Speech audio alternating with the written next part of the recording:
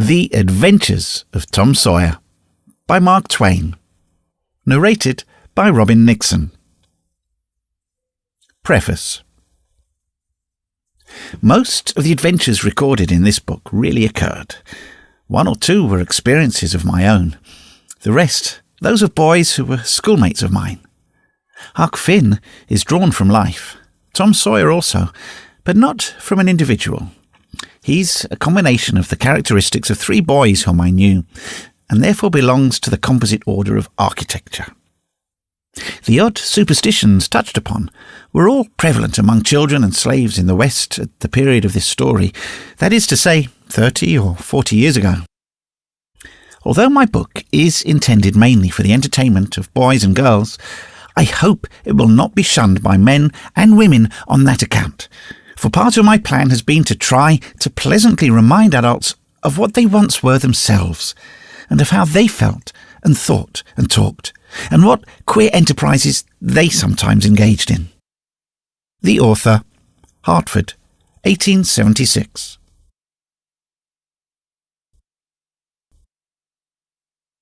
Narrator's Preface.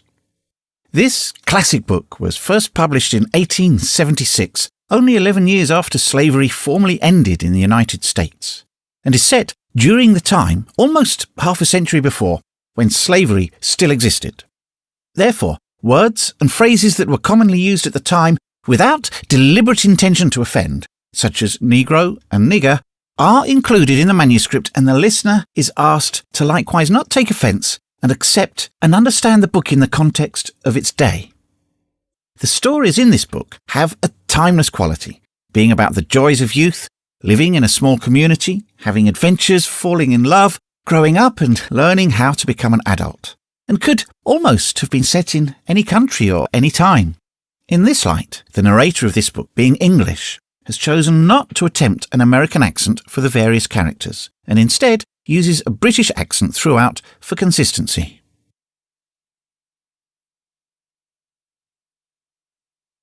Chapter 1. Tom? No answer. Tom? No answer. What's gone with that boy? I wonder. You, Tom? No answer. The old lady pulled her spectacles down and looked over them about the room. Then she put them up and looked out under them. She seldom or never looked through them for so small a thing as a boy. They were her state pair, the pride of her heart, and were built for style, not service. She could have seen through a pair of stove lids just as well. She looked perplexed for a moment, and then said fiercely, but still loud enough for the furniture to hear, "Well, if I get hold of you, I'll—" She didn't finish, for by this time she was bending down and punching under the bed with the broom, and so she needed breath to punctuate her punches with. She resurrected nothing but the cat. "I never did see the beat of that boy." She went to open the door and stood in it, and looked out among the tomato vines and jimson weeds that constituted the garden. No Tom. So she lifted up her voice at an angle calculated for distance and shouted, "You, Tom!" There was a slight noise behind her, and she turned just in time to seize a small boy by the slack of his roundabout and arrest his flight. "There, I might have thought of that closet. What you been doing in there?" "Nothing." "Nothing? Look at your hands and look at your mouth. What is that truck?" "I don't know, Aunt." "Well, I know. It's jam. That's what it is. 40 times I've said, if you didn't let that jam alone, I'd skin you. Hand me that switch." The switch hovered in the air. The peril was desperate. "My, look behind you, Aunt." The old lady whirled around and snatched her skirts out of danger. The lad fled on the instant, scrambled up the high board fence, and disappeared over it. His Aunt Polly stood surprised a moment, and then broke into a gentle laugh. "Hang the boy. Can't I never learn anything? Ain't he played me tricks enough like that for me to be looking out for him by this time?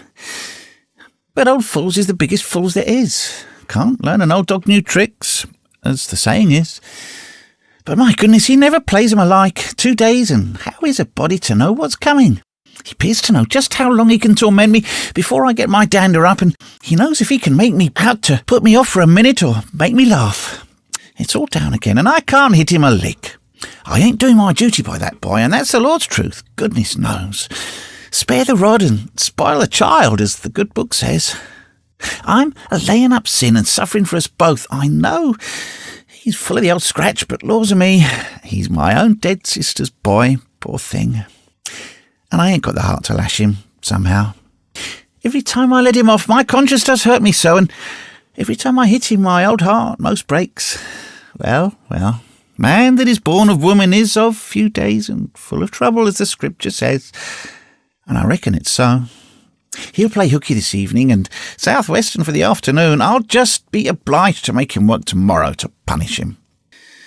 It's mighty hard to make him work Saturdays when all the boys is having holiday, but he hates work more than he hates anything else, and I've got to do some of my duty by him, or I'll be the ruination of that child. Tom did play hooky, and he had a very good time. He got back home barely in season to help Jim, the small coloured boy, saw next day's wood and split the kindlings before supper. At least, he was there in time to tell his adventures to Jim, while Jim did 3/4 of the work. Tom's younger brother, or rather half-brother, Sid, was already through with his part of the work, picking up chips, for he was a quiet boy and had no adventurous, troublesome ways. While Tom was eating his supper and stealing sugar as opportunity offered, Aunt Polly asked him questions that were full of guile and very deep, for she wanted to trap him into damaging revealments. Like many other simple-hearted souls, it was her pet vanity to believe she was endowed with a talent for dark and mysterious diplomacy, and she loved to contemplate her most transparent devices as marvels of low cunning. Said she, "Tom, it was middling warm in school, weren't it?" "Yes'm." "Powerful warm, weren't it?" "Yes'm." "Didn't you want to go in a swimming, Tom?" A bit of a scare shot through Tom, a touch of uncomfortable suspicion. He searched Aunt Polly's face, but it told him nothing, so he said, "No, well, not very much." The old lady reached out her hand and felt Tom's shirt and said, "But you ain't too warm now, though." And it flattered her to reflect that she'd discovered that the shirt was dry, without anybody knowing that that was what she had in her mind. But in spite of her, Tom knew where the wind lay now, so he forestalled what might be the next move. "Some of us pumped on our heads. Mine's damp yet, see?" Aunt Polly was vexed to think she had overlooked that bit of circumstantial evidence and missed a trick. Then she had a new inspiration. "Tom, you didn't have to undo your shirt collar where I sewed it to pump on your head, did you? Unbutton your jacket."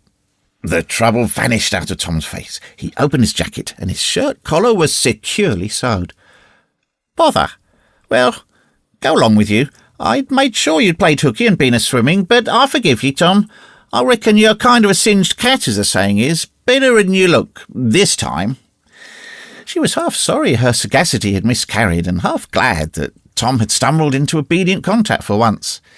But Sidney said, "Well now, if I didn't think you sewed that collar with white thread, but it's black." "Why, I did sew it with white, Tom." But Tom didn't wait for the rest. As he went out the door, he said, "Sidley, I'll lick you for that." In a safe place, Tom examined 2 large needles which were thrust into the lapels of his jacket and had thread bound about them. One needle carried white thread and the other black. He said, "She'd never noticed if it hadn't been for Sid, confound it. Sometimes she sews it with white and sometimes she sews it with black. I wish to Jiminy she'd stick to one or t'other. I can't keep the run of them. But I bet you I'll lamb Sid for that. I'll learn him."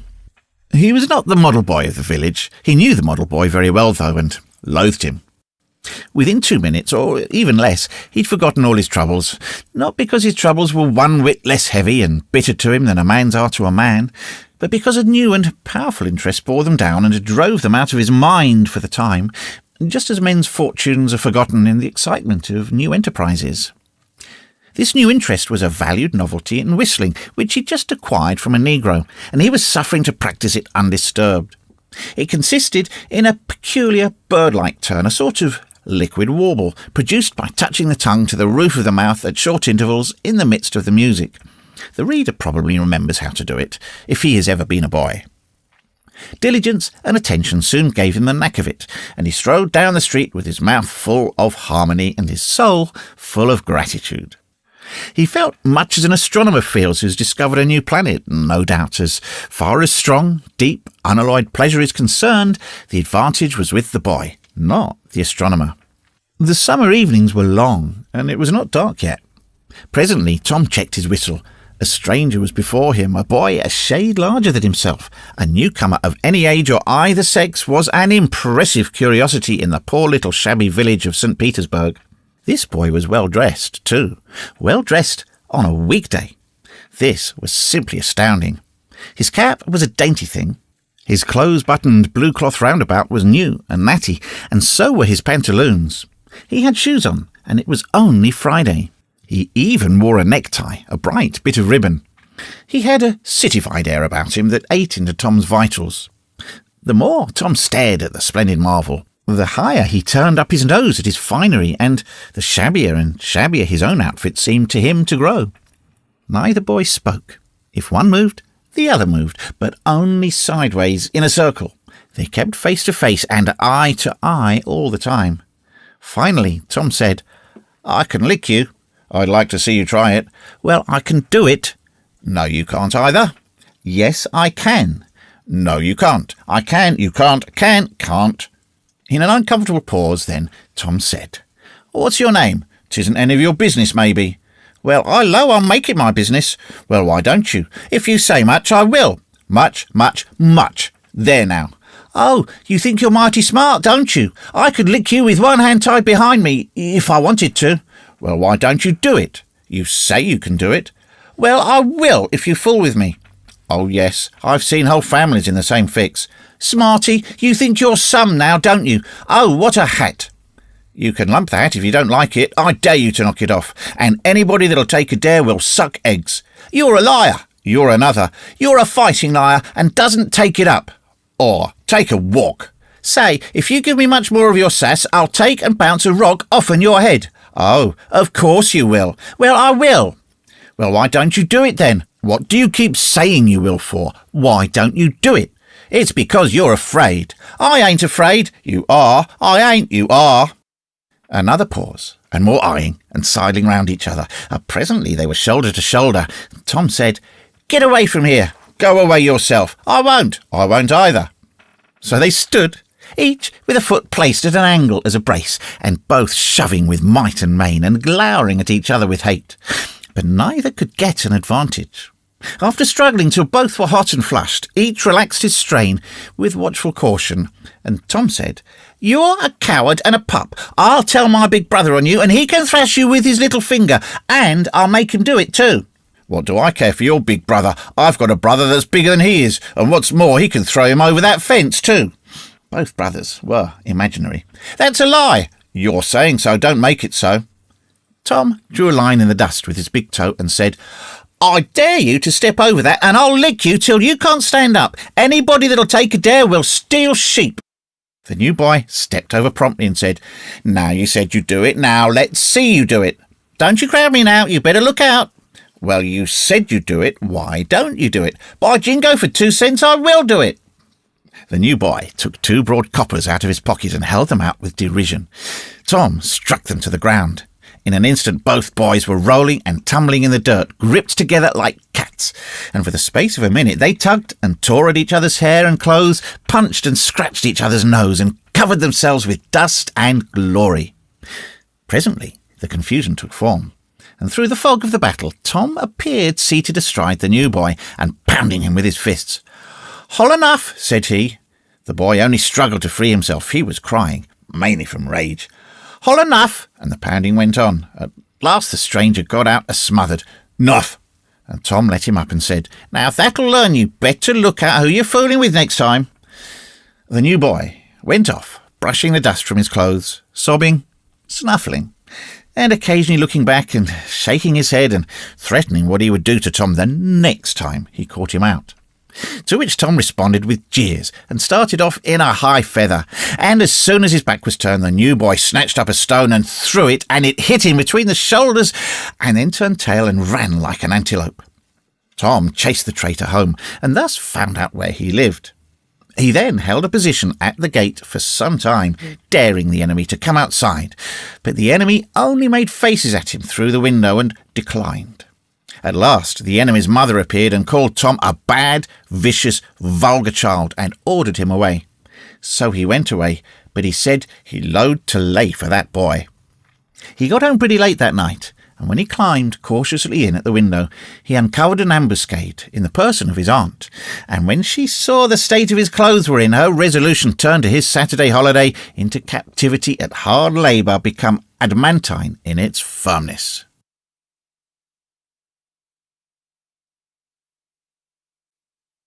Chapter 2. Saturday morning was come, and all the summer world was bright and fresh, and brimming with life. There was a song in every heart, and if the heart was young, the music issued at the lips.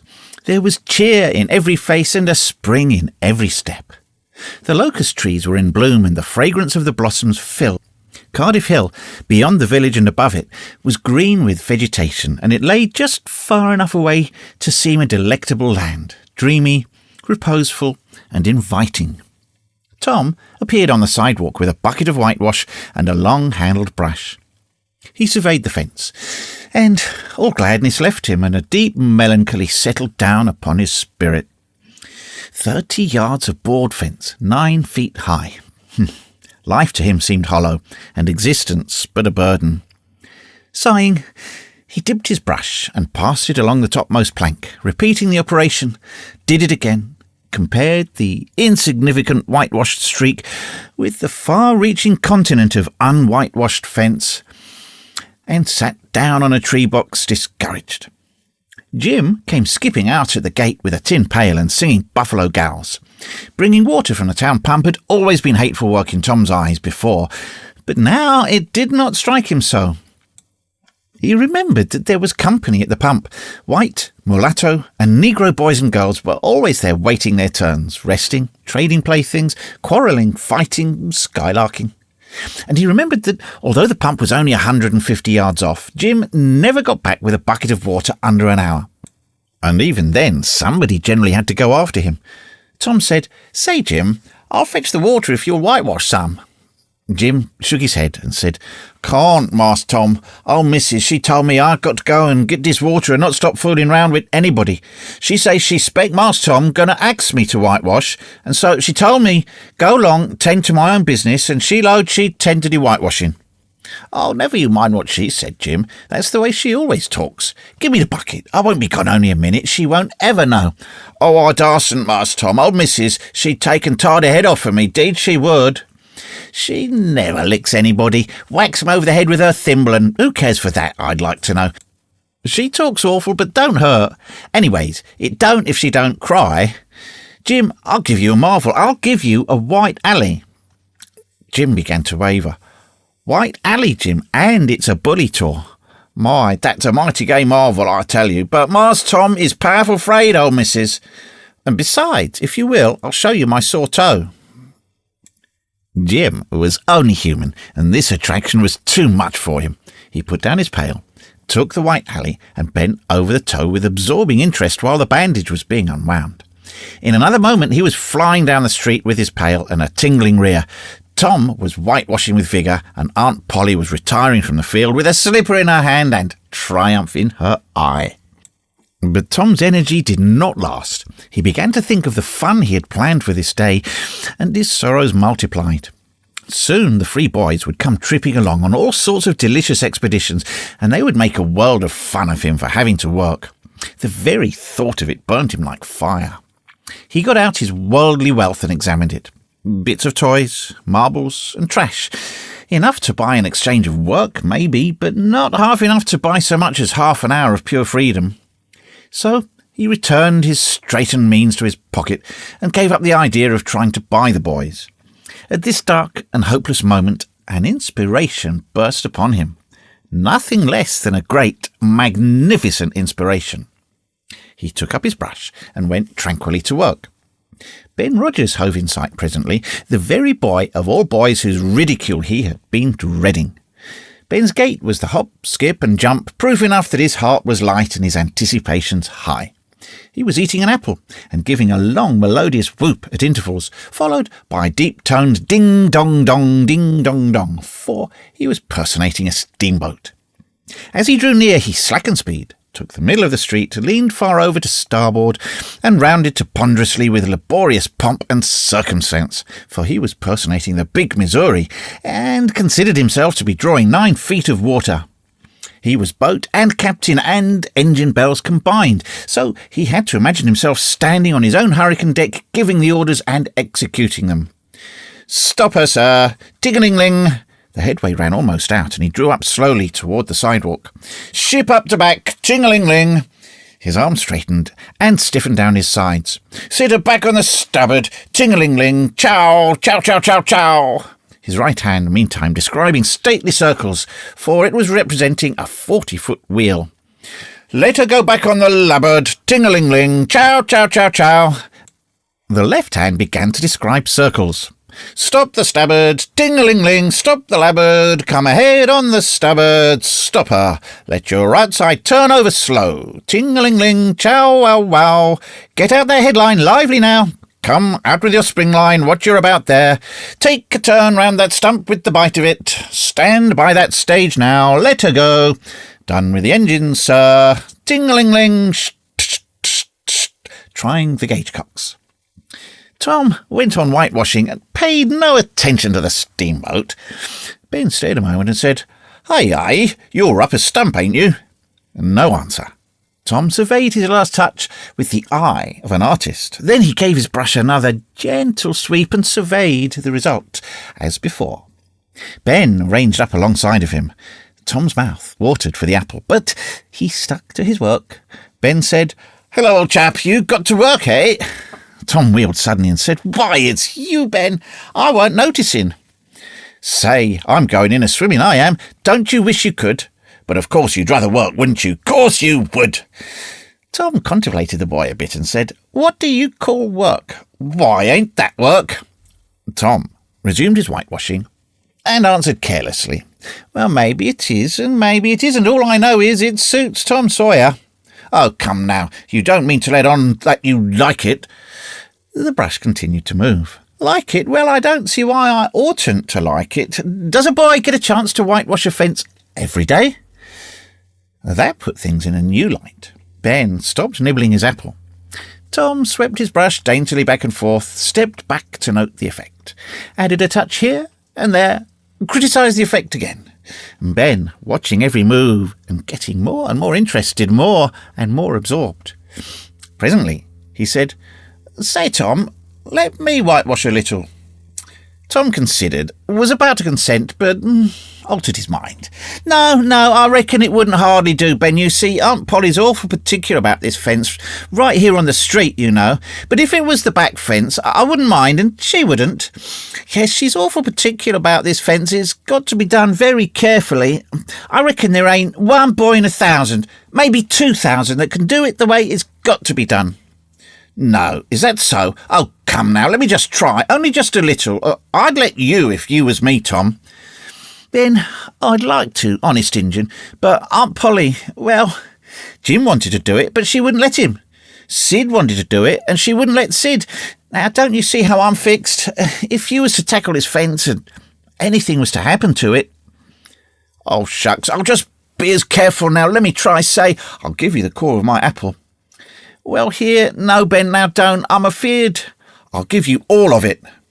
Tom gave up the brush with reluctance in his face, but alacrity in his heart.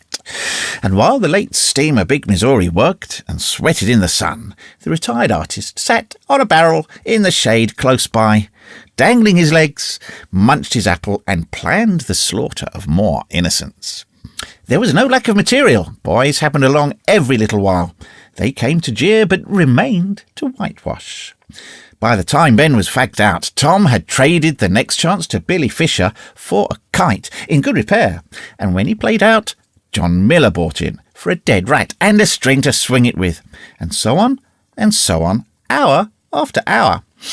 And when the middle of the afternoon came, from being a poor, poverty-stricken boy in the morning, Tom was literally rolling in wealth. He had, besides the things before mentioned, 12 marbles, parts of a Jew harp, a piece of blue bottle glass to look through, a spool cannon, a key that wouldn't unlock anything, a fragment of chalk, a glass stopper of a decanter, a tin soldier, a couple of tadpoles, 6 firecrackers, a kitten with only one eye, a brass doorknob, a dog collar but no dog, the handle of a knife, 4 pieces of orange peel, and a dilapidated old window sash. He had had a nice, good, idle time all the while, plenty of company, and the fence had 3 coats of whitewash on it.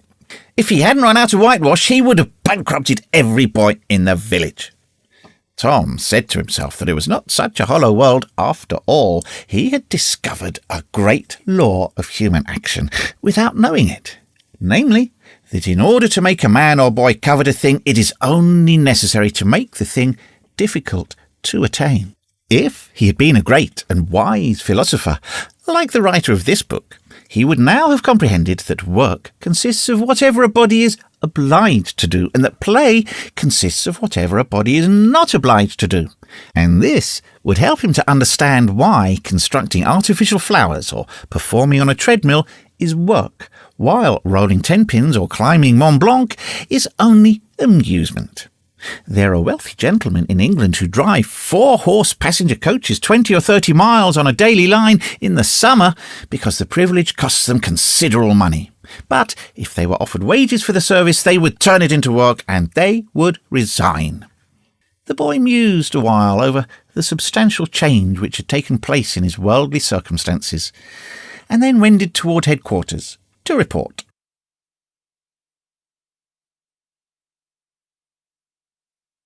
Chapter 3. Tom presented himself before Aunt Polly, who was sitting by an open window in a pleasant rearward apartment, which was bedroom, breakfast room, dining room, and a library combined. The balmy summer air, the restful quiet, the odour of the flowers, and the drowsing murmur of the bees had had their effect, and she was nodding over her knitting, for she had no company but the cat, and it was asleep in her lap.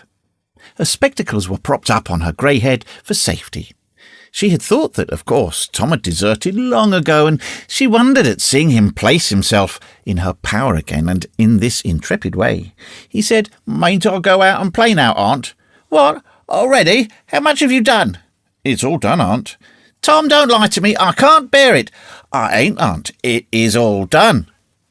Aunt Polly, trusting such evidence, she went out to see for herself, and she would have been content to find 20% of Tom's statement true, and when she found the entire fence whitewashed, and not only whitewashed, but elaborately coated and recoated, and even a streak added to the ground, her astonishment was almost unspeakable.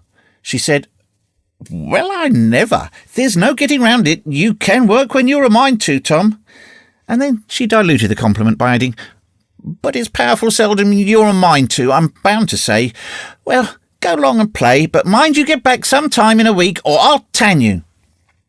She was so overcome by the splendour of his achievement that she took him into the closet and selected a choice apple and delivered it to him, along with an improving lecture upon the added value and flavour a treat took to itself when it came without sin through virtuous effort.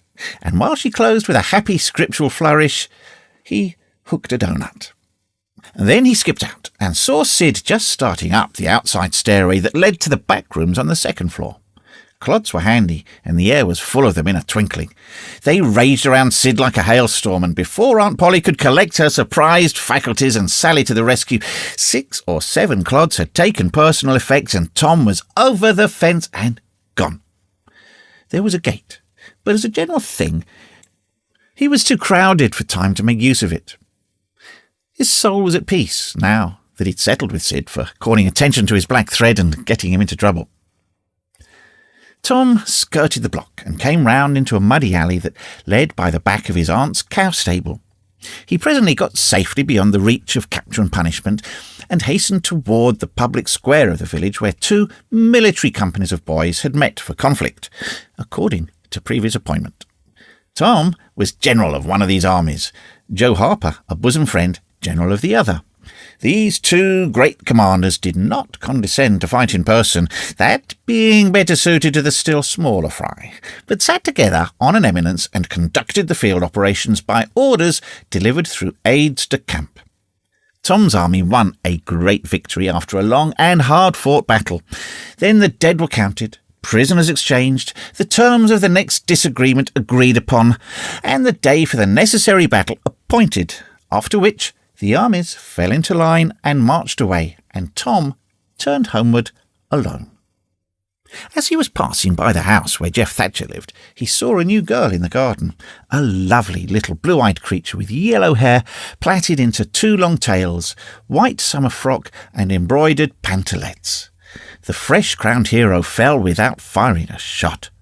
A certain Amy Lawrence vanished out of his heart and left not even a memory of herself behind. He had thought he loved her to distraction. He had regarded his passion as adoration, and behold, it was only a poor little evanescent partiality. He had been months winning her. She had confessed hardly a week ago he had been the happiest and the proudest boy in the world only 7 short days. And here, in one instant of time, she had gone out of his heart like a casual stranger whose visit is done. He worshipped this new angel with furtive eye, till he saw that she had discovered him. Then he pretended he did not know she was present and began to show off in all sorts of absurd, boyish ways in order to win her admiration. He kept up this grotesque foolishness for some time, but by and by, while he was in the midst of some dangerous gymnastic performances, he glanced aside and saw that the little girl was wending her way toward the house. Tom came up to the fence and leaned on it, grieving, and hoping she would tarry yet a while longer. She halted a moment on the steps and then moved toward the door. Tom heaved a great sigh as she put her foot on the threshold, but his face lit up right away, for she tossed a pansy over the fence a moment before she disappeared. The boy ran around and stopped within a foot or 2 of the flower, and then shaded his eyes with his hand and began to look down street, as if he'd discovered something of interest going on in that direction. Presently he picked up a straw and began trying to balance it on his nose, with his head tilted far back, and as he moved from side to side, in his efforts he edged nearer and nearer toward the pansy. Finally his bare foot rested upon it, his pliant toes closed upon it, and he hopped away with the treasure and disappeared around the corner. But only for a minute, only while he could button the flower inside his jacket next to his heart, or next his stomach, possibly, for he was not that much posted in anatomy, and not hypocritical anyway. He returned now, and hung about the fence till nightfall, showing off as before. But the girl never exhibited herself again, though Tom comforted himself a little with the hope that she had been near some window meantime, and had been aware of his attentions. Finally he strode home reluctantly with his poor head full of visions. All through supper his spirits were so high it had got into the child. He took a good scolding about clodding Sid, and did not seem to mind it in the least. He tried to steal sugar under his aunt's very nose, and got his knuckles rapped for it. He said, "Aunt, you don't whack Sid when he takes it." "Well, Sid don't torment a body the way you do. You'd be always into that sugar if I weren't watching you." Presently she stepped into the kitchen, and Sid, happy in his immunity, reached for the sugar bowl, a sort of glorying over Tom which was well nigh unbearable. But Sid's fingers slipped, and the bowl dropped and broke. Tom was in ecstasies, in such ecstasies that he even controlled his tongue and was silent. He said to himself that he would not speak a word even when his aunt came in, but would sit perfectly still till she asked who did the mischief, and then he would tell. And there could be nothing so good in the world as to see that pet model catch it. He was so brimful of exultation that he could hardly hold himself when the old lady came back and stood above the wreck, discharging lightnings of wrath from over her spectacles. He said to himself, "Now it's coming," and the next instant he was sprawling on the floor. The potent palm was uplifted to strike again, and Tom cried out, "Hold on, what you belting me for? Sid broke it." Aunt Polly paused, perplexed, and Tom looked for healing pity, but when she got her tongue again, she only said, "Well, you didn't let her lick a miss, I reckon. You been into some other audacious mischief when I wasn't around, like enough." Then her conscience reproached her, and she yearned to say something kind and loving. But she judged that this would be construed into a confession that she had been in the wrong, and discipline forbade that. So she kept silence and went about her affairs with a troubled heart. Tom sulked in a corner, and exalted his woes. He knew that in her heart his aunt was on her knees to him, and he was morosely gratified by the consciousness of it. He would hang out no signals. He would take notice of none. He knew that a yearning glance fell upon him now and then through a film of tears, but he refused recognition of it.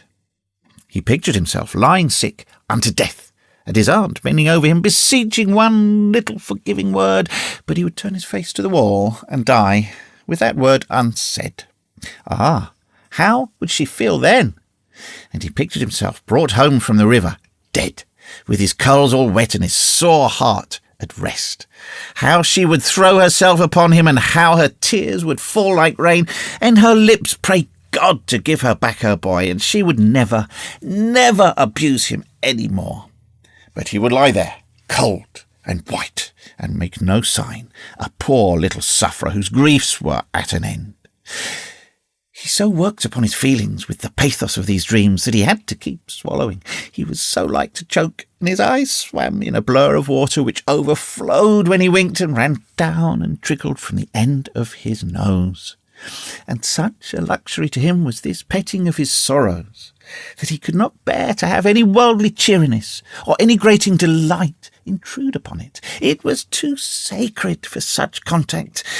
And so, presently, when his cousin Mary danced in, all alive with the joy of seeing home again after an age-long visit of 1 week to the country, he got up and moved in clouds and darkness out at one door, and she brought song and sunshine in at the other. He wandered far from the accustomed haunts of boys and sought desolate places that were in harmony with his spirit.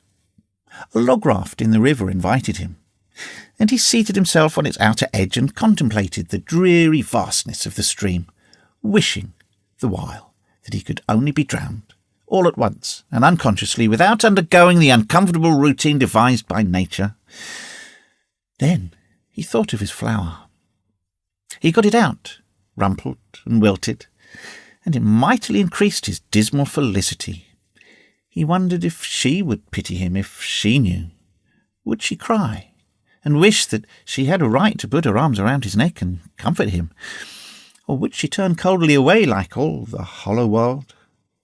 This picture brought such an agony of pleasurable suffering that he worked it over and over again in his mind, and set it up in new and varied lights till he wore it threadbare. At last he rose up sighing, and departed in the darkness. About 9:30 or 10 o'clock, he came along the deserted street to where the adored unknown lived. He paused a moment. No sound fell upon his listening ear. A candle was casting a dull glow upon the curtain of a second-story window. Was the sacred presence there? He climbed the fence, threaded his stealthy way through the plants, till he stood under that window. He looked up at it long and with emotion. Then he laid him down on the ground under it, disposing himself upon his back, with his hands clasped upon his breast, and holding his poor wilted flower. And thus he would die, out in the cold world, with no shelter over his homeless head, no friendly hand to wipe the death damps from his brow, no loving face to bend pityingly over him when the great agony came. And thus she would see him when she looked upon the glad morning, and oh, would she drop one little tear upon his poor lifeless form? Would she heave one little sigh to see a bright young life so rudely blighted, so untimely cut down? The window went up. A maidservant's discordant voice profaned the holy calm, and a deluge of water drenched the prone martyr's remains. The strangling hero sprang up with a relieving snort. There was a whiz as of a missile in the air, mingled with the murmur of a curse. A sound as of shivering glass followed, and a small vague form went over the fence and shot away in the gloom. Not long after, as Tom, all undressed for bed, was surveying his drenched garments by the light of a tallow dip, Sid woke up. But if he had any dim idea of making any references to illusions, he thought better of it and held his peace, for there was danger in Tom's eye. Tom turned in, without the added vexation of prayers, and Sid made mental note of the omission.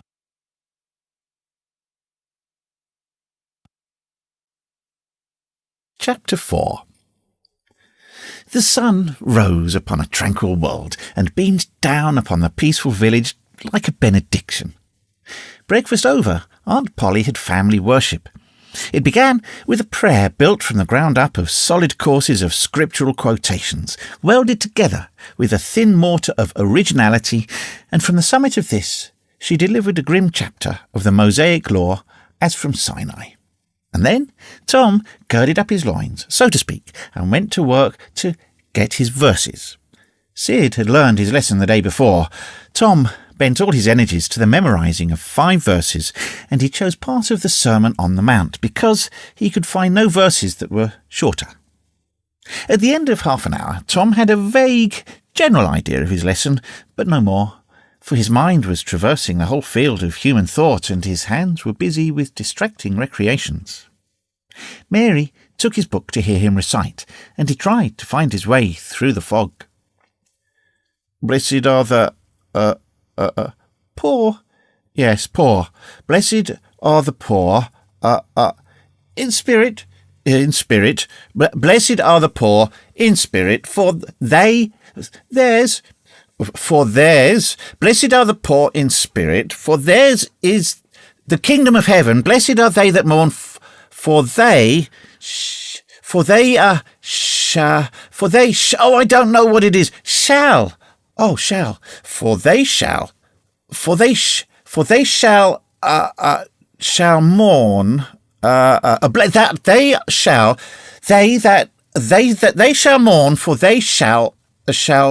what? Why don't you tell me, Mary? What do you want to be so mean for? Oh, Tom, you poor thick-headed thing, I'm not teasing you. I wouldn't do that. You must go and learn it again.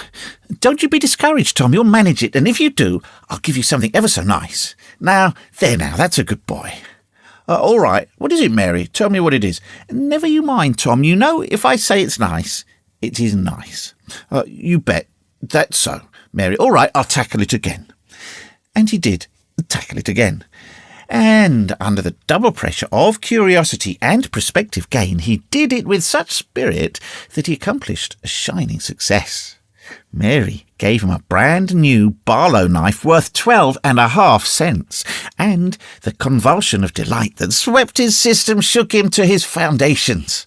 True, the knife would not cut anything, but it was, sure enough, Barlow, and there was inconceivable grandeur in that. Though where the Western boys ever got the idea that such a weapon could possibly be counterfeited to its injury is an imposing mystery, and will always remain so, perhaps. Tom contrived to scarify the cupboard with it, and he was arranging to begin on the bureau when he was called off to dress for Sunday school. Mary gave him a tin basin of water and a piece of soap, and he went outside the door and set the basin on a little bench there. Then he dipped the soap in the water and laid it down, turned up his sleeves, poured out the water on the ground gently, and then entered the kitchen and began to wipe his face diligently on the towel behind the door. But Mary removed the towel and said, "Now, ain't you ashamed, Tom? You mustn't be so bad. Water won't hurt you." Tom was a trifle disconcerted. The basin was refilled, and this time he stood over it a little while, gathering resolution, took in a big breath, and began. When he entered the kitchen presently, with both eyes shut and groping for the towel with his hands, an honourable testimony of suds and water was dripping from his face.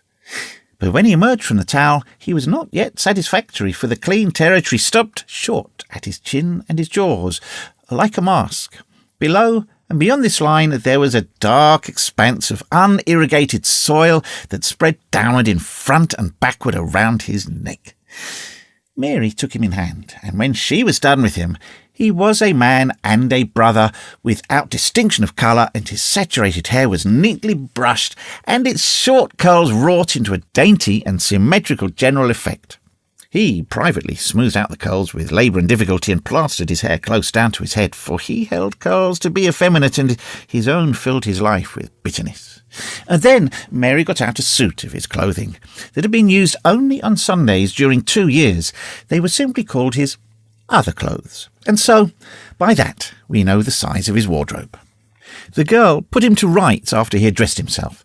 She buttoned his neat roundabout up to his chin, turned his vast shirt collar down over his shoulders, brushed him off, and crowned him with his speckled straw hat. He now looked exceedingly improved and uncomfortable. He was fully as uncomfortable as he looked, for there was a restraint about whole clothes and cleanliness that galled him. He hoped that Mary would forget his shoes, but the hope was blighted. She coated them thoroughly with tallow, as was the custom, and brought them out. He lost his temper and said he was always being made to do everything he didn't want to do, but Mary said persuasively, "Please, Tom, that's a good boy." So he got into the shoes, snarling. Mary was soon ready, and the 3 children set out for Sunday school, a place that Tom hated with his whole heart. But Sid and Mary were fond of it. Sabbath school hours were from 9 to 10:30, and then church service. 2 of the children always remained for the sermon voluntarily, and the other always remained too for stronger reasons. The church's high-backed, uncushioned pews would seat about 300 persons. The edifice was but a small, plain affair, with a sort of pine-board tree box on top of it for a steeple. At the door, Tom dropped back a step and accosted a Sunday-dressed comrade. "Say, Billy, got a yellow ticket?" "Yes." "What'll you take for her?" "What'll you give?" "Piece of licorice and a fish hook." Let's see 'em." Tom exhibited. They were satisfactory, and the property exchanged hands. Then Tom traded a couple of white alleys for 3 red tickets, and some small trifle or other for a couple of blue ones. He waylaid other boys as they came, and went on buying tickets of various colours 10 or 15 minutes later. The church now, with a swarm of clean and noisy boys and girls, proceeded to his seat and started a quarrel with the first boy that came handy. The teacher, a grave elderly man, interfered, then turned his back a moment, and Tom pulled a boy's hair in the next bench, and was absorbed in his book when the boy turned round, stuck a pin in another boy presently, in order to hear him say "ouch," and got a new reprimand from his teacher. Tom's whole class were of a pattern, restless, noisy, and troublesome, and when they came to recite their lessons, not one knew their verses perfectly, but had to be prompted all along.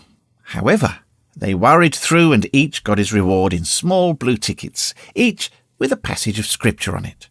Each blue ticket was paid for 2 verses of the recitation. 10 blue tickets equalled a red one, and could be exchanged for it, and 10 red tickets equalled a yellow one.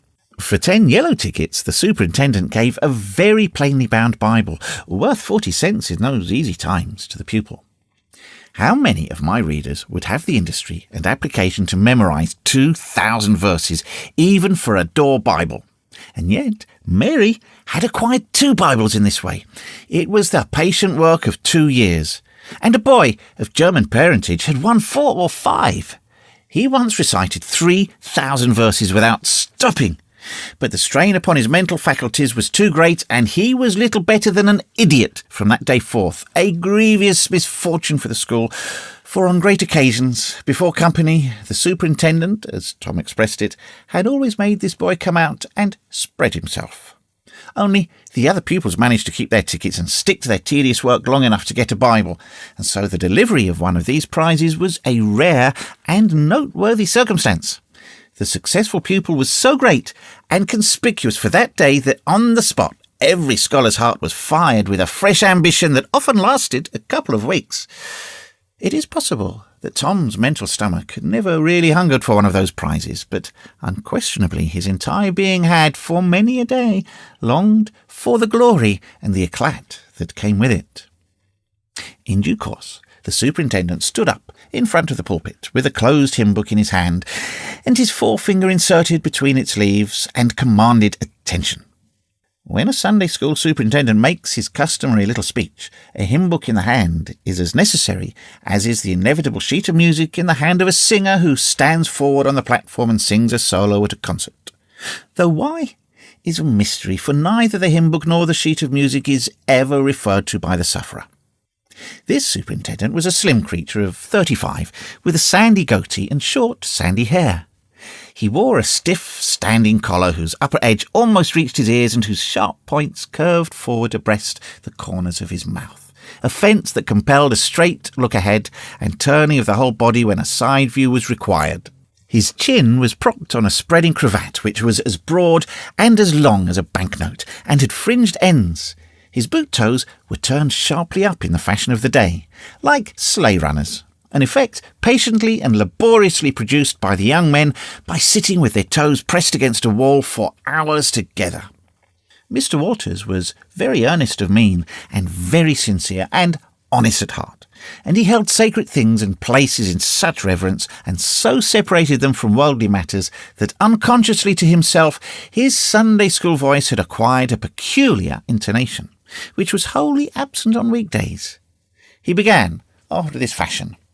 "Now, children, I want you all to sit up just as straight and pretty as you can and give me all your attention for a minute or two. There, that is it. That is the way good little boys and girls should do. I see one girl who is looking out of the window. I am afraid she thinks I am out there somewhere, perhaps up in one of the trees making a speech to the little birds." There was applausive titters. "I want to tell you how good it makes me feel to see so many bright, clean little faces assembled in a place like this, learning to do right and be good." And so forth and so on. It's not necessary to set down the rest of the oration. It was a pattern which doesn't vary, and so it is familiar to us all. The latter third of the speech was marred by the resumption of fights and other recreations among certain of the bad boys, and by fidgetings and whisperings that extended far and wide, washing even to the bases of isolated and incorruptible rocks like Sid and Mary. But now every sound ceased suddenly with the subsidence of Mr. Walters' voice, and the conclusion of the speech was received with a burst of silent gratitude. A good part of the whispering had been occasioned by an event which was more or less rare, the entrance of visitors, Lawyer Thatcher, accompanied by a very feeble and aged man, a fine portly middle-aged gentleman with iron grey hair, and a dignified lady who was doubtless the latter's wife. The lady was leading a child. Tom had been restless and full of chafings and repinings, conscience-smitten too. He could not meet Amy Lawrence's eye. He could not brook her loving gaze. But when he saw this small newcomer, his soul was all ablaze with bliss in a moment.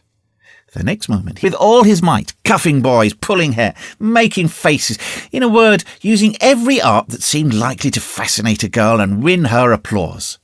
His exultation had but one alloy, the memory of his humiliation in this angel's garden, and that record in sand was fast washing out under the waves of happiness that were sweeping over it now.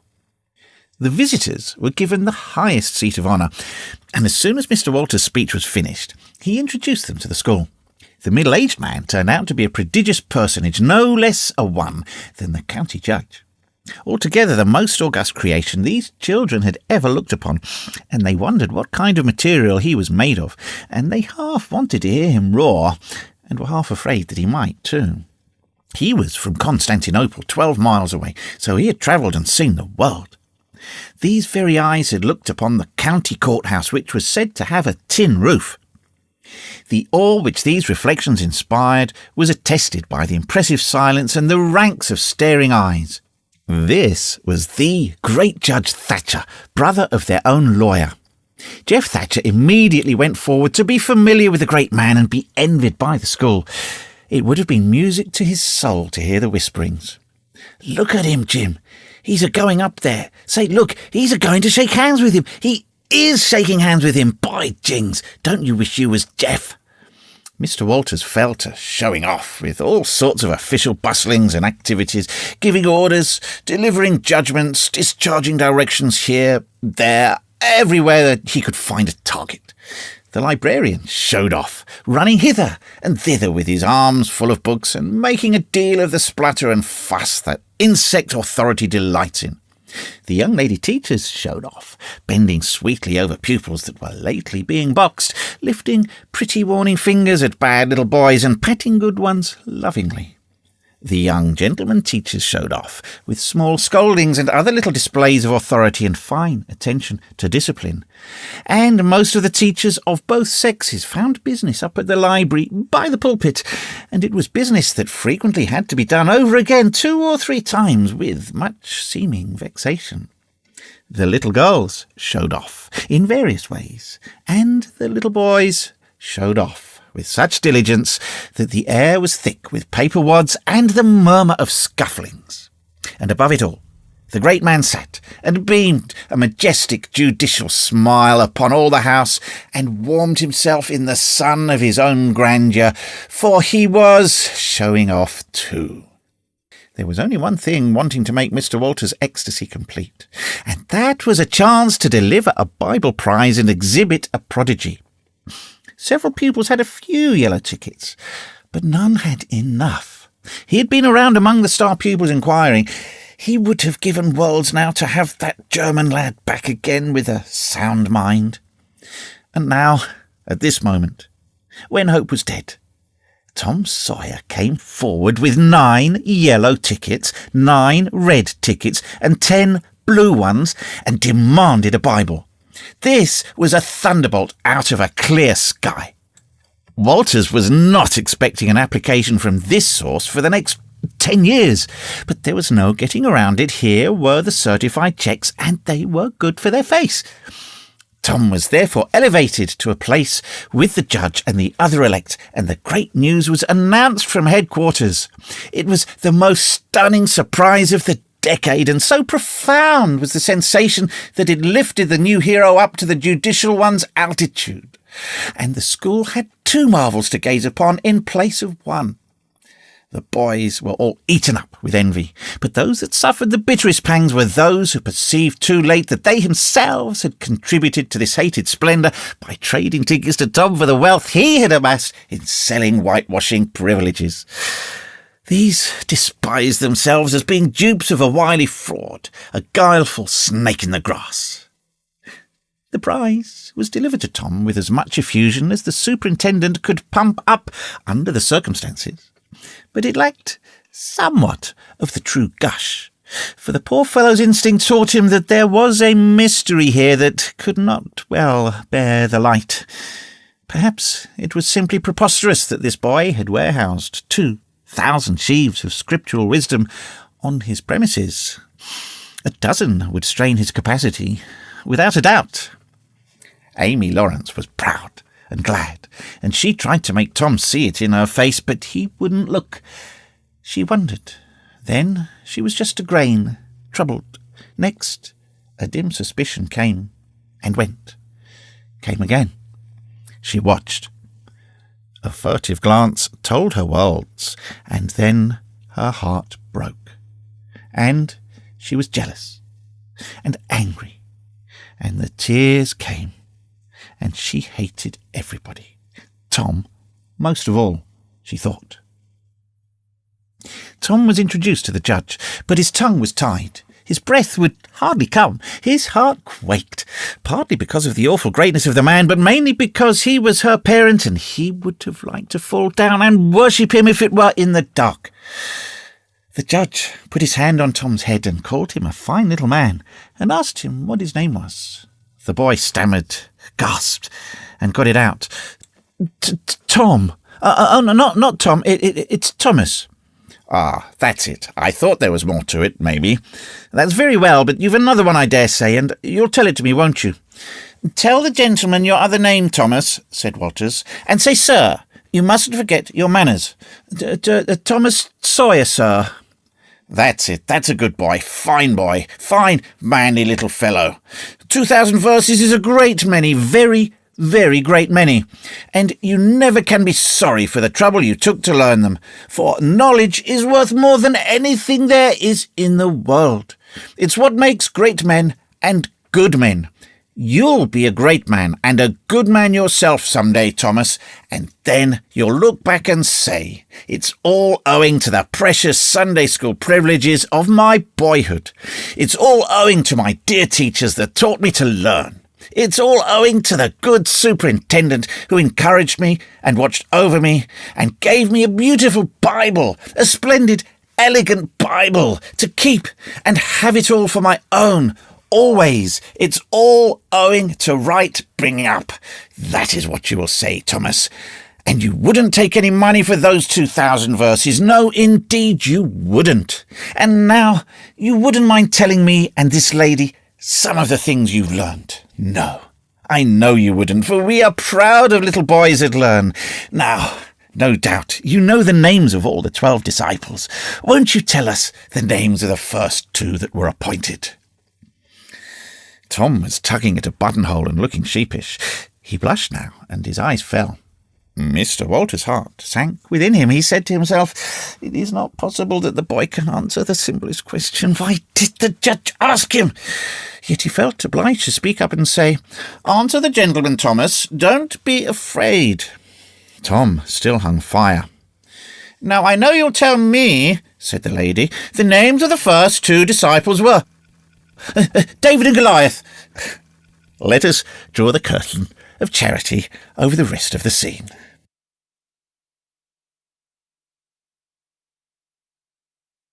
Chapter 5. About 10:30, the crackled bell of the small church began to ring, and presently the people began to gather for the morning sermon. The Sunday school children distributed themselves about the house and occupied pews with their parents so as to be under supervision. Aunt Polly came, and Tom and Sid and Mary sat with her, Tom being placed next the aisle in order that he might be as far away from the open window and the seductive outside summer scenes as possible. The crowd filed up the aisles, the aged and needy postmaster who had seen better days, the mayor and his wife, for they had a mayor here, among other unnecessaries, the justice of the peace, the widow Douglas, fair, smart, and 40, a generous, good-hearted soul and well-to-do, her hill mansion the only place in the town and the most hospitable and much the most lavish in the matter of festivities that St. Petersburg could boast, the bent and venerable Major and Mrs. Ward, Lawyer Riverson, the new notable from a distance, next the belle of the village, followed by a troop of lawn-clad and ribbon-decked young heartbreakers, then all the young clerks in town in a body, for they had stood in the vestibule, sucking their cane-heads, a circling wall of oiled and simpering admirers, till the last girl had run their gauntlet, and last of all came the model boy, Willie Mufferson, taking as heedful care of his mother as if she were cut glass. He always brought his mother to church, and was the pride of all the matrons. The boys all hated him. He was so good. And besides, he had been thrown up to them so much. His white handkerchief was hanging out of his pocket behind, as usual on Sundays, accidentally. Tom had no handkerchief, and he looked upon boys who had as snobs. The congregation being fully assembled now, the bell rang once more to warn laggards and stragglers, and then a solemn hush fell upon the church, which was only broken by the tittering and whispering of the choir in the gallery. The choir always tittered, and always whispered all through the service. There was once a church choir that was not ill-bred, but I've forgotten where it was now. It was a great many years ago, and I can scarcely remember anything about it, but I think it was in some foreign country. The minister gave out the hymn and read it through with a relish in a particular style which was much admired in that part of the country. His voice began on a medium key and climbed steadily up till it reached a certain point where it bore with strong emphasis upon the topmost word and then plunged down as if from a springboard. "Shall I be carried to the skies on flowery beds of ease, while others fight to win the prize and sail through bloody seas?" He was regarded as a wonderful reader. At church sociables, he was always called upon to read poetry, and when he was through, the ladies would lift up their hands and let them fall helplessly in their laps, and roll their eyes and shake their heads, as much as to say, "Words cannot express it. It is too beautiful for this mortal earth." After the hymn had been sung, the Reverend Mr. Sprague turned himself into a bulletin board and read off notices of meetings and societies and things till it seemed that the list would stretch out to the crack of doom. A queer custom which is still kept up in America, even in cities away here in this age of abundant newspapers. Often, the less there is to justify traditional custom, the harder it is to get rid of it. And now the minister prayed. A good, generous prayer it was, and went into details.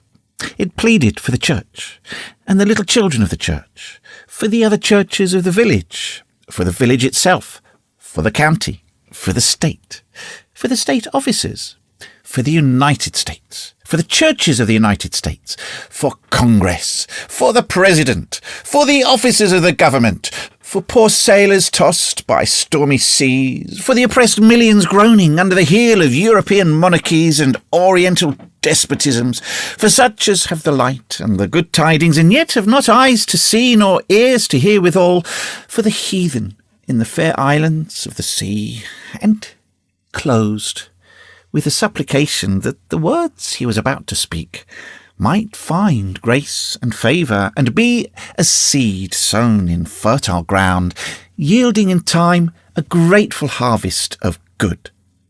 Amen. There was a rustling of dresses, and the standing congregation sat down. The boy whose history this book relates did not enjoy the prayer. He only endured it, if he even did that much. He was restive all through it. He kept tally of the details of the prayer unconsciously, for he was not listening, but he knew the ground of old and the clergyman's regular route over it, and when a little trifle of new matter was interlarded, his ear detected it, and his whole nature resented it. He considered additions unfair and scoundrelly. Most of the prayer, a fly had lit on the back of the pew in front of him, and tortured his spirit by calmly rubbing its hands together, embracing its head with its arms, and polishing it so vigorously that it seemed to almost part company with the body. And the slender thread of a neck was exposed to view, scraping its wings with its hind legs and smoothing them to its body as if they'd been coat-tails, going through its whole toilet as tranquilly as if it knew it was perfectly safe. As indeed it was, for as sorely as Tom's hands itched to grab for it, they did not dare. He believed his soul would be instantly destroyed if he did such a thing while the prayer was going on. But with the closing sentence, his hand began to curve and steal forward, and the instant the Amen was out, the fly was a prisoner of war. His aunt detected the act and made him let it go. The minister gave out his text and droned along monotonously through an argument that was so prosy that many a head by and by began to nod. And yet it was an argument that dealt in limitless fire and brimstone, and thinned the predestined elect down to a company so small as to hardly be worth saving. Tom counted the pages of the sermon. After church he always knew how many pages there had been, but he seldom knew anything else about the discourse. However, this time he was really interested for a little while. The minister made a grand and moving picture of the assembling together of the world's host at the millennium, when the lion and the lamb should lie down together and a little child should lead them. But the pathos, the lesson, the moral of the great spectacle were lost upon the boy. He only thought of the conspicuousness of the principal character before the face lit with the thought, and he said to himself that he wished he could be that child, if it was a tame lion. Now he lapsed into suffering again as the dry argument was resumed. Presently he bethought him of a treasure he had, and got it out. It was a large black beetle with formidable jaws, a pinchbug, he called it. It was in a percussion cap box. The first thing the beetle did was to take him by the finger. A natural fillip followed. The beetle went floundering into the aisle and lit on its back, and the hurt finger went into the boy's mouth. The beetle lay there, working its helpless legs, unable to turn over. Tom eyed it and longed for it, but it was safe out of his reach. Other people, uninterested in the sermon, found relief in the beetle, and they eyed it too. Presently a vagrant poodle dog came idling along, sad at heart, lazy with the summer softness and the quiet, weary of captivity, sighing for change. He spied the beetle. The drooping tail lifted and wagged. He surveyed the prize, walked around it, smelt it from a safe distance, walked around it again, grew bolder and took a closer smell, then lifted his lip and made a gingerly snatch at it, just missing it. Made another and another, began to enjoy the diversion, subsided to his stomach with the beetle between his paws, and continued his experiments. Grew weary at last, and then, indifferent and absent-minded, his head nodded, and little by little his chin descended and touched the enemy, who seized it. There was a sharp yelp, a flirt of the poodle's head, and the beetle fell a couple of yards away and lit on its back once more. The neighbouring spectators shook with a gentle inward joy. Several faces went behind fans and handkerchiefs, and Tom was entirely happy. The dog looked foolish and probably felt so, but there was resentment in his heart too, and a craving for revenge. So he went to the beetle and began a wary attack on it again, jumping at it from every point of a circle, lighting with his forepaws within an inch of the creature, making even closer snatches at it with his teeth, and jerking his head till his ears flapped again. But he grew tired once more, after a while, tried to amuse himself with a fly, but found no relief, followed an ant around with his nose close to the floor, and quickly wearied of that, yawned, sighed, forgot the beetle entirely, and sat down on it. Then there was a wild yelp of agony, and the poodle went sailing up the aisle. The yelps continued, and so did the dog. He crossed the house in front of the altar. He flew down the other aisle. He crossed before the doors. He clambered up the home stretch. His anguish grew with his progress, till presently he was but a woolly comet moving in its orbit with the gleam and speed of light. At last the frantic sufferer sheered from its course and sprang into its master's lap. He flung it out the window, and the voice of distress quickly thinned away and died in the distance. By this time the whole church was red-faced and suffocating with suppressed laughter, and the sermon had come to a dead standstill. The discourse was resumed presently, but it went lame and halting, all possibility of impressiveness being at an end, for even the gravest sentiments were constantly being received with a smothered burst of unholy mirth, under cover of some remote pew back, as if the poor parson had said a rarely facetious thing. It was a genuine relief to the whole congregation when the ordeal was over and the benediction pronounced. Tom Sawyer went home quite cheerful, thinking to himself that there was some satisfaction about divine service when there was a bit of variety in it. He had but one marring thought. He was willing that the dog should play with his pinch bug, but he did not think it was upright in him to carry it off.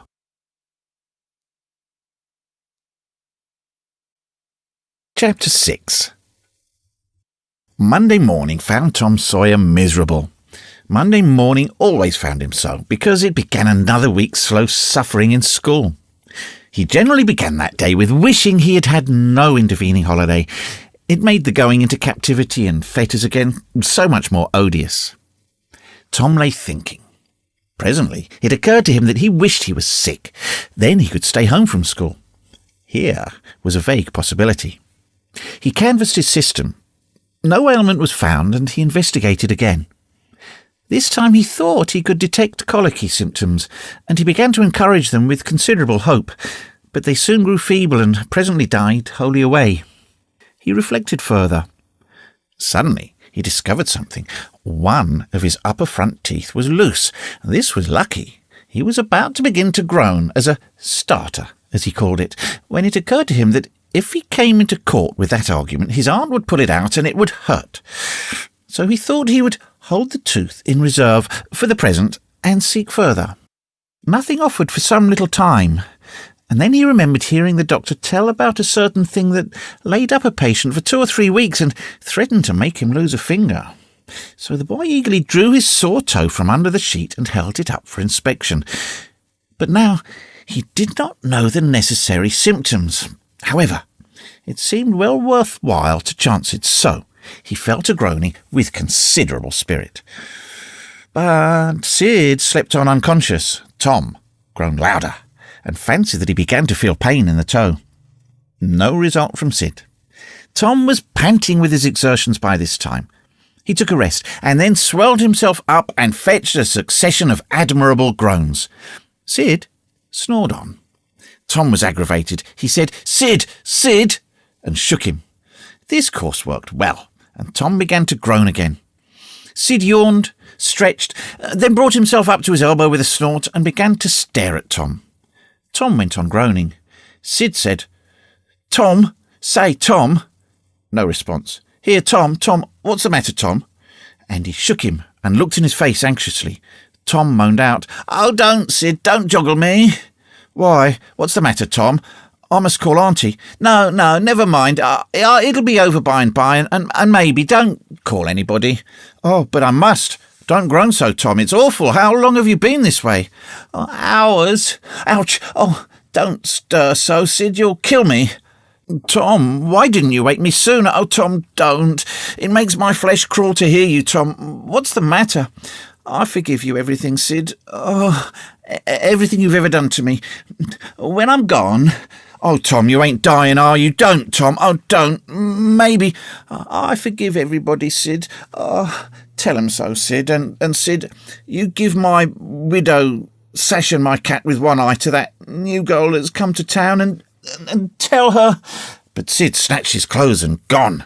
Tom was suffering in reality now. So handsomely was his imagination working, and so his groans had gathered quite a genuine tone. Sid flew downstairs and said, "Oh, Aunt Polly, come, Tom's dying." "Dying? Yes'm, don't wait, come quick. Rubbish, I don't believe it." But she fled upstairs nevertheless, with Sid and Mary at her heels, and her face grew white too, and her lip trembled when she reached the bedside. She gasped out, "You, Tom, what's the matter with you?" "Oh, Auntie, What's the matter with you? What is the matter with you, child?" "Oh, Auntie, my sore toe is mortified." The old lady sank down into a chair and laughed a little, then cried a little, then did both together. This restored her, and she said, "Tom, what a turn you did give me. Now you shut up that nonsense and climb out of this." The groan ceased and pain vanished from the toe. The boy felt a little foolish, and he said, "Aunt Polly, it seemed mortified and it hurt, so I never minded my tooth at all." "Your tooth, indeed? What's the matter with your tooth?" "One of them's loose and it aches perfectly awful." There now, don't begin that groaning again. Open your mouth." "Well, your tooth is loose, but you're not going to die about that. Mary, get me a silk thread and a chunk of fire out of the kitchen." Tom said, "Oh, please, Auntie, don't pull it out. It don't hurt no more. I wish I may never stir if it does. Please don't, Auntie. I don't want to stay home from school." "Oh, you don't you? So all this row was because you thought you'd get to stay home from school and go a-fishing. Tom, I love you so, and you seem to try every way you can to break my old heart with your outrageousness." By this time, the dental instruments were ready, and the old lady made one end of the silk thread fast to Tom's tooth with a loop and tied the other to the bedpost. Then she seized the chunk of fire and suddenly thrust it almost into the boy's face. The tooth hung dangling by the bedpost now. But all trials bring their compensations. As Tom wended to school after breakfast, he was the envy of every boy he met because the gap in his upper row of teeth enabled him to expectorate in a new and admirable way. He gathered quite a following of lads interested in the exhibition, and one that had cut his finger and had been a centre of fascination and homage up to this time, now found himself suddenly without an adherent and shorn of his glory. His heart was heavy, and he said, with a disdain which he did not feel, that it wasn't anything to spit like Tom Sawyer. But another boy said, "Sour grapes," and he wandered away a dismantled hero. Shortly, Tom came upon the juvenile pariah of the village, Huckleberry Finn, son of the town drunkard. Huckleberry was cordially hated and dreaded by all the mothers of the town because he was idle and lawless and vulgar and bad, and because all their children admired him so and delighted in his forbidden society and wished they dared to be like him. Tom was like the rest of the respectable boys in that he envied Huckleberry his gaudy outcast condition and was under strict orders not to play with him. So he played with him every time he got a chance. Huckleberry was always dressed in the cast-off clothes of full-grown men, and they were in perennial bloom and fluttering with rags. His hat was a vast ruin with a wide crescent lopped out of its brim. His coat, when he wore one, hung nearly to his heels and had the rearward buttons far down the back, but one suspender supported his trousers. The seat of the trousers bagged low and contained nothing. The fringed legs dragged in the dirt when not rolled up. Huckleberry came and went at his own free will. He slept on doorsteps in fine weather and in empty hogsheads in wet. He did not have to go to school or to church or call any being master or obey anybody. He could go fishing or swimming, when and where he chose, and stay as long as it suited him. Nobody forbade him to fight. He could sit up as late as he pleased. He was always the first boy that went barefoot in the spring and the last to resume leather in the fall. He never had to wash, nor put on clean clothes. He could swear wonderfully. In a word, everything that goes to make life precious, that boy had. So thought every harassed, hampered, respectable boy in St. Petersburg. Tom hailed the romantic outcast. "Hello, Huckleberry." "Hello yourself, and see how you like it." "What's that you got?" "Dead cat." "Let me see him, Huck. My, he's pretty stiff. Where'd you get him?" "Bought him off a boy." "What did you give?" "I give a blue ticket and a bladder that I got at the slaughterhouse." "Where did you get the blue ticket?" "Bought it off from Ben Rogers 2 weeks ago for a hoopstick." "Say, what is dead cats good for, Huck?" "Good for? Cure warts with." "No, is that so? I know something that's better." "I bet you don't. What is it?" "Why, spunk water." "Spunk water? I wouldn't give a dern for spunk water." "You wouldn't you? Do you ever try it?" "No, I hain't, but Bob Tanner did." "Who told you so?"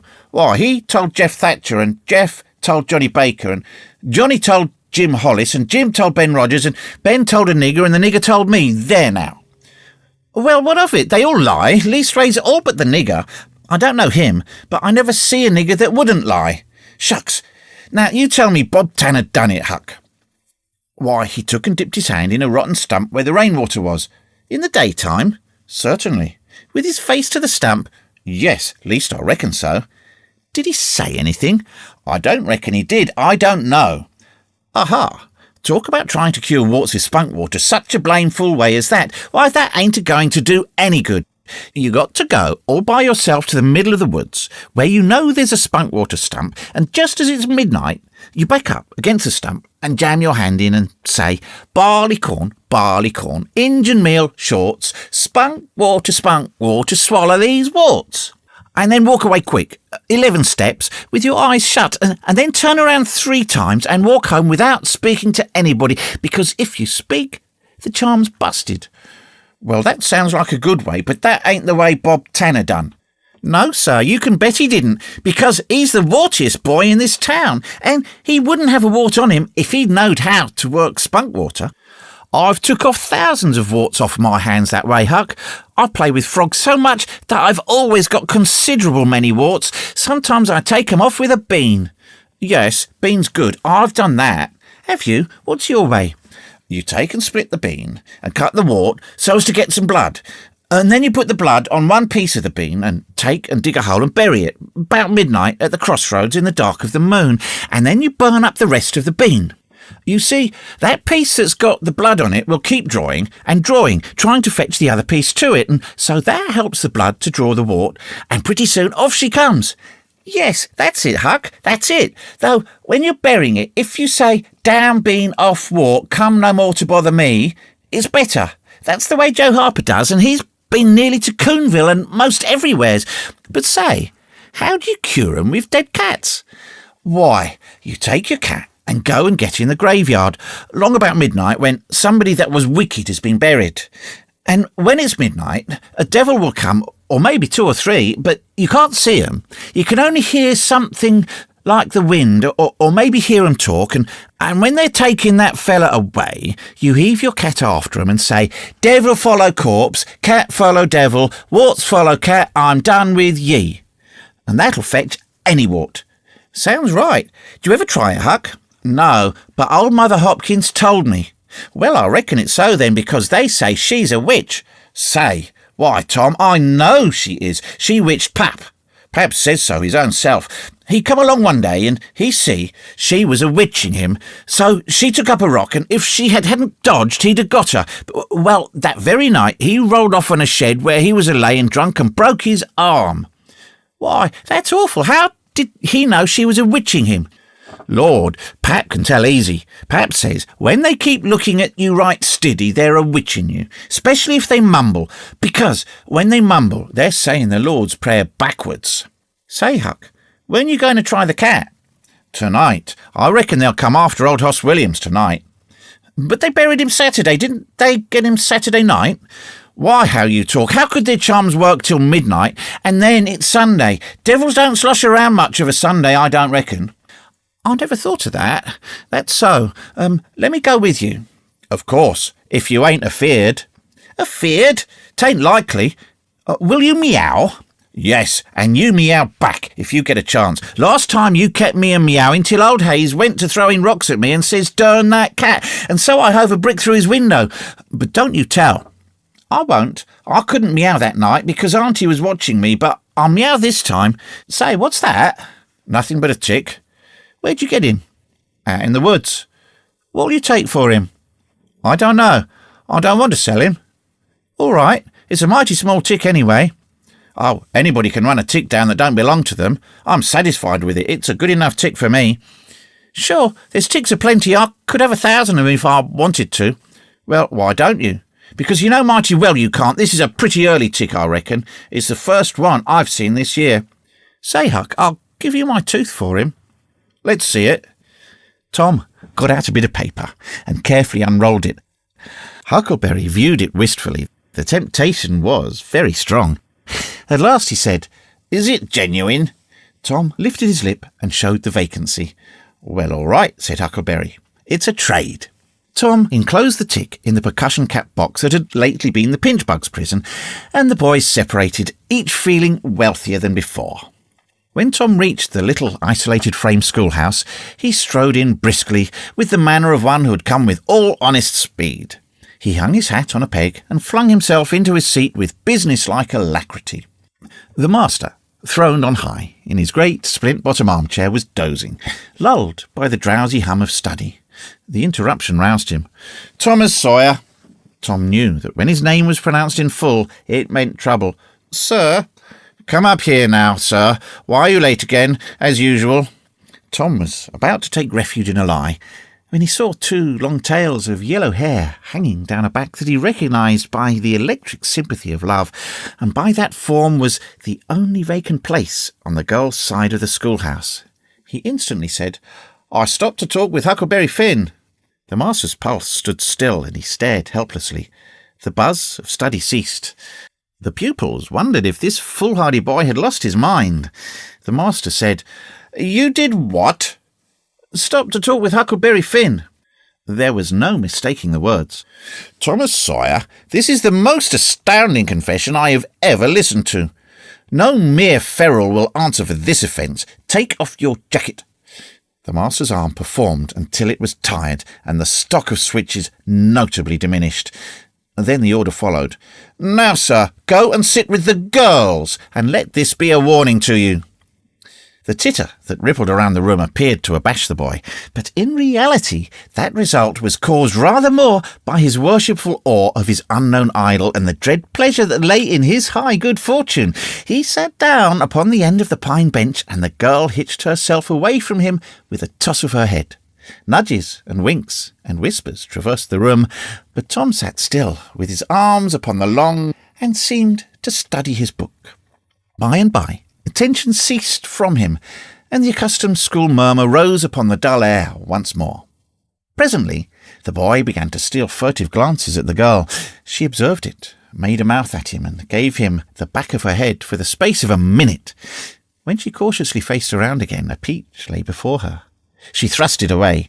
Tom gently put it back. She thrust it away again, but with less animosity. Tom patiently returned it to its place. Then she let it remain. Tom scrawled on his slate, "Please take it. I got more." The girl glanced at the words, but made no sign. Now the boy began to draw something on the slate, hiding his work with his left hand. For a time the girl refused to notice, but her human curiosity presently began to manifest itself by hardly perceptible signs. The boy worked on, apparently unconscious. The girl made a sort of non-committal attempt to see, but the boy did not betray that he was aware of it. At last she gave in and hesitatingly whispered, "Let me see it." Tom partly uncovered a dismal caricature of a house with 2 gable ends to it and a corkscrew of smoke issuing from the chimney.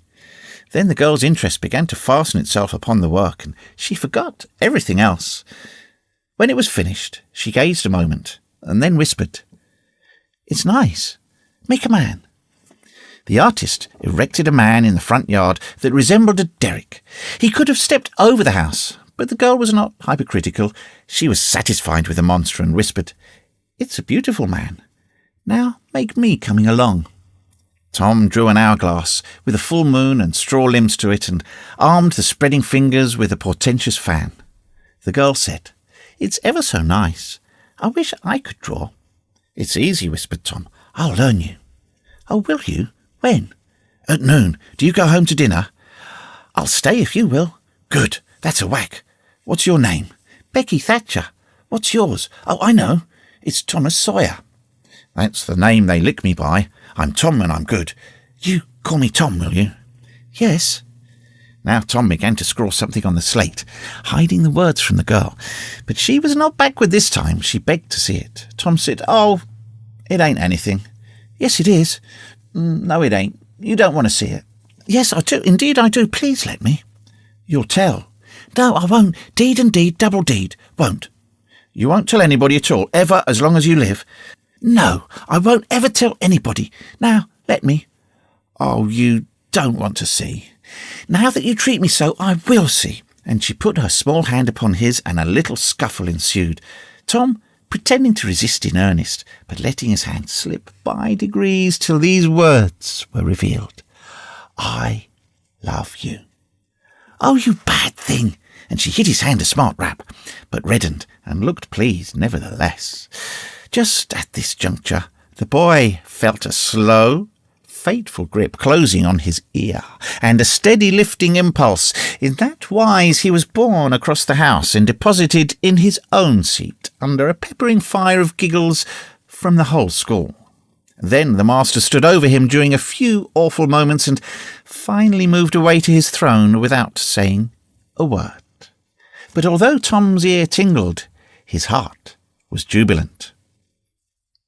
As the school quieted down, Tom made an honest effort to study, but the turmoil within him was too great. In turn, he took his place in the reading class and made a botch of it, then in the geography class, and turned lakes into mountains, mountains into rivers, and rivers into continents, till chaos was come again. Then in the spelling class, and got turned down by a succession of mere baby words, till he brought up at the foot and yielded up the pewter medal which he had worn with ostentation for months. Chapter 7. The harder Tom tried to fasten his mind on his book, the more his ideas wandered. So at last, with a sigh and a yawn, he gave it up. It seemed to him that the noon recess would never come. The air was utterly dead. There was not a breath stirring. It was the sleepiest of sleepy days. The drowsing murmur of the 25 studying scholars soothed the soul like the spell that is in the murmur of bees. Away off in the flaming sunshine, Cardiff Hill lifted its soft green sides through a shimmering veil of heat, tinted with the purple of distance. A few birds floated on lazy wing high in the air. No other living thing was visible but some cows, and they were asleep. Tom's heart ached to be free, or else to have something of interest to do to pass the dreary time. His hand wandered into his pocket, and his face lit up with a glow of gratitude that was a prayer, though he did not know it. Then furtively the percussion cap box came out. He released the tick and put him on the long flat desk. The creature probably glowed with gratitude that amounted to prayer too at this moment, but it was premature, for when he started thankfully to travel off, Tom turned him aside with a pin and made him take a new direction. Tom's bosom friend sat next to him, suffering just as Tom had been, and now he was deeply and gratefully interested in this entertainment in an instant. This bosom friend was Joe Harper. The two boys were sworn friends all the week and embattled enemies on Saturdays. Joe took a pin out of his lapel and began to assist in exercising the prisoner. The sport grew in interest momently. Soon Tom said that they were interfering with each other and neither getting the fullest benefit of the tick. So he put Joe's slate on the desk and drew a line down the middle of it from top to bottom. "Now," said he, "as long as he's on your side, you can stir him up and I'll let him alone. But if you let him get away and get on my side, you ought to leave him alone as long as I can keep him from crossing over." "All right, go ahead, start him up." The tick escaped from Tom presently and crossed the equator. Joe harassed him a while, and then he got away and crossed back again. This change of pace occurred often. While one boy was worrying the tick with absorbing interest, the other would look on with interest as strong. The two heads bowed together over the slate, and the two souls dead to all things else. At last, luck seemed to settle and abide with Joe. The tick tried this, that, and the other course, and got as excited and as anxious as the boys themselves, but time and again, just as he would have victory in his grasp, so to speak, and Tom's fingers would be twitching to begin, Joe's pin would deftly head him off and keep possession. At last Tom could stand it no longer. The temptation was too strong, so he reached out and lent a hand with his pin. Joe was angry in a moment. Said he, "Tom, you let him alone." "I only just want to stir him up a little, Joe." "No, sir, it ain't fair. You just let him alone." "Blame it, I ain't going to stir him much." "Let him alone, I tell you." "I won't." "You shall. He's on my side of the line." "Look here, Joe Harper, whose is that tick?" "I don't care whose tick he is. He's on my side of the line, and you shan't touch him." "Well, I'll just bet I will, though. He's my tick, and I'll do what I blame please with him, or die." A tremendous whack came down on Tom's shoulders and its duplicate on Joe's, and for the space of 2 minutes the dust continued to fly from the two jackets and the whole school to enjoy it. The boys had been too absorbed to notice the hush that had stolen upon the school a while when the master came tiptoeing down the room and stood over them. He had contemplated a good part of the performance before he contributed his bit of variety to it. When school broke up at noon, Tom flew to Becky Thatcher and whispered in her ear, "Put on your bonnet and let on you're going home, and when you get to the corner give the rest of them the slip, and turn down through the lane and come back. I'll go the other way, and come it over 'em the same way." So the one went off with one group of scholars and the other with another. In a little while the two met at the bottom of the lane, and when they reached the school they had it all to themselves. Then they sat together with a slate before them, and Tom gave Becky the pencil and held her hand in his, guiding it, and so created another surprising house. When the interest in art began to wane, the two fell to talking. Tom was swimming in bliss. He said, "Do you love rats?" "No, I hate them." "Well, I do too, live ones, but I mean dead ones to swing round your head with a string." "No, I don't care for rats much anyway. What I like is chewing gum." "Oh, I should say so. I wish I had some now." "Do you? I've got some. I'll let you chew it a while, but you must give it back to me." That was agreeable. So they chewed it in turn about and dangled their legs against the bench in excess of contentment. "Was you ever at a circus?" said Tom. "Yes, and my pa's going to take me again sometime if I'm good." "I've been to the circus 3 or 4 times, lots of times. Church ain't shucks to a circus. There's things going on at a circus all the time. I'm going to be a clown in a circus when I grow up." "Oh, are you? That will be nice. They're so lovely, all spotted up." "Yes, that's so, and they get slathers of money, most $1 a day, Ben Rogers say." "Becky, was you ever engaged?" "What's that?" "Why, engaged to be married." "No." "Would you like to?"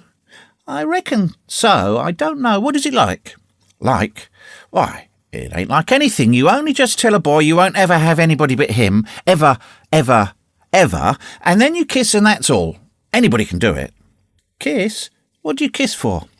"Why, that, you know, is to, well, they always do that." "Everybody?" "Why, yes, everybody that's in love with each other. Do you remember what I wrote on that slate?" Yes." "What was it?" I shan't tell you." "Shall I tell you?" Yes, but some other time." "No. Now?" "No, not now. Tomorrow." "Oh, no. Now, please, Becky. I'll whisper it. I'll whisper it ever so easy." Becky hesitating. Tom took silence for consent and passed his arm about her waist and whispered the tale ever so softly with his mouth close to her ear. And then he added, "Now you whisper it to me just the same." She resisted for a while and then said, "You turn your face away so you can't see, and then I will. But you mustn't ever tell anybody, will you, Tom? Now, you won't, will you?" "No, indeed, I won't. Now, Becky." He turned his face away, and she bent timidly around till her breath stirred his curls and whispered, "I love you." Then she sprang away and ran around and around the desks and benches with Tom after her and took refuge in a corner at last with her little white apron to her face. Tom clasped her about her neck and pleaded, "Now, Becky, it's all done, all over but the kiss. Don't you be afraid of that. It ain't anything at all. Please, Becky." and he tugged at her apron and the hands. By and by she gave up and let her hands drop. Her face, all glowing with the struggle, came up and submitted. Tom kissed the red lips and said, "Now it's all done, Becky. And always after this you know you ain't ever to love anybody but me. And you ain't ever to marry anybody but me. Ever, never, and forever. Will you?" "No, I'll never love anybody but you, Tom. And I'll never marry anybody but you. And you ain't ever to marry anybody but me either." "Certainly, of course, that's part of it. And always coming to school or when you're going home, you're to walk with me. When there ain't anybody looking, and you choose me and I choose you at parties, because that's the way you do when you're engaged." "It's so nice. I never heard of it before." "Oh, it's ever so gay. Why, me and Amy Lawrence—" The big eyes told Tom his blunder, and he stopped, confused. "Oh, Tom, then I ain't the first you ever been engaged to." The child began to cry, and Tom said, "Oh, don't, Becky. I don't care for her any more." "Yes, you do, Tom. You know you do." Tom tried to put his arm about her neck, but she pushed him away and turned her face to the wall and went on crying. Tom tried again with soothing words in his mouth and was repulsed again. Then his pride was up, and he strode away and went outside. He stood about, restless and uneasy, for a while, glancing at the door every now and then, hoping she would repent and come to find him. But she did not. Then he began to feel badly and fear that he was in the wrong. It was a hard struggle with him to make new advances now, but he nerved himself to it and entered. She was still standing back there in the corner, sobbing, with her face to the wall. Tom's heart smote him. He went to her and stood a moment, not knowing exactly how to proceed. Then he said, hesitatingly, "Becky, I don't care for anybody but you." No reply, but sobs. "Becky," pleadingly, "Becky, won't you say something?" More sobs. Tom got out his chiefest jewel, a brass knob from the top of an andiron, and passed it around her so that she could see it and said, "Please, Becky, won't you take it?" She struck it to the floor. Then Tom marched out of the house and over the hills and far away to return to school no more that day. Presently, Becky began to suspect. She ran to the door. He was not in sight. She flew around to the play yard. He was not there. Then she called, "Tom, come back, Tom!" She listened intently, but there was no answer. She had no companions but silence and loneliness. So she sat down to cry again and upbraid herself, and by this time the scholars began to gather again, and she had to hide her griefs and still her broken heart, and take up the cross of a long, dreary, aching afternoon with none among the strangers about her to exchange sorrows with.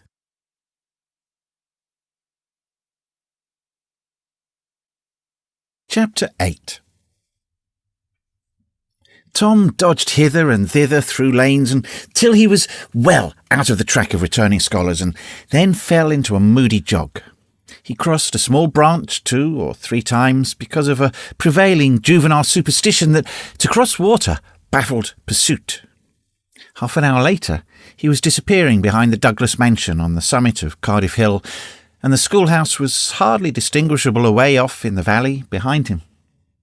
He entered a dense wood, picked his pathless way to the centre of it, and sat down on a mossy spot under a spreading oak. There was not even a zephyr stirring. The dead noonday heat had even stilled the songs of the birds.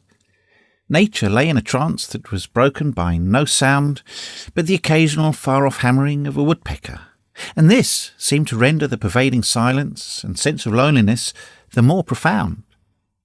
The boy's soul was steeped in melancholy. His feelings were in happy accord with his surroundings. He sat long with his elbows on his knees and his chin in his hands, meditating. It seemed to him that life was but a trouble at best, and he more than half envied Jimmy Hodges, so lately released. It must be very peaceful, he thought, to lie and slumber and dream for ever and ever, with the wind whispering through the trees and caressing the grass and the flowers over the grave, and nothing to bother and grieve about ever any more. If he only had a clean Sunday school record, he could be willing to go and be done with it all. Now, as to this girl, what had he done? Nothing. He had met the best in the world and been treated like a dog, like a very dog. She would be sorry some day, maybe when it was too late. If he could only die temporarily. But the elastic heart of youth cannot be compressed into one constrained shape long at a time. Tom presently began to drift insensibly back into the concerns of his life again. What if he turned his back now and disappeared mysteriously? What if he went away, ever so far away, into unknown countries beyond the seas, and never came back any more? How would she feel then? The idea of being a clown recurred to him now, only to fill him with disgust, for frivolity and jokes and spotted tights were an offence when they intruded themselves upon a spirit that was exalted into the vague, august realm of the romantic. No, he would be a soldier, and return after long years, all war-worn and illustrious. No, better still, he would join the Indians and hunt buffaloes and go on the warpath in the mountain ranges and trackless great plains of the far west, and away in the future come back, a great chief, bristling with feathers, hideous with paint, and prance into Sunday school some drowsy summer morning with blood-curdling war whoops, and sear the eyeballs of all his companions with unappeasable envy. But no, there was something gaudy than this. He would be a pirate. That was it. Now his future lay plain before him, and glowing with unimaginable splendour. How his name would fill the world and make people shudder. How gloriously he would go ploughing the dancing seas in his long, low, black-hulled racer, the spirit of the storm, and with his grisly flag flying at the fore, and at the zenith of his fame. How he would suddenly appear at the old village and stalk into church, brown and weather-beaten, in his black velvet doublet and trunks, his great jack boots, his crimson sash, his belt bristling with horse pistols, his crime-rusted cutlass at his side, his slouch hat with waving plumes, his black flag unfurled, with the skull and crossbones on it, and here, with swelling ecstasy, the whisperings, "It's Tom Sawyer the pirate, the Black Avenger of the Spanish Main." Yes, it was settled. His career was determined. He would run away from home and enter upon it. He would start the very next morning. Therefore, he must now begin to get ready. He would collect his resources together. He went to a rotten log near at hand and began to dig under one end of it with his Barlow knife. He soon struck wood that sounded hollow. He put his hand there and uttered this incantation impressively. "What hasn't come here, come. What's here, stay here." Then he scraped away the dirt and exposed a pine shingle. He took it up and disclosed a shapely little treasure house whose bottom and sides were of shingles. In it lay a marble. Tom's astonishment was boundless. He scratched his head with a perplexed air and said, "Well, that beats anything." Then he tossed the marble away pettishly and stood cogitating. The truth was that a superstition of his had failed here, which he and all his comrades had always looked upon as infallible. If you buried a marble with certain necessary incantations and left it alone a fortnight, and then opened the place with the incantation he had just used, you would find that all the marbles you'd ever lost had gathered themselves together there. Meantime, no matter how widely they'd been separated. But now, this thing had actually and unquestionably failed. Tom's whole structure of faith was shaken to its foundations. He had many a time heard of this thing succeeding, but never of its failing before.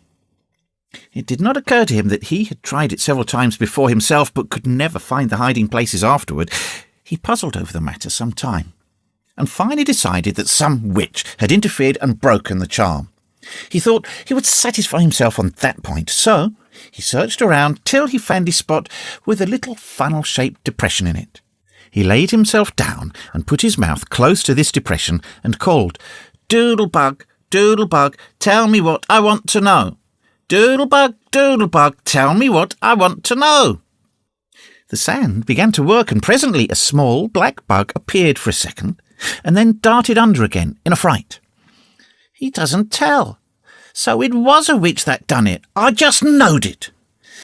He well knew the futility of trying to contend against witches, so he gave up discouraged. But it occurred to him that he might as well have the marble he had just thrown away, and therefore he went and made a patient search for it. But he could not find it. Now he went back to his treasure house and carefully placed himself just as he had been standing when he tossed the marble away. Then he took another marble from his pocket and tossed it in the same way, saying, "Brother, go find your brother." He watched where it stopped and went there and looked. But it must have fallen short or gone too far, so he tried twice more. The last repetition was successful. The two marbles lay within a foot of each other. Just here, the blast of a toy tin trumpet came faintly down the green aisles of the forest. Tom flung off his jacket and trousers, turned a suspender into a belt, raked away some brush behind the rotten log, disclosing a rude bow and arrow, a lath sword, and a tin trumpet, and in a moment had seized these things and bounded away bare-legged with fluttering shirt. He presently halted under a great elm, blew an answering blast, and then began to tiptoe and look warily out this way and that. He said cautiously to an imaginary company, "Hold, my merry men, keep hid till I blow." Now appeared Joe Harper, as airily clad and elaborately armed as Tom. Tom called, "Hold! Who comes here into Sherwood Forest without my pass?" "Guy of Gisborne wants no man's pass. Who art thou that dares to hold such language?" said Tom, prompting, for they talked by the book from memory. "Who art thou that dares to hold such language?" "I, indeed, I am Robin Hood, as thy caitiff carcass soon will know." "Then art thou indeed that famous outlaw." "Right, gladly will I dispute with thee the passes of the merry wood. Have at thee." They took their lath swords, dumped their other traps on the ground, struck a fencing attitude foot to foot, and began a grave, careful combat. "Two up and two down," presently Tom said. "Now, if you've got the hang, go it lively." So they went it lively, panting and perspiring with the work. By and by, Tom shouted, "Fall, fall, why don't you fall?" "I shan't. Why don't you fall yourself? You're getting the worst of it." "Why, that ain't anything. I can't fall. That ain't the way it is in the book. The book says, 'Then, with one black-handed stroke, he slew poor Guy of Gisborne.' You're to turn round and let me hit you in the back." There was no getting around the authorities. So Joe turned, received the whack, and fell. "Now," said Joe, getting up, "you got to let me kill you. That's fair." "Why, I can't do that. It ain't in the book." "Well, it's blamed mean, that's all." "Well, say, Joe, you could be Friar Tuck, or Much the miller's son, and lamb me with a quarterstaff, or I'll be the Sheriff of Nottingham, and you be Robin Hood a little while and kill me." This was satisfactory, and so these adventures were carried out. Then Tom became Robin Hood again, and was allowed by the treacherous nun to bleed his strength away through his neglected wound. And at last, Joe, representing a whole tribe of weeping outlaws, dragged him sadly forth, gave his bow into his feeble hands, and Tom said, "Where this arrow falls, there bury poor Robin Hood under the greenwood tree." Then he shot the arrow and fell back and would have died, but he lit on a nettle and sprang up too gaily for a corpse. The boys dressed themselves, hid their accoutrements, and went off grieving that there were no outlaws any more, and wondering what modern civilization could claim to have done to compensate for their loss. They said they would rather be outlaws a year in Sherwood Forest than President of the United States forever.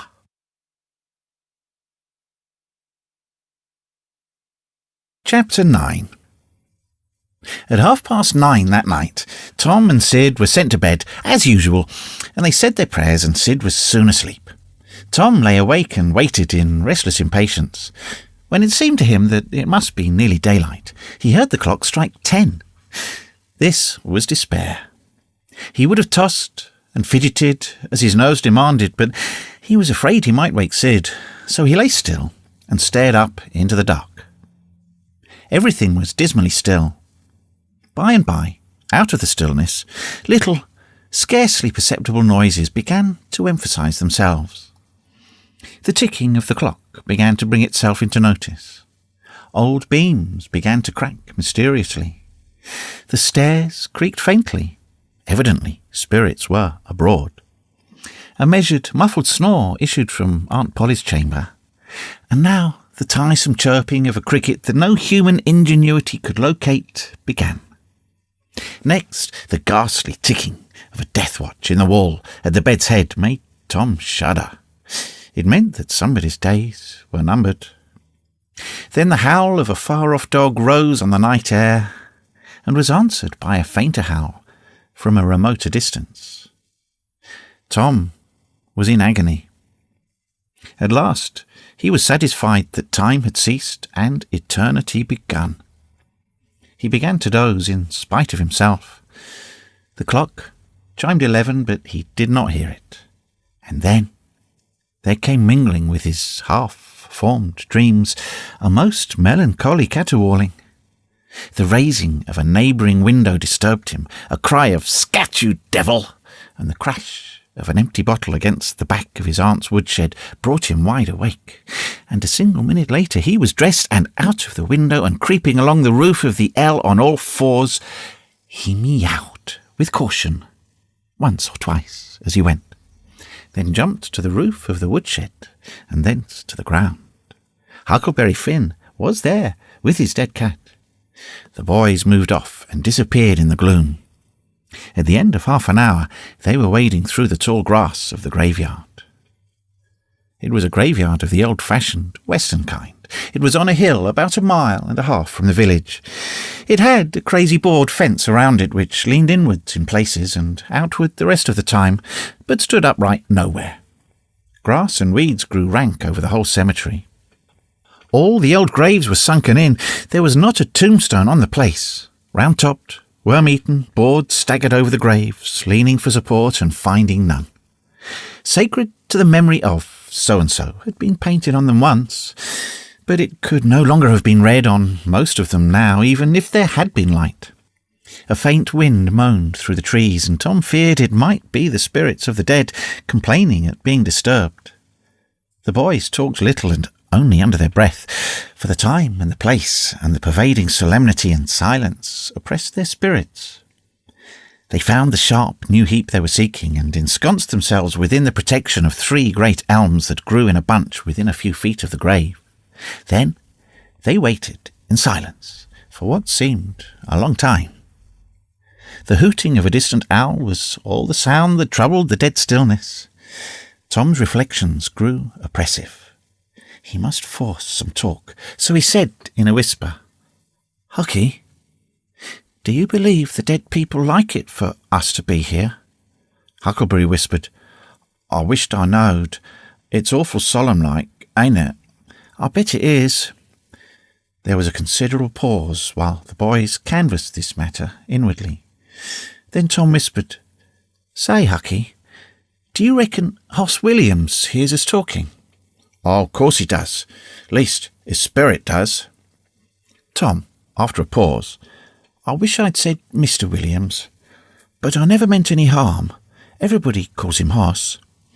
"A body can't be too particular how they talk about these year dead people, Tom." This was a damper, and the conversation died again. Presently, Tom seized his comrade's arm and said, "Shh, what is it, Tom?" And the two clung together with beating hearts. "Shh, there it is again. Didn't you hear it?" "Aye. There, now you hear it." "Lord, Tom, they're coming, sure. What'll we do?" "I dunno. Think they'll see us?" "Oh, Tom, they can see in the dark, same as cats. I wished I hadn't come." "Oh, don't be afeard. I don't believe they'll bother us. We ain't doing any harm. If we keep perfectly still, maybe they won't notice us at all." "I'll try, Tom, but Lord, I'm all of a shiver. Listen." The boys bent their heads together and scarcely breathed. A muffled sound of voices floated up from the far end of the graveyard. "Look, see there," whispered Tom. "What is it?" It's devil fire. Oh, Tom, this is awful. Some vague figures approached through the gloom, swinging an old-fashioned tin lantern that freckled the ground with innumerable little spangles of light. Presently, Huckleberry whispered with a shudder, "It's the devils, sure enough. 3 of 'em, Lordy, Tom, we goners, can you pray?" "I'll try, but don't you be afeard, they ain't going to hurt us. Now, I lay me down to sleep. Shush. What is it, Huck?" "They're humans. One of 'em is, anyway. One of 'em's old Muff Potter's voice." "No, 'tain't so. Is it?" "I bet I know. Don't you stir nor budge. He ain't sharp enough to notice us. Drunk, the same as usual, likely. Blamed old rib." "All right, I'll keep still. Now they're stuck. Can't find it. Here they come again. Now they're hot. Cold again. Hot again. Red hot. They're pinted right this time. Say, Huck, I know another of them voices.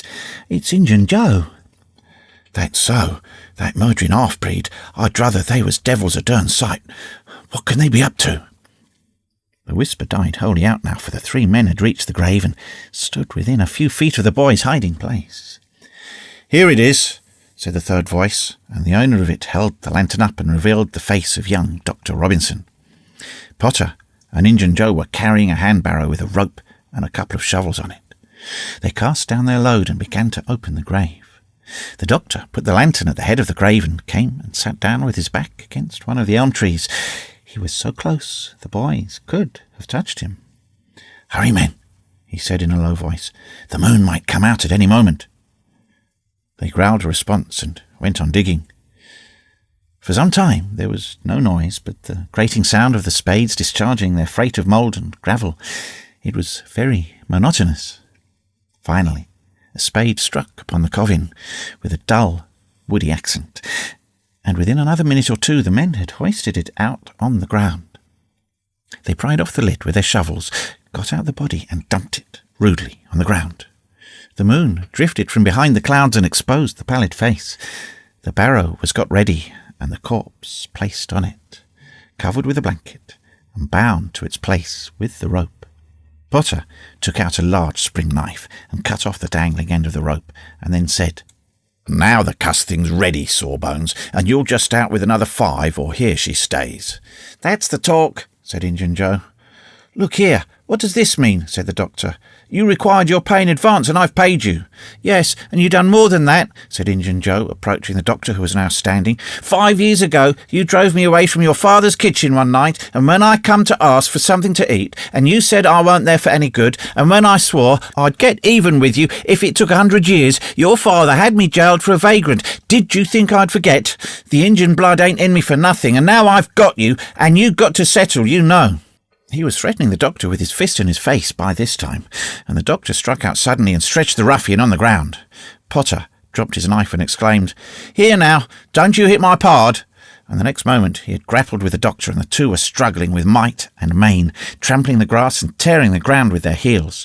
Injun Joe sprang to his feet, his eyes flaming with passion, snatched up Potter's knife and went creeping, cat-like, and stooping round and round about the combatants, seeking an opportunity. All at once the doctor flung himself free, seized the heavy headboard of William's grave, and felled Potter to the earth with it. And in the same instant the half-breed saw his chance and drove the knife to the hilt in the young man's breast. He reeled and fell partly upon Potter, flooding him with his blood, and in the same moment the clouds blotted out the dreadful spectacle, and the 2 frightened boys went speeding away in the dark. Presently, when the moon emerged again, Injun Joe was standing over the 2 forms, contemplating them. The doctor murmured inarticulately, gave a long gasp or 2, and was still. The half-breed muttered, "That score is settled, damn you." Then he robbed the body, after which he put the fatal knife in Potter's open right hand and sat down on the dismantled coffin. 3, 4, 5 minutes passed, and then Potter began to stir and moan. His hand closed upon the knife. He raised it, glanced at it, and let it fall with a shudder. Then he sat up, pushing the body from him, and gazed at it and then around him confusedly. His eyes met Joe's. "Lord, how is this, Joe?" he said. "It's a dirty business," said Joe, without moving. "What did you do it for?" I never done it." "Look here, that kind of talk won't wash." Potter trembled and grew white. "I thought I got sober. I'd no business to drink tonight, but it's in my head yet worse than when we started here. I'm all in a muddle. Can't recollect anything of it, hardly. Tell me, Joe, honest now, old fella. Did I do it? Joe, I never meant to, 'pon my soul and honour. I never meant to, Joe. Tell me how it was, Joe. Oh, it's awful, and him so young and promising. Why, you two were scuffling, and he fetched you one with the headboard, and you fell flat, and then up you come, all reeling and staggering like, and snatched the knife and jammed it into him, just as he fetched you another awful clip, and here you've laid as dead as a wedge till now. Oh, I didn't know what I was doing. I wish I may die this minute if I did. It was all on account of the whiskey and the excitement, I reckon. I never used a weapon in my life before, Joe. I fought, but never with weapons. They'll all say that, Joe. Don't tell. Say you won't tell, Joe. That's a good fella. I always liked you, Joe, and stood up for you too. Don't you remember? You won't tell, will you, Joe?" And the poor creature dropped on his knees before the stolid murderer and clasped his appealing hands. "No, you've always been fair and square with me, Muff Potter, and I won't go back on you. There, now, that's as fair as a man can say. Oh, Joe, you're an angel. I'll bless you for this the longest day I live." And Potter began to cry. "Come now, that's enough of that. This ain't any time for blubbering. You be off yonder way, and I'll go this. Move now, and don't leave any tracks behind you." Potter started on a trot that quickly increased to a run. The half-breed stood looking after him. He muttered, "If he's as much stunned with the lick and fuddled with the rum as he had the look of being, he won't think of the knife till he's gone. So far, he'll be afraid to come back after it to such a place by himself. Chicken heart." 2 or 3 minutes later, the murdered man, the blanket corpse, the lidless coffin, and the open grave were under no inspection but the moon's. The stillness was complete again, too.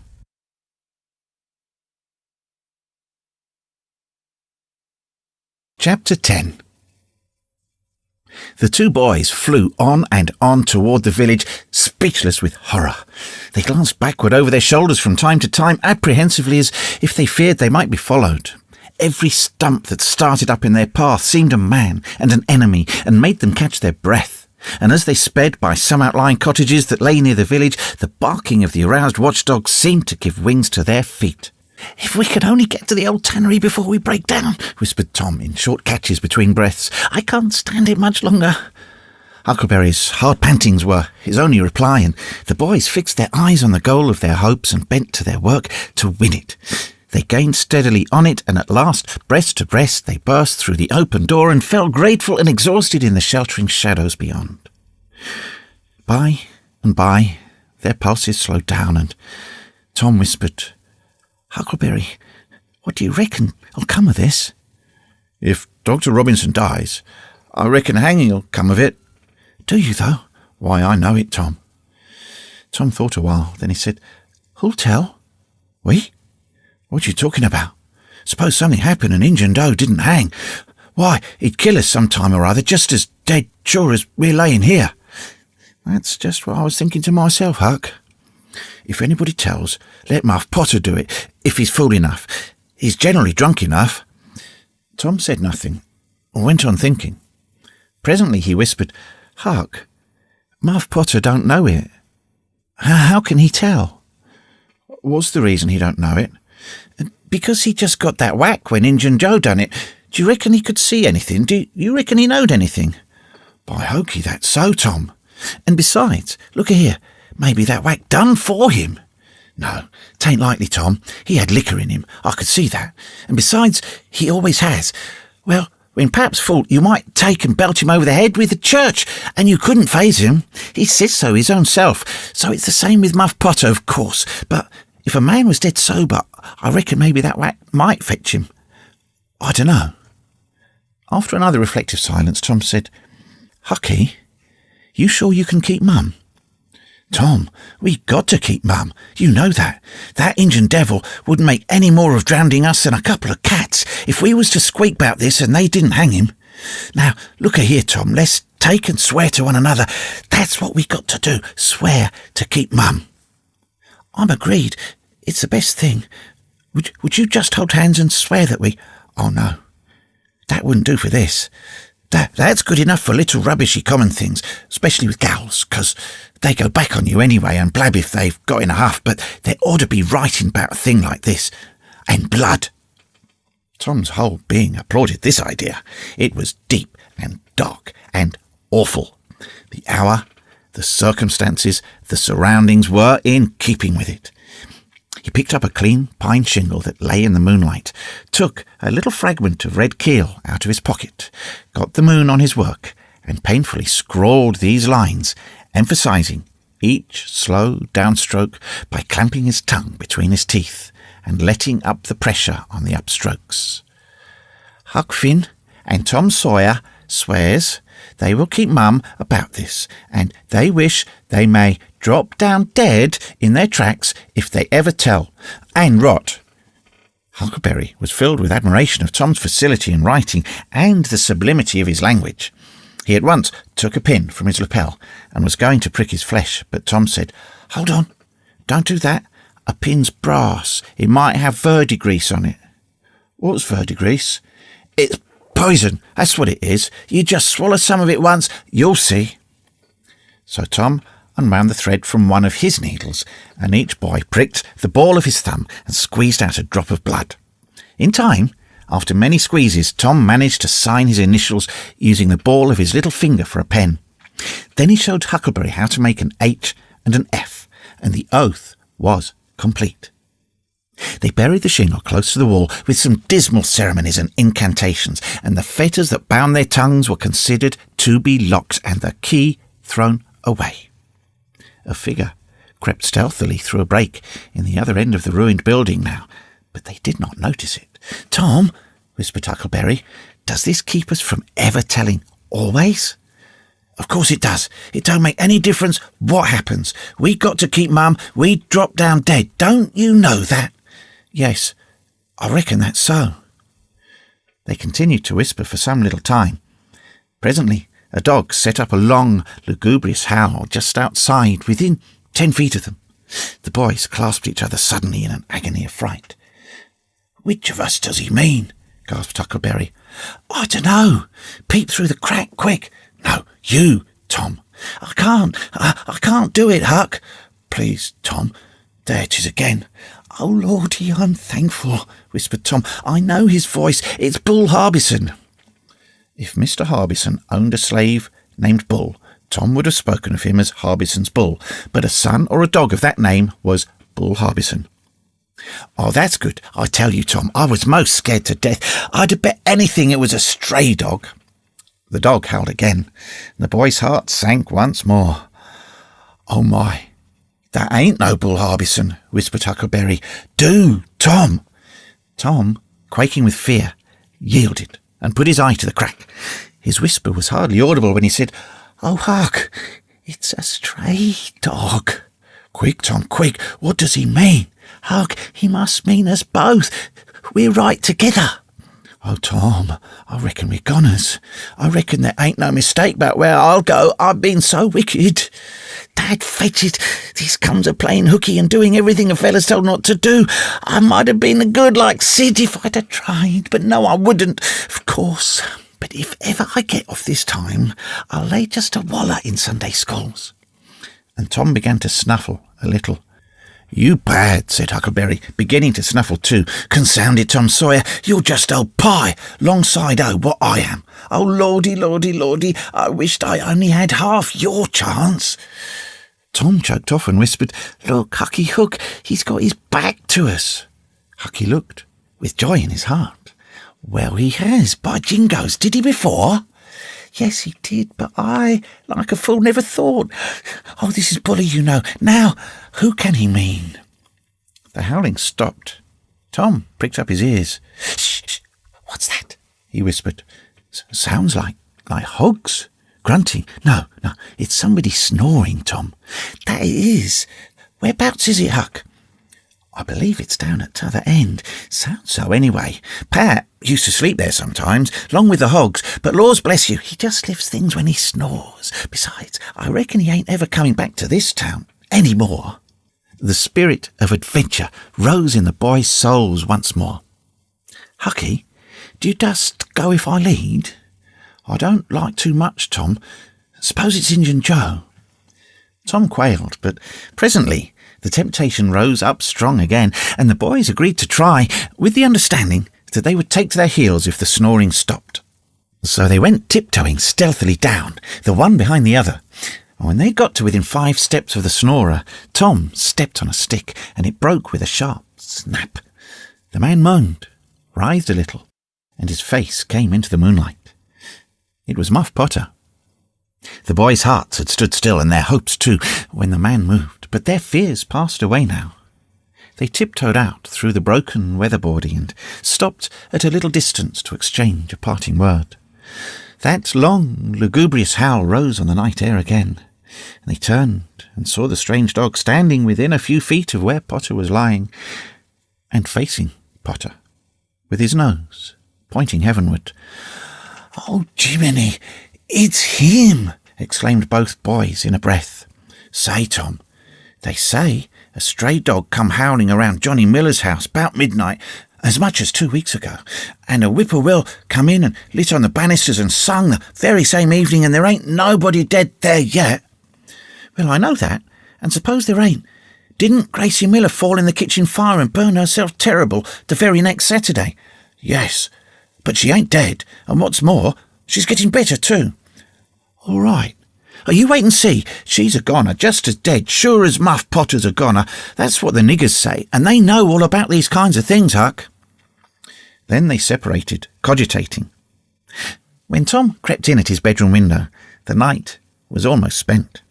He undressed with excessive caution and fell asleep, congratulating himself that nobody knew of his escapade.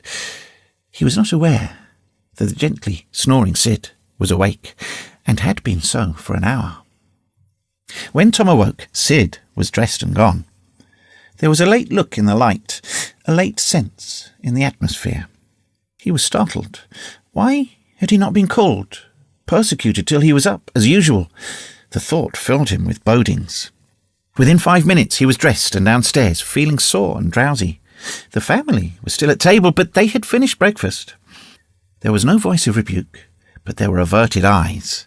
There was a silence and an air of solemnity that struck a chill to the culprit's heart.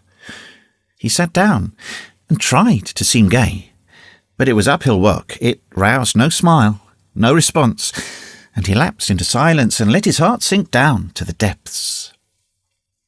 After breakfast, his aunt took him aside, and Tom almost brightened in the hope that he was going to be flogged. But it was not so. His aunt wept over him and asked how he could go and break her old heart so, and finally told him to go on and ruin himself and bring her grey hairs with sorrow to the grave, for it was no use for her to try any more. This was worse than 1,000 whippings, and Tom's heart was sorer now than his body. He cried. He pleaded for forgiveness, promised to reform over and over again, and then received his dismissal, feeling that he had won but an imperfect forgiveness and established but a feeble confidence. He left the presence, too miserable to even feel revengeful towards Sid, and so the latter's prompt retreat through the back gate was unnecessary. He moped to school, gloomy and sad, and took his flogging, along with Joe Harper for playing hooky the day before, with the air of one whose heart was busy with heavier woes and wholly dead to trifles. Then he betook himself to a seat, rested his elbows on his desk, and his jaws in his hands, and stared at the wall with the stony stare of suffering that has reached the limit and can no further go. His elbow was pressing against some hard substance. After a long time he slowly and sadly changed his position and took up this object with a sigh. It was in a paper. He unrolled it. A long, lingering, colossal sigh followed.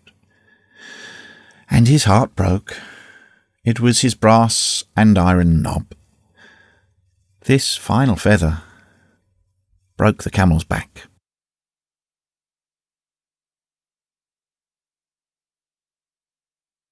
Chapter 11. Close upon the hour of noon, the whole village was suddenly electrified with the ghastly news. No need of the as yet undreamed-of telegraph.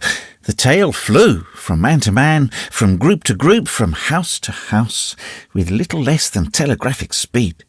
Of course, the schoolmaster gave holiday for that afternoon. The town would have thought strangely of him if he had not. A gory knife had been found close to the murdered man, and it had been recognised by somebody as belonging to Muff Potter, so the story ran. And it was said that a belated citizen had come upon Potter washing himself in the branch about 1 or 2 o'clock in the morning, and that Potter had at once sneaked off. Suspicious circumstances, especially the washing, which was not a habit with Potter. It was also said that the town had been ransacked for this murderer. The public are not slow in the matter of sifting evidence and arriving at a verdict, but that he could not be found. Horsemen had departed down all the roads in every direction, and the sheriff was confident that he would be captured before night. All the town was drifting toward the graveyard.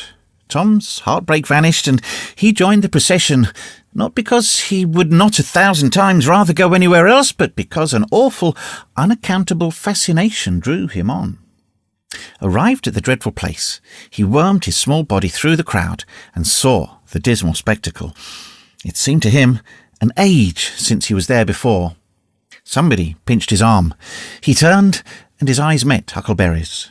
Then both looked elsewhere at once, and wondered if anybody had noticed anything in their mutual glance. But everybody was talking and intent upon the grisly spectacle before them. "Poor fellow! Poor young fellow! This ought to be a lesson to grave robbers. Muff Potter will hang for this if they catch him." This was the drift of remark, and the minister said, "It was a judgment. His hand is here." Now Tom shivered from head to heel, for his eye fell upon the stolid face of Injun Joe. At this moment the crowd began to sway and struggle, and voices shouted, "It's him! It's him! He's coming himself!" Who? From 20 voices. "Muff Potter!" "Hello! He's stopped! Look out! He's turning! Don't let him get away!" People in the branches of the trees over Tom's head said he wasn't trying to get away, he only looked doubtful and perplexed. "Infernal impudence," said a bystander. "Wanted to come and take a quiet look at his work, I reckon. Didn't expect any company."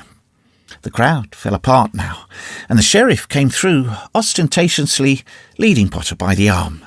The poor fellow's face was haggard, and his eyes showed the fear that was upon him. When he stood before the murdered man, he shook as with the palsy, and he put his face in his hands and burst into tears. "I didn't do it, friends," he sobbed. "'Pon my word and honour, I never done it." "Who's accused you?" shouted a voice. This shot seemed to carry home. Potter lifted his face and looked around him with a pathetic hopelessness in his eyes. He saw Injun Joe and exclaimed, "Oh, Injun Joe, you promised me you'd never—" "Is that your knife?" And it was thrust before him by the sheriff. Potter would have fallen if they had not caught him and eased him to the ground. Then he said, "Something told me if I didn't come back and get—" He shuddered, then waved his nerveless hand with a vanquished gesture and said, "Tell 'em, Joe, tell 'em. It ain't any use any more." Then Huckleberry and Tom stood dumb and staring, and heard the stony-hearted liar reel off his serene statement, they expecting every moment that the clear sky would deliver God's lightnings upon his head, and wondering to see how long the stroke was delayed, and when he had finished and still stood alive and whole, their wavering impulse to break their oath and save the poor betrayed prisoner's life faded and vanished away, for plainly this miscreant had sold himself to Satan, and it would be fatal to meddle with the property of such a power as that. "Why didn't you leave? What did you want to come here for?" somebody said. "I couldn't help it. I couldn't help it," Potter moaned. "I wanted to run away, but I couldn't seem to come anywhere but here." And he fell to sobbing again. Injun Joe repeated his statement just as calmly a few minutes afterward on the inquest under oath, and the boys, seeing that the lightnings were still withheld, were confirmed in their belief that Joe had sold himself to the devil. He was now become, to them, the most balefully interesting object they had ever looked upon, and they could not take their fascinated eyes from his face. They inwardly resolved to watch him nights when opportunity should offer, in the hope of getting a glimpse of this dread master. Injun Joe helped to raise the body of the murdered man and put it in a wagon for removal, and it was whispered through the shuddering crowd that the wound bled a little. The boys thought that this happy circumstance would turn suspicion in the right direction, but they were disappointed, for more than one villager remarked, "It was within 3 feet of Muff Potter when it done it." Tom's fearful secret and gnawing conscience disturbed his sleep for as much as a week after this, and at breakfast one morning, Sid said, "Tom, you pitch around and talk in your sleep so much that you keep me awake half the time."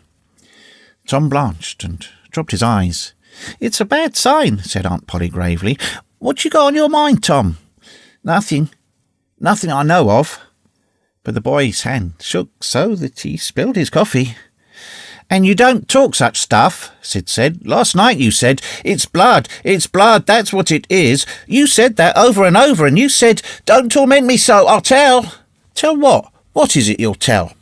Everything was swimming before Tom. There's no telling what might have happened now, but luckily the concern passed out of Aunt Polly's face, and she came to Tom's relief without knowing it. She said, "Sure, it's that dreadful murder.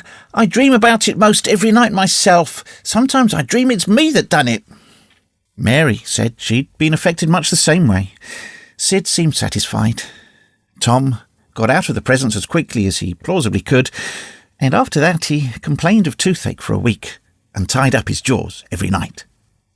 He never knew that Sid lay nightly watching and frequently slipped the bandage free and then leaned on his elbow, listening a good while at a time, and afterward slipped the bandage back to its place again.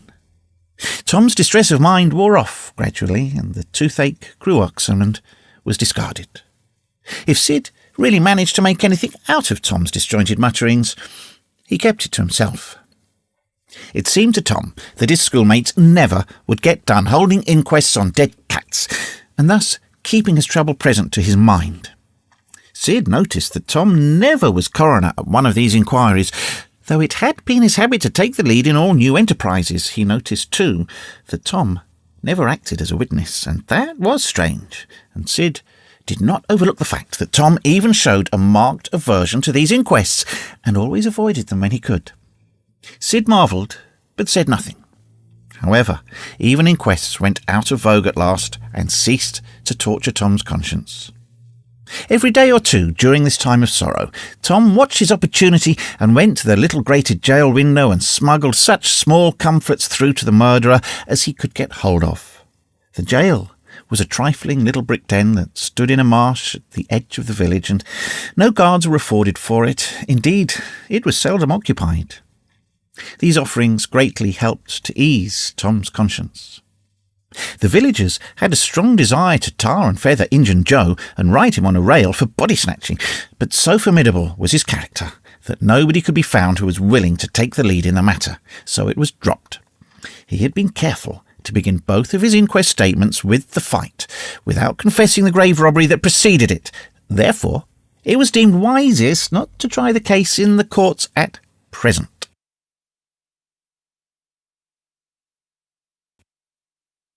Chapter 12. One of the reasons why Tom's mind had drifted away from its secret troubles was that it had found a new and weighty matter to interest itself about. Becky Thatcher had stopped coming to school. Tom had struggled with his pride a few days and tried to whistle her down the wind, but failed. He began to find himself hanging around her father's house nights and feeling very miserable. She was ill. What if she should die? There was distraction in the thought. He no longer took an interest in war, not even in piracy. The charm of life was gone. There was nothing but dreariness left. He put his hoop away and his bat. There was no joy in them any more. His aunt was concerned. She began to try all manner of remedies on him. She was one of those people who are infatuated with patent medicines and all new-fangled methods of producing health or mending it. She was an inveterate experimenter in all these things. When something fresh in this line came out, she was in a fever right away to try it. Not on herself, for she was never ailing, but on anybody else that came in handy. She was a subscriber for all the health periodicals and phrenological frauds, and the solemn ignorance they were inflated with was breath to her nostrils.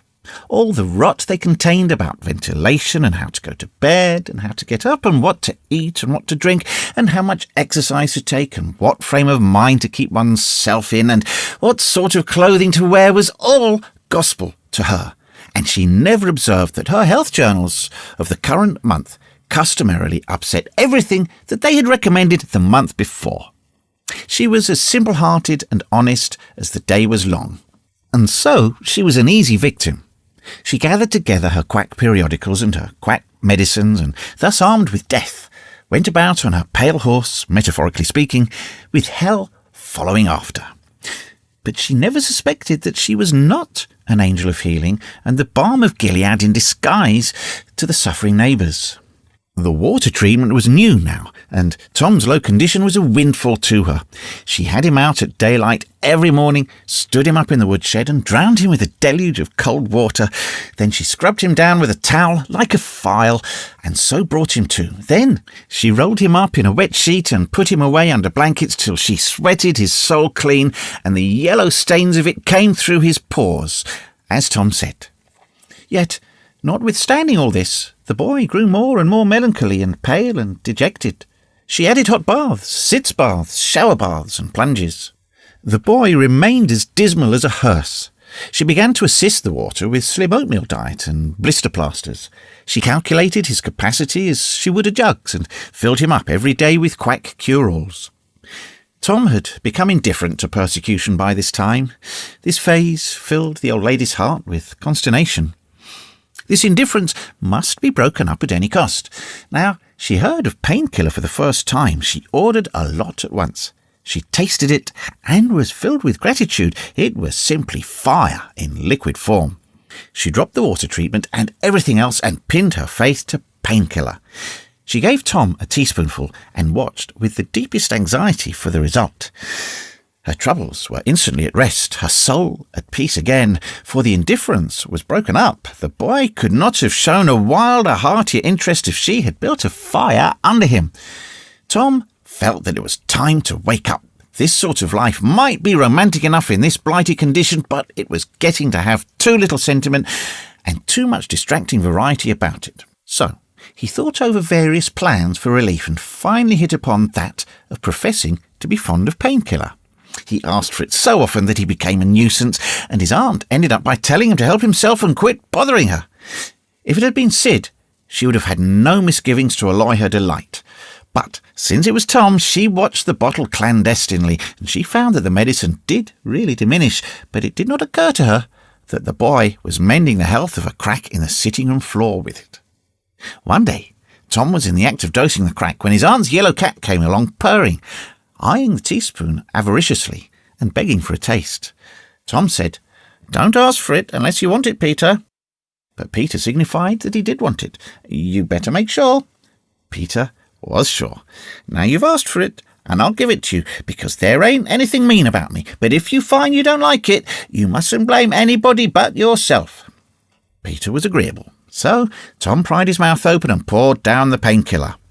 Peter sprang a couple of yards in the air and then delivered a wild whoop and settled round and round and round the room, banging against the furniture, upsetting flower pots and making general havoc. Next, he rose on his hind feet and pranced around in a frenzy of enjoyment, with his head over his shoulder and his voice proclaiming his unappeasable happiness. Then he went tearing around the house again, spreading chaos and destruction in his path. Aunt Polly entered in time to see him throw a few double somersets, deliver a final mighty hurrah, and sail through the open window, carrying the rest of the flower pots with him. The old lady stood petrified with astonishment, peering over her glasses, and Tom lay on the floor, expiring with laughter. "Tom, what on earth ails that cat?" I don't know, Aunt," gasped the boy. "Why, I never see anything like it. What did make him act so?" "'Deed, I don't know, Aunt Polly. Cats always act so when they're having a good time." "They do they?" There was something in the tone that made Tom apprehensive. "Yes'm, that is, I believe they do." "You do?" "Yes'm." The old lady was bending down, Tom watching with interest, emphasised by anxiety. Too late he divined her drift. The handle of the telltale teaspoon was visible under the bed valance. Aunt Polly took it up, held it up. Tom winced and dropped his eyes. Aunt Polly raised him by the usual handle, his ear, and cracked his head soundly with her thimble. "Now, sir, what did you want to treat that poor dumb beast so for?" "I done it out of pity for him, because he hadn't had any aunt." "Hadn't any aunt? You numbskull! What has that got to do with it?" "Heaps, because if he'd had one, she'd have burnt him out herself. She'd have roasted his bowels out of him, without any more feeling than if he was human." Aunt Polly felt a sudden pang of remorse. This was putting the thing in a new light. What was cruelty to a cat might be cruelty to a boy, too. She began to soften. She felt sorry. Her eyes watered a little, and she put her hand on Tom's head and said gently, "I was meaning for the best, Tom, and Tom, it did do you good." Tom looked up in her face with a perceptible twinkle peeping through his gravity. "I know you was meaning for the best, Auntie, and so was I with Peter. It done him good, too. I never seen him get around so since." "Oh, go along with you, Tom, before you aggravate me again, and if you try and see if you can't be a good boy for once, and you needn't take any more medicine." Tom reached school ahead of time. It was noticed that this strange thing had been occurring every day latterly, and now, as usual of late, he hung about the gate of the schoolyard instead of playing with his comrades. He was sick, he said, and he looked it. He tried to seem to be looking everywhere, but whither he really was looking, down the road. Presently, Jeff Thatcher hove in sight, and Tom's face lightened. He gazed a moment, and then turned sorrowfully away. When Jeff arrived, Tom accosted him and led up, warily, to opportunities for remark about Becky, but the giddy lad never could see the bait. Tom watched and watched, hoping whenever a frisking frock came in sight, and hating the owner of it as soon as he saw she was not the right one. At last, frocks ceased to appear, and he dropped hopelessly into the dumps. He entered the empty schoolhouse and sat down to suffer. Then one more frock passed in at the gate, and Tom's heart gave a great bound. The next instant he was out and going on like an Indian, yelling, laughing, chasing boys, jumping over the fence at risk of life and limb, throwing handsprings, standing on his head, doing all the heroic things he could conceive of, and keeping a furtive eye out all the while to see if Becky Thatcher was noticing. But she seemed to be unconscious of it all. She never looked. Could it be possible that she was not aware that he was here?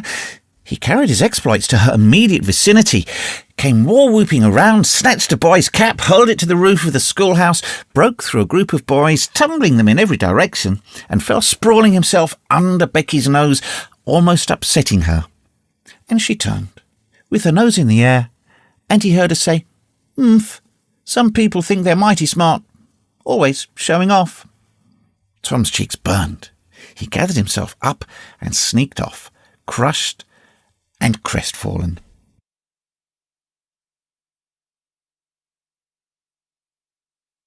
Chapter 13. Tom's mind was made up now. He was gloomy and desperate. He was a forsaken, friendless boy. He said nobody loved him.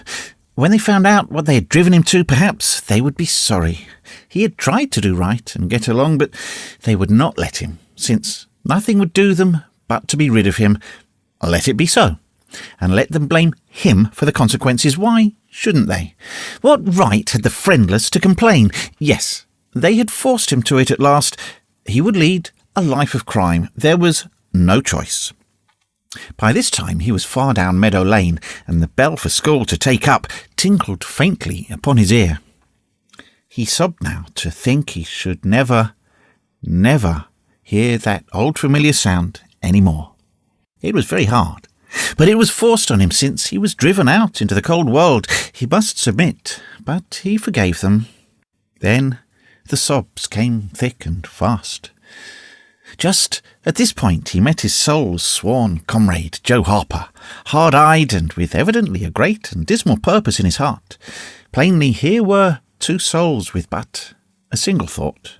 Tom, wiping his eyes with his sleeve, began to blubber out something about a resolution to escape from hard usage and lack of sympathy at home by roaming abroad into the great world, never to return, and ended by hoping that Joe would not forget him.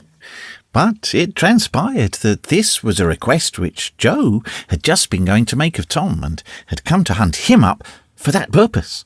His mother had whipped him for drinking some cream which he had never tasted and knew nothing about. It was plain that she was tired of him and wished him to go. If she felt that way, there was nothing for him to do but succumb. He hoped she would be happy and never regret having driven her poor boy out into the unfeeling world to suffer and die. As the two boys walked sorrowing along, they made a new compact to stand by each other and be brothers and never separate till death relieved them of their troubles. Then they began to lay their plans. Joe was for being a hermit and living on crusts in a remote cave and dying sometime of cold and want and grief. But after listening to Tom, he conceded that there were some conspicuous advantages about a life of crime, and so he consented to be a pirate. 3 miles below St. Petersburg, at a point where the Mississippi River was a trifle over a mile wide, there was a long, narrow, wooded island with a shallow bar at the end of it, and this offered well as a rendezvous. It was not inhabited. It lay far over toward the further shore, abreast a dense and almost wholly unpeopled forest. So, Jackson's Island was chosen. Who were to be the subjects of their piracies was a matter that did not occur to them.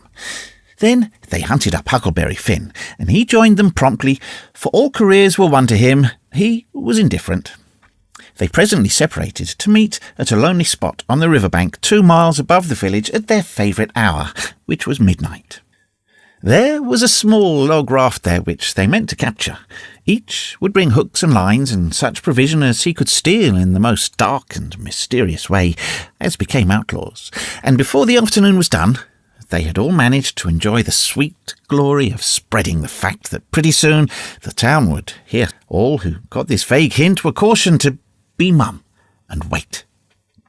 About midnight, Tom arrived with a boiled ham and a few trifles and stopped in a dense undergrowth on a small bluff overlooking the meeting place.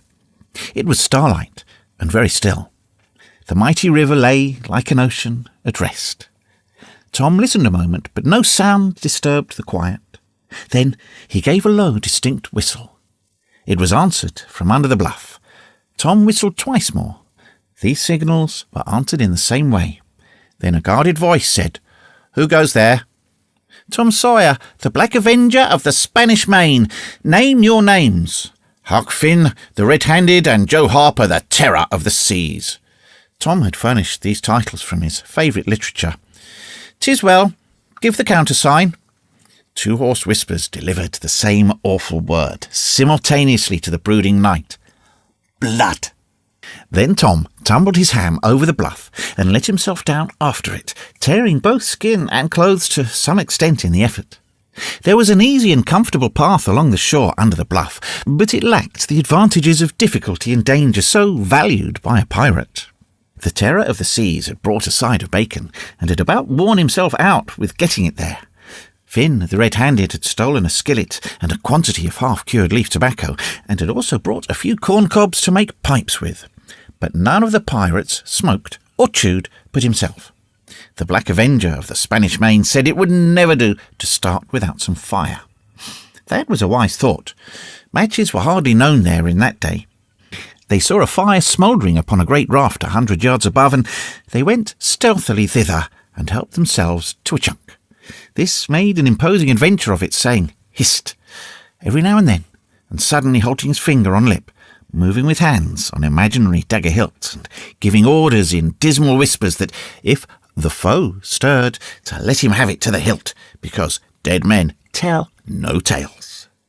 They knew well enough that the raftsmen were all down at the village, laying in stores or having a spree, but still, that was no excuse for their conducting this thing in an unpiratical way. They shoved off presently, Tom in command, Huck at the after oar, and Joe at the forward. Tom stood amidships, gloomy-browed and with folded arms, and gave his orders in a low, stern whisper. "Luff, and bring her to the wind." "Aye, aye, sir." "Steady, steady, steady it is, sir." "Let her go off a point." "Point it is, sir."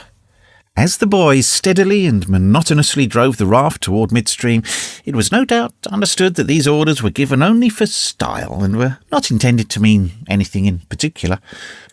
"What sail's she carrying?" "Course's topsail flying jib, sir." "Send the royals up. Lay out aloft there, 6 of ye, 4 topmasterns, lively now." "Aye, aye, sir." "Shake out the main-to-laggins, sheets and braces. Now, me hearties." "Aye, aye, sir." "Helm a lee, hard a port. Stand by to meet her when she comes. Port, port. Now, men, with a will, steady." "Steady it is, sir." The raft drew beyond the middle of the river. The boys pointed her head right, and then lay on their oars. The river was not high, so there was not more than a 2 or 3 mile current. Hardly a word was said during the next 3/4 of an hour. Now the raft was passing before the distant town. 2 or 3 glimmering lights showed where it lay, peacefully sleeping beyond the vague, vast sweep of star-gemmed water, unconscious of the tremendous event that was happening. The Black Avenger stood still with folded arms, looking his last upon the scene of his former joys and his later sufferings, and wishing she could see him now, abroad on the wild sea, facing peril and death with dauntless heart, going to his doom with a grim smile on his lips. It was but a small strain on his imagination to remove Jackson's Island beyond eyeshot of the village, and so he looked his last, with a broken and satisfied heart. The other pirates were looking their last too, and they all looked so long that they came near letting the current drift them out of the range of the island, but they discovered the danger in time and made shift to avert it. About 2 o'clock in the morning, the raft grounded on the bar 200 yards above the head of the island, and they waded back and forth until they had landed their freight. Part of the little raft's belongings consisted of an old sail, and this they spread over a nook in the bushes for a tent to shelter their provisions, but they themselves would sleep in the open air, in good weather, as becomes outlaws. They built a fire against the side of a great log 20 or 30 steps within the sombre depths of the forest, and then cooked some bacon in the frying pan for supper, and used up half the corn pone stock that they brought.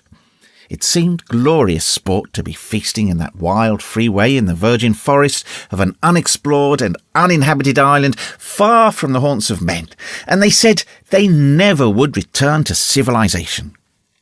The climbing fire lit up their faces and threw its ruddy glare upon the pillared tree trunks of their forest temple and upon the varnished foliage and festooning vines. When the last crisp slice of bacon was gone and the last allowance of corn pone devoured, the boys stretched themselves out on the grass, filled with contentment. They could have found a cooler place, but they would not deny themselves such a romantic feature as the roasting campfire. "Ain't it gay?" said Joe. "It's nuts," said Tom. "What would the boys say if they could see us?" "Say? Well, they'd just die to be here. Hey, Hucky?" "I reckon so," said Huckleberry. "Anyways, I'm suited. I don't want nothing better than this. I don't ever get enough to eat generally, and here they can't come and pick at a fella and bully-rack him so." "It's just the life for me," said Tom. "You don't have to get up mornings, you don't have to go to school and wash and all that blame foolishness. You see, a pirate don't have to do anything, Joe, when he's ashore, but a hermit, he has to be praying considerable, and then he don't have any fun anyway, all by himself that way." "Oh, yes, that's so," said Joe, "but I hadn't thought much about it. You know, I'd a good deal rather be a pirate now that I've tried it." "You see," said Tom, "people don't go much on hermits nowadays. They used to in old times, but a pirate's always respected, and a hermit's got to sleep on the hardest place he can find, and put sackcloth and ashes on his head, and stand out in the rain, and—" "What does he put a sackcloth and ashes on his head for?" inquired Huck. "I dunno, but they've got to do it. Hermits always do. You'd have to do that if you was a hermit." "Derned if I would," said Huck. "Well, what would you do?" "I dunno, but I wouldn't do that." "Why, Huck, you'd have to. How'd you get around it?" "Why, I just wouldn't stand it. I'd run away." "Run away? Well, you would be a nice old slouch of a hermit. You'd be a disgrace." The red-handed made no response, being better employed. He'd finished gouging out a cob, and now he fitted a weed stem to it, loaded it with tobacco, and was pressing a coal to the charge and blowing a cloud of fragrant smoke. He was in the full bloom of luxurious contentment. The other pirates envied him this majestic vice, and secretly resolved to acquire it shortly. Presently Huck said, "What does pirates have to do?" Tom said, "Oh, they have just a bully time. Take ships and burn them, and get the money and bury it in awful places in their island where there's ghosts and things to watch it, and kill everybody in the ships and make 'em all walk a plank." "And they carry the women to the island," said Joe. "They don't kill the women." "No," assented Tom, "they don't kill the women. They're too noble, and the women's always beautiful too." "And they don't wear the bulliest clothes. Oh no, all gold and silver and diamonds," said Joe with enthusiasm. "Who?" said Huck. "Why, the pirates." Huck scanned his own clothing forlornly. "I reckon I ain't dressed fittin' for a pirate," said he, with a regretful pathos in his voice, "but I ain't got none but these." But the other boys told him the fine clothes would come fast enough, after they should have begun their adventures. They made him understand that his poor rags would do to begin with, though it was customary for wealthy pirates to start with a proper wardrobe. Gradually their talk died out, and drowsiness began to steal upon the eyelids of the little waifs.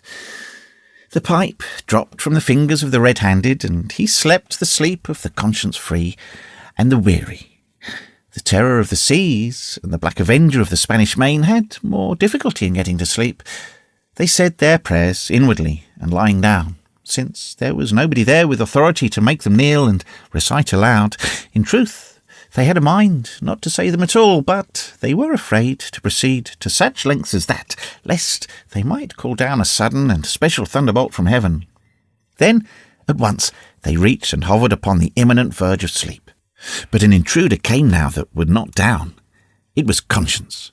They began to feel a vague fear that they had been doing wrong to run away, and next they thought of the stolen meat, and then the real torture came. They tried to argue it away by reminding conscience that they had purloined sweetmeats and apples scores of times, but conscience was not to be appeased by such thin plausibilities. It seemed to them, in the end, that there was no getting around the stubborn fact that taking sweetmeats was only hooking, while taking bacon and hams and such valuables was plain, simple stealing. And there was a command against that in the Bible. So they inwardly resolved that so long as they remained in the business, their piracies should not again be sullied with the crime of stealing. And then conscience granted a truce, and these curiously inconsistent pirates fell peacefully to sleep.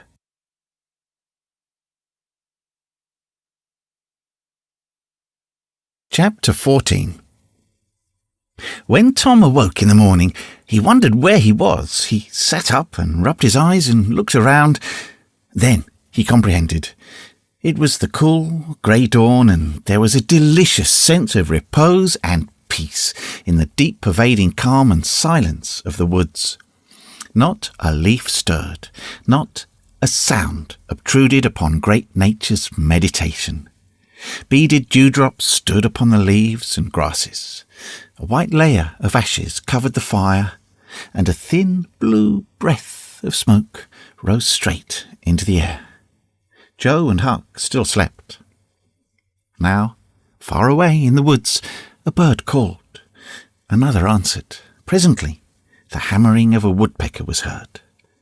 Gradually the cool, dim grey of the morning whitened, and as gradually sounds multiplied and life manifested itself.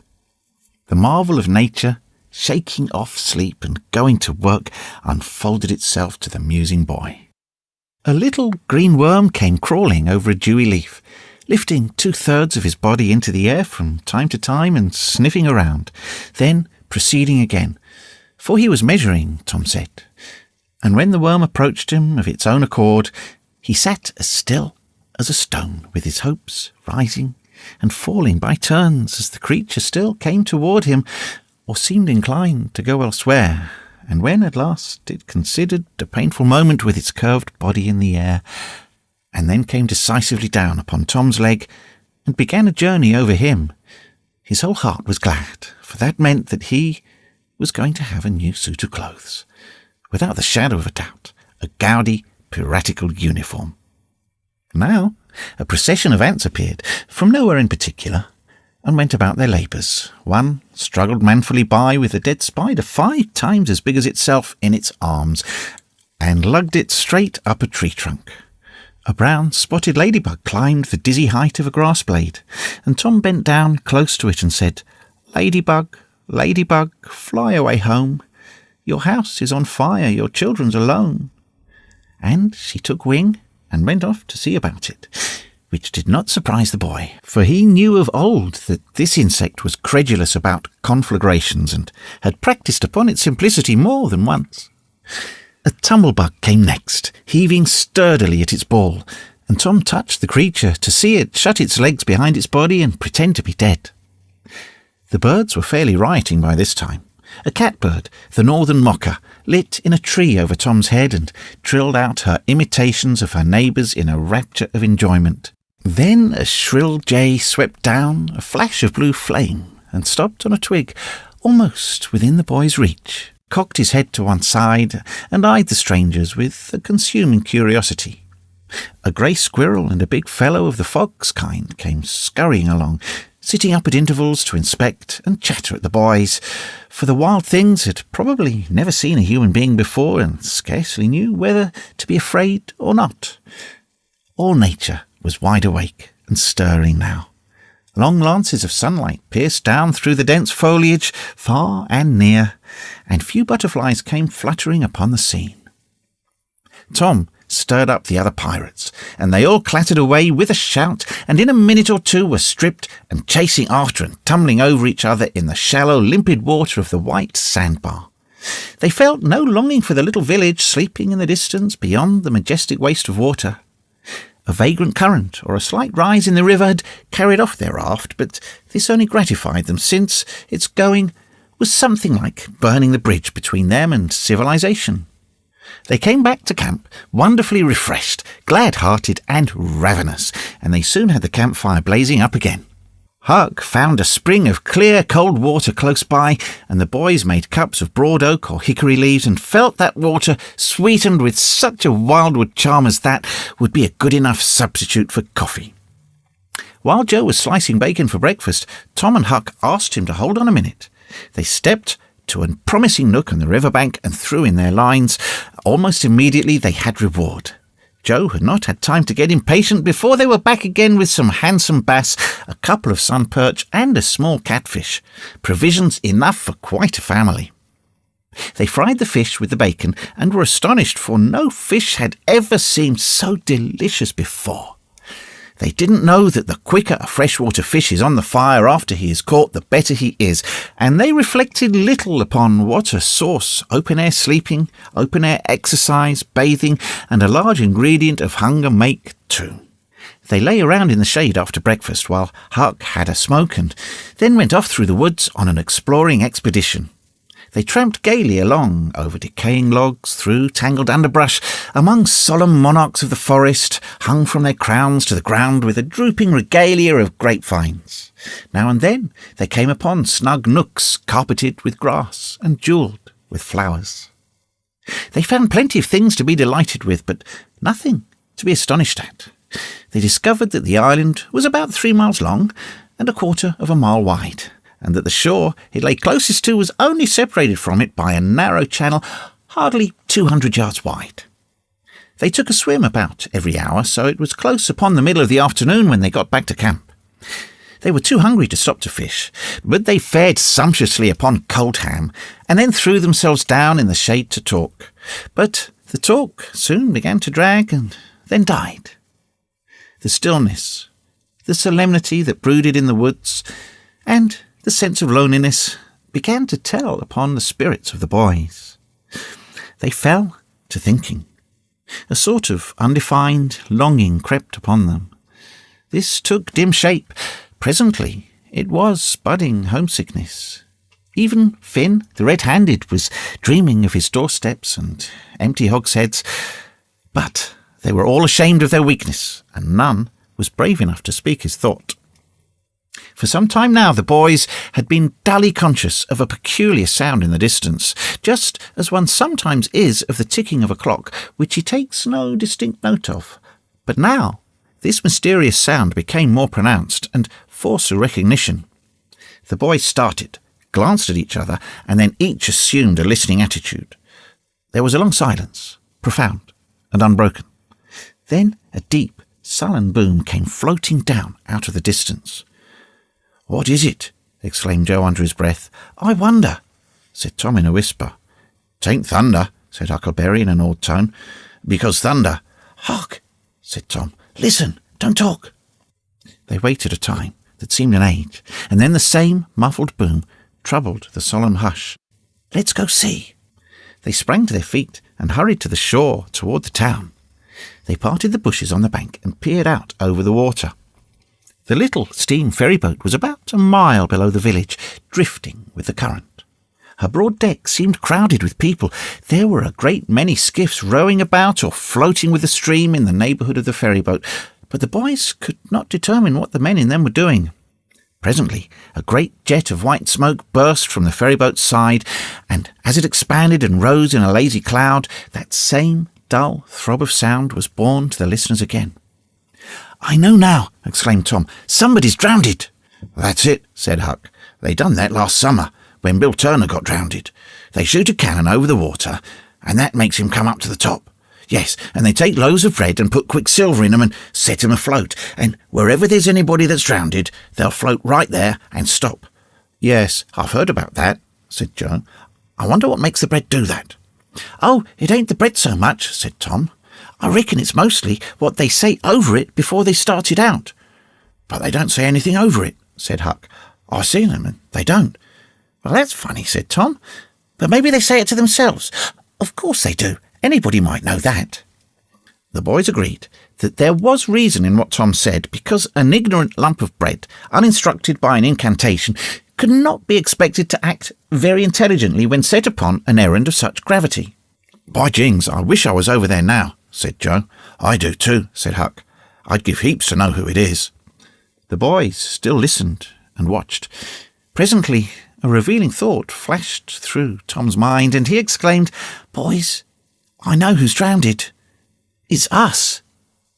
They felt like heroes for an instant. Here was a gorgeous triumph. They were missed. They were mourned. Hearts were breaking on their account. Tears were being shed. Accusing memories of unkindness to these poor lads were rising up, and unavailing regrets and remorse were being indulged. And best of all, the departed were the talk of the whole town, and the envy of all the boys. As far as this dazzling notoriety was concerned, this was fine. This was worthwhile to be a pirate after all. As twilight drew on, the ferry boat went back to her accustomed business, and the skiffs disappeared. The pirates returned to camp. They were jubilant with vanity over their new grandeur and the illustrious trouble they were making. They caught fish, cooked supper, and ate it, and then fell to guessing at what the village was thinking and saying about them. And the pictures they drew of the public distress on their account were gratifying to look upon from their point of view. But when the shadows of night closed them in, they gradually ceased to talk and sat, gazing into the fire, with their minds evidently wandering elsewhere. The excitement was gone now, and Tom and Joe could not keep back thoughts of certain persons at home who were not enjoying this fine frolic as much as they were. Misgivings came. They grew troubled and unhappy.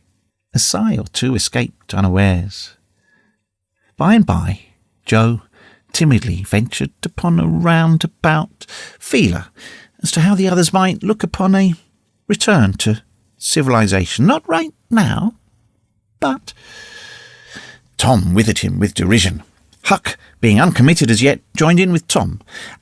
and the waverer quickly explained, and was glad to get out of the scrape with as little taint of chicken-hearted homesickness clinging to his garments as he could. Mutiny was effectually laid to rest for the moment. As the night deepened, Huck began to nod, and presently to snore. Joe followed next. Tom lay upon his elbow, motionless, for some time, watching the two intently. At last he got up cautiously on his knees and went searching among the grass and the flickering reflections flung by the campfire. He picked up and inspected several large semi-cylinders of the thin white bark of a sycamore, and finally chose two which seemed to suit him. Then he knelt by the fire and painfully wrote something upon each of these with his red keel. One he rolled up and put in his jacket pocket, and the other he put in Joe's hat and removed it to a little distance from the owner. And he also put into the hat certain schoolboy treasures of almost inestimable value, among them a lump of chalk, an india-rubber ball, 3 fishhooks, and one of that kind of marbles known as a sure-enough crystal. Then he tiptoed his way cautiously among the trees till he felt that he was out of the hearing, and straightway broke into a run in the direction of the sandbar.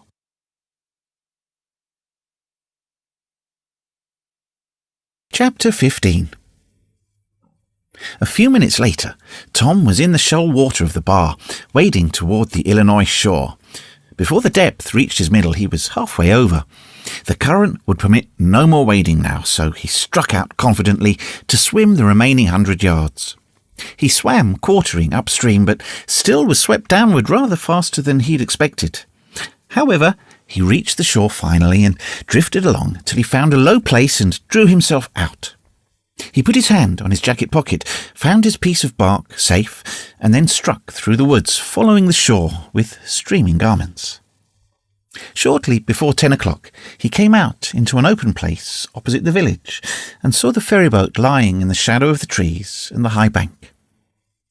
Everything was quiet under the blinking stars. He crept down the bank, watching with all his eyes, slipped into the water, and climbed into the skiff that did yawl duty at the boat's stern. He laid himself down under the thwarts and waited, panting. Presently the cracked bell tapped and a voice gave the order to cast off. A minute or two later the skiff's head was standing high up against the boat's swell, and the voyage was begun. Tom felt happy in his success, for he knew it was the boat's last trip for the night. At the end of a long 12 or 15 minutes, the wheels stopped, and Tom slipped overboard and swam ashore in the dusk, landing 50 yards downstream, out of danger of possible stragglers. He flew along unfrequented alleys and shortly found himself at his aunt's back fence. He climbed over, approaching the L, and looked in at the sitting-room window, for a light was burning there. There sat Aunt Polly, Sid, Mary, and Joe Harper's mother, grouped together, talking. They were by the bed, and the bed was between them and the door. Tom went to the door and began to softly lift the latch. Then he pressed gently, and the door yielded a crack. He continued pushing cautiously and quaking every time it creaked, till he judged he might squeeze through on his knees, so he put his head through and began warily. "What makes the candle blow so?" said Aunt Polly. Tom hurried up. "Why, the door's open, I believe. Why, of course it is. No end of strange things now. Go along and shut it, Sid." Tom disappeared under the bed just in time. He lay and breathed himself for a time, and then crept to where he could almost touch his aunt's foot. "But, as I was saying," said Aunt Polly, "he weren't bad. So to say, only mischievous. Only just giddy and harum-scarum, you know. He weren't any more responsible than a colt. He never meant any harm, and he was always the best-hearted boy that ever was." And she began to cry. "It was just so with my Joe. Always full of his devilment and up to every kind of mischief, but he was just as unselfish and kind as he could be, and laws bless me, to think I went and whipped him for taking that cream, never once recollecting that I throwed it out myself because it was sour. and I never to see him again in this world. Never, never, never, poor abused boy." And Mrs. Harper sobbed as if her heart would break. "I hope Tom's better off where he is," said Sid. "But if he'd been better in some ways—" "Sid!" Tom felt the glare of the old lady's eye, though he couldn't see it. "Not a word against my Tom, now that he's gone. God'll take care of him. Never you trouble yourself, sir. Oh, Mrs. Harper, I don't know how to give him up. I don't know how to give him up. He was such a comfort to me, although he tormented my old heart out of me most. The Lord giveth, and the Lord hath taken away. Blessed be the name of the Lord. But it's so hard. Oh, it's so hard. Only last Saturday my Joe busted a firecracker right under my nose, and I knocked him sprawling. Little did I know then how soon. Oh, if it was to do over again, I'd hug him and bless him for it." Yes, yes, I know just how you feel, Mrs. Harper. I know just exactly how you feel. No longer ago than yesterday noon, my Tom took and filled the cat full of painkiller, and I did think the creature would tear the house down, and God forgive me, I cracked Tom's head with my thimble. Poor boy, poor dead boy, but he's out of all his troubles now, and the last words I ever heard him say was to reproach. But this memory was too much for the old lady, and she broke entirely down. Tom was snuffling now himself, and more in pity of himself than anybody else. He could hear Mary crying and putting in a kindly word for him from time to time. He began to have a nobler opinion of himself than ever before. Still, he was sufficiently touched by his aunt's grief to long to rush out from under the bed and overwhelm her with joy, and the theatrical gorgeousness of the thing appealed strongly to his nature too, but he resisted and lay still. He went on, gathered by odds and ends that it was conjectured at first that the boy had got drowned while taking a swim. Then the small raft had been missed next. Certain boys said the missing lads had promised that the village should hear something soon. The wise heads had put this and that together and decided that the lads had gone off on that raft and would turn up at the next town below, presently. But toward noon the raft had been found, lodged against the Missouri shore some 5 or 6 miles below the village, and then hope perished. They must be drowned, else hunger would have driven them home by nightfall, if not sooner. It was believed that the search for the bodies had been a fruitless effort merely because the drowning must have occurred in mid-channel, since the boys, being good swimmers, would otherwise have escaped to shore. This was Wednesday night. If the bodies continued missing until Sunday, all hope would be given over, and the funerals would be preached on that morning. Tom shuddered. Mrs. Harper gave a sobbing good night and turned to go. Then, with a mutual impulse, the two bereaved women flung themselves into each other's arms and had a good consoling cry, and then parted. Aunt Polly was tender far beyond her wont in her good night to Sid and Mary. Sid snuffled a bit, and Mary went off crying with all her heart. Aunt Polly knelt down and prayed for Tom so touchingly, so appealingly, and with such measureless love in her words and her old trembling voice, that he was weltering in tears again, long before she was through. He had to keep still long after she went to bed, for she kept making broken-hearted ejaculations from time to time, tossing unrestfully and turning over. But at last she was still, only moaning a little in her sleep. Now the boy stole out, rose gradually by the bedside, and shaded the candlelight with his hand and stood regarding her. His heart was full of pity for her. He took out his sycamore scroll and placed it by the candle. But something occurred to him, and he lingered, considering. His face lighted with a happy solution of his thought. He put the bark hastily in his pocket, then he bent over and kissed the faded lips, and straightway made his stealthy exit, latching the door behind him. He threaded his way back to the ferry landing, found nobody at large there, and walked boldly on board the boat, for he knew she was tenantless, except that there was a watchman who always turned in and slept like a graven image. He untied the skiff at the stern, slipped into it, and was soon rowing cautiously upstream. When he had pulled a mile above the village, he started quartering across and bent himself stoutly to his work. He hit the landing on the other side neatly, for this was a familiar bit of work to him. He was moved to capture the skiff, arguing that it might be considered a ship and therefore legitimate prey for a pirate. But he knew a thorough search would be made for it, and that might end in revelations. So he stepped ashore and entered the woods. He sat down and took a long rest, torturing himself meanwhile to keep awake, and then started warily down the home stretch. The night was far spent. It was broad daylight before he found himself fairly abreast the island bar.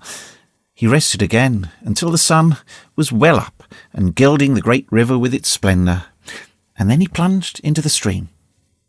A little later he paused, dripping, upon the threshold of the camp, and heard Joe say, "No, Tom's true blue, Huck. He'll come back. He won't desert. He knows that would be a disgrace to a pirate, and Tom's too proud for that sort of thing. He's up to something or other. Now, I wonder what." "Well, the things is ours anyway, ain't they?" "Pretty near, but not yet, Huck. The writing says they are, if he ain't back here for breakfast." "Which he is," exclaimed Tom with a fine dramatic effect, stepping grandly into the camp. A sumptuous breakfast of bacon and fish was shortly provided, and as the boys set to work upon it, Tom recounted and adorned his adventures. They were a vain and boastful company of heroes when the tale was done. Then Tom hid himself away in a shady nook to sleep till noon, and the other pirates got ready to fish and explore.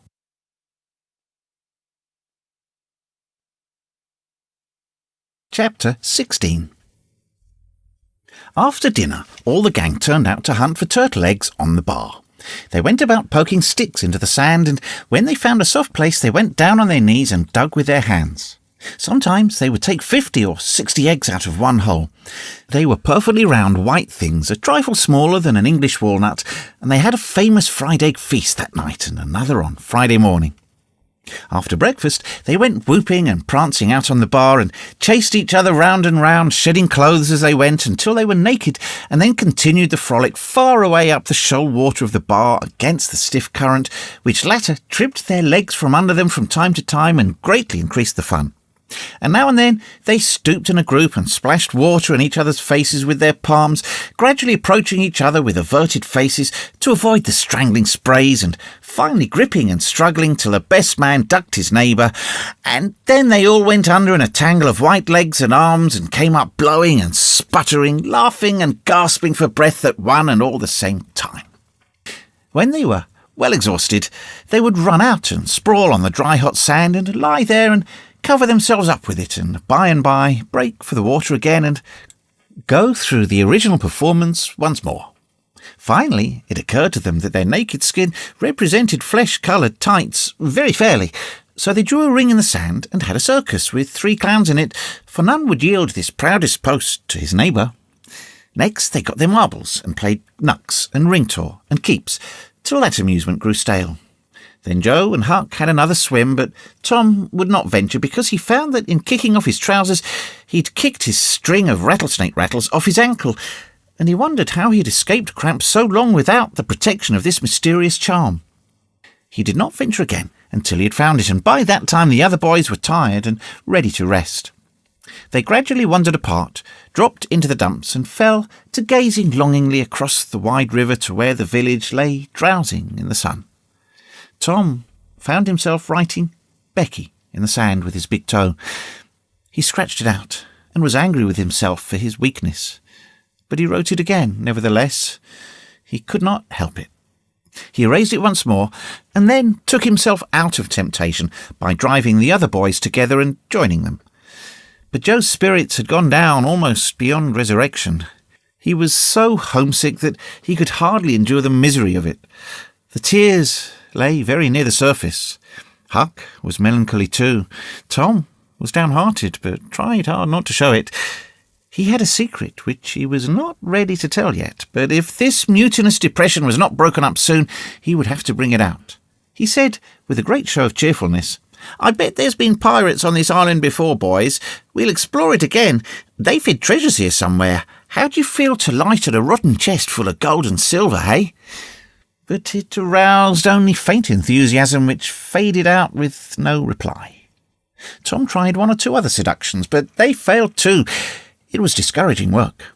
Joe sat poking up the sand with a stick and looking very gloomily. Finally he said, "Oh, boys, let's give it up. I want to go home. It's so lonesome." "Oh no, Joe, you'll feel better by and by," said Tom. "Just think of the fishing that's here." I don't care for fishing. I want to go home." "But Joe, there ain't such another swimming place anywhere." "Swimming's no good. I don't seem to care for it somehow when there ain't anybody to say I shan't go in. I mean to go home." "Oh, shucks, baby, you want to see your mother, I reckon."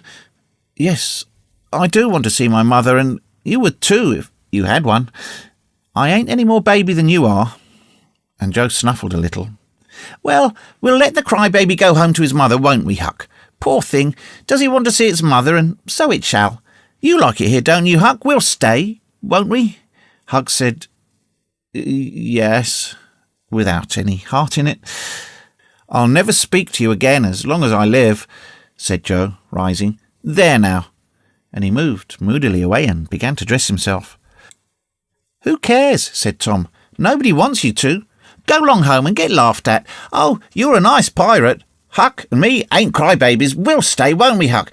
Let him go if he wants to. I reckon we can get along without him, perhaps." But Tom was uneasy nevertheless, and was alarmed to see Joe go sullenly on with his dressing, and then it was discomforting to see Huck eyeing Joe's preparations so wistfully and keeping such an ominous silence. Presently, without a parting word, Joe began to wade off towards the Illinois shore. Tom's heart began to sink. He glanced at Huck. Huck could not bear the look and dropped his eyes. Then he said, "I want to go too, Tom. It was getting so lonesome anyway, and now it'll be worse. Let us go too, Tom." "I won't. You can all go if you want to. I mean to stay." "Tom, I better go." "Well, go along. Who's hindering you?" Huck began to pick up his scattered clothes. He said, "Tom, I wished you'd come too. Now, you think it over. We'll wait for you when we get to shore." "Well, you'll wait a blame long time, that's all." Huck started sorrowfully away, and Tom stood looking after him, with a strong desire tugging at his heart to yield his pride and go along too. He hoped the boys would stop, but they still waded slowly on. It suddenly dawned on Tom that it was become very lonely and still. He made one final struggle with his pride, and then darted after his comrades, yelling, "Wait, wait, I want to tell you something." They presently stopped and turned around. When he got to where they were, he began unfolding a secret, and they listened moodily, till at last they saw the point he was driving at, and then they set up a war whoop of applause and said it was splendid, and said if he had told them at first they wouldn't have started away. He made a plausible excuse, but his real reason had been the fear that not even the secret would keep them with him any very great length of time, and so he had meant to hold it in reserve as a last seduction. The lads came gaily back and went at their sports again with a will, chattering all the time about Tom's stupendous plan and admiring the genius of it. After a dainty egg and fish dinner, Tom said he wanted to learn to smoke now. Joe caught at the idea and said he'd like to try too, so Huck made pipes and filled them. These novices had never smoked anything before but cigars made of grapevine, and they bit the tongue and were not considered manly anyway. Now they stretched themselves out on their elbows and began to puff charily and with slender confidence. The smoke had an unpleasant taste, and they gagged a little. But Tom said, "Why, it's just as easy. If I'd have known this was all, I'd have learnt long ago." "So would I," said Joe. "It's just nothing." "Why, many a time I've looked at people smoking and thought, well, I wish I could do that. But I never thought I could," said Tom. "That's just the way with me, ain't it, Huck? You've heard me talk just that way, haven't you, Huck? I'll leave it to Huck if I haven't." "Yes, heaps of times," said Huck. "Well, I have too," said Tom. "Oh, hundreds of times. Once down by the slaughterhouse, don't you remember, Huck? Bob Tanner was there, and Johnny Miller, and Jeff Thatcher. When I said it, don't you remember, Huck, about me saying that?" "Yes, that's so," said Huck. "That was the day after I lost to White Alley. No, 'twas the day before." "There, I told you so," said Tom. "Huck recollects it." "I believe I could smoke this pipe all day," said Joe. "I don't feel sick." "Neither do I," said Tom. "I could smoke it all day, but I'll bet you Jeff Thatcher couldn't." "Jeff Thatcher, why, he'd keel over with just 2 draws. Just let him try it once, he'd see." I bet he would. And Johnny Miller. I wish I could see Johnny Miller tackle it once. Oh, don't I, said Joe. Why, I bet you Johnny Miller couldn't any more do this than nothing. Just one snifter would fetch him. 'Deed it would, Joe. Say, I wish the boys could see us now. So do I. Say, boys, don't say anything about it, and sometime, when they're around, I'll come up to you and say, Joe, got a pipe, and I want to smoke. And you'll say, kind of careless-like, as if it weren't anything, you'll say, yes, I've got me old pipe, and another one, but me tobacco ain't very good. And I'll say, oh, that's all right, if it's strong enough. And then you'll out with the pipes, and we'll light up just as calm, and then just see 'em look. By jings, that'll be gay, Tom. I wish it was now. So do I, and when we tell 'em, we learned when we was off pirated, won't they just wish they'd been along? Oh, I reckon not, I'll bet they will. So the talk ran on, but presently it began to flag a trifle and grow disjointed. The silences widened, the expectoration marvellously increased. Every pore inside the boys' cheeks became a spouting fountain. They could scarcely bail out the cellars under their tongues fast enough to prevent an inundation. Little overflowings down their throats occurred in spite of all they could do, and sudden retchings followed every time. Both boys were looking very pale and miserable now. Joe's pipe dropped from his nerveless fingers. Tom's followed. Both fountains were going furiously, and both pumps bailing with might and main. Joe said feebly, I've lost my knife. I reckon I'd better go find it. Tom said, with quivering lips and halting utterance, I'll help you. You go over that way, and I'll hunt around by the spring. No, you needn't come, Huck. We can find it. So Huck sat down again and waited an hour.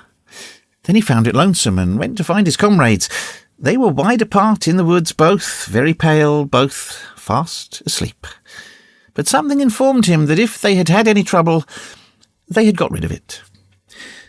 They were not talkative at supper that night. They had a humble look, and when Huck prepared his pipe after the meal and was going to prepare theirs, they said no, they were not feeling very well. Something they ate at dinner had disagreed with them. About midnight, Joe awoke and called the boys. There was a brooding oppressiveness in the air that seemed to bode something. The boys huddled themselves together and sought the friendly companionship of the fire, though the dull, dead heat of the breathless atmosphere was stifling. They sat still, intent, and waiting. The solemn hush continued. Beyond the light of the fire, everything was swallowed up in the blackness of darkness. Presently, there came a quivering glow that vaguely revealed the foliage for a moment and then vanished. By and by, another came, a little stronger, then another. Then a faint moan came sighing through the branches of the forest, and the boys felt a fleeting breath upon their cheeks and shuddered with the fancy that the spirit of the night had gone by. There was a pause.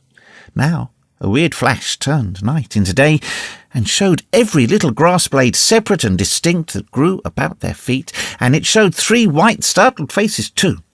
A deep peal of thunder went rolling and tumbling down the heavens and lost itself in sullen rumblings in the distance.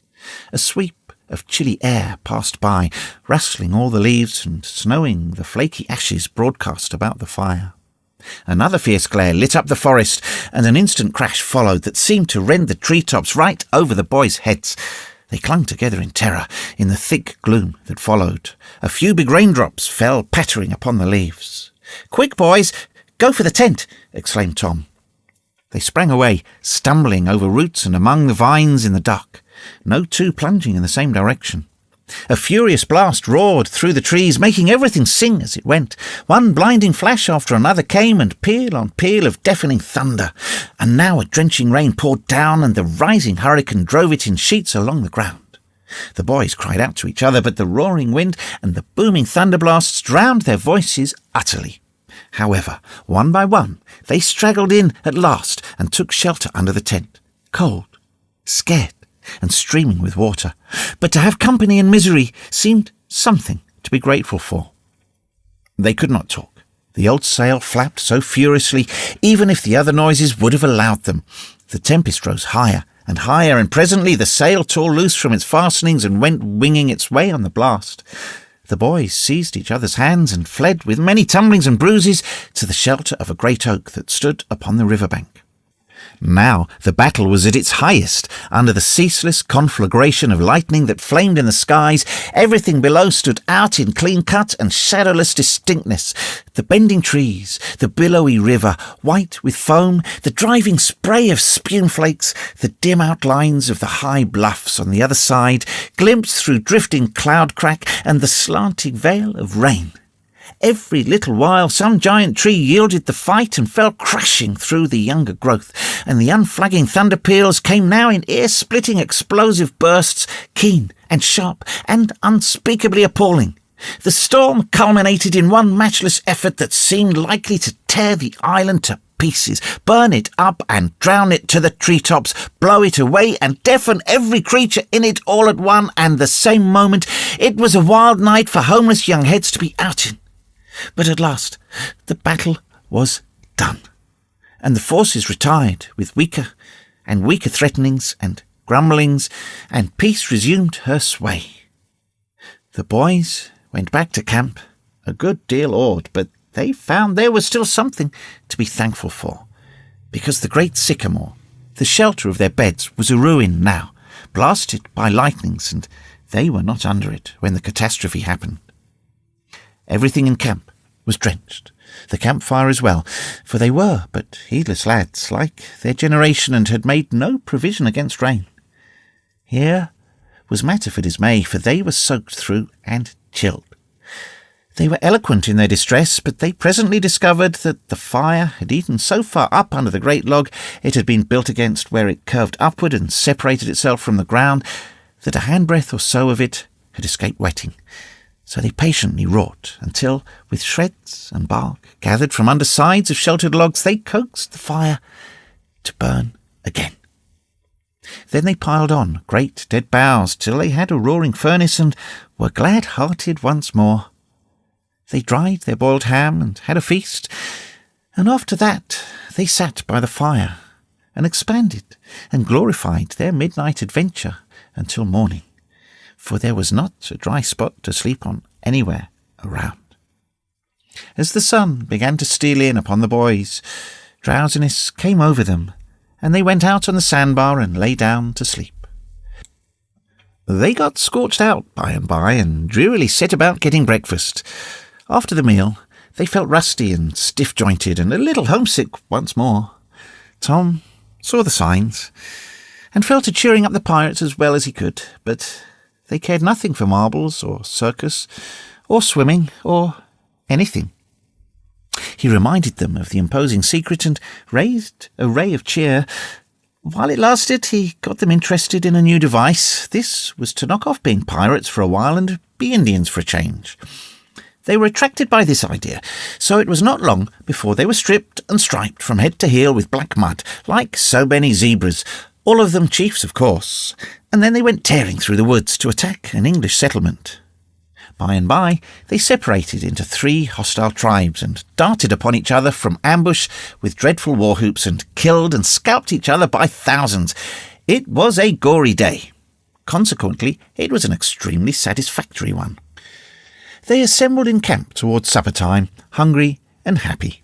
But now a difficulty arose. Hostile Indians could not break the bread of hospitality together without first making peace, and this was a simple impossibility without smoking a pipe of peace. There was no other process that they had ever heard of. 2 of the savages almost wished they'd remained pirates.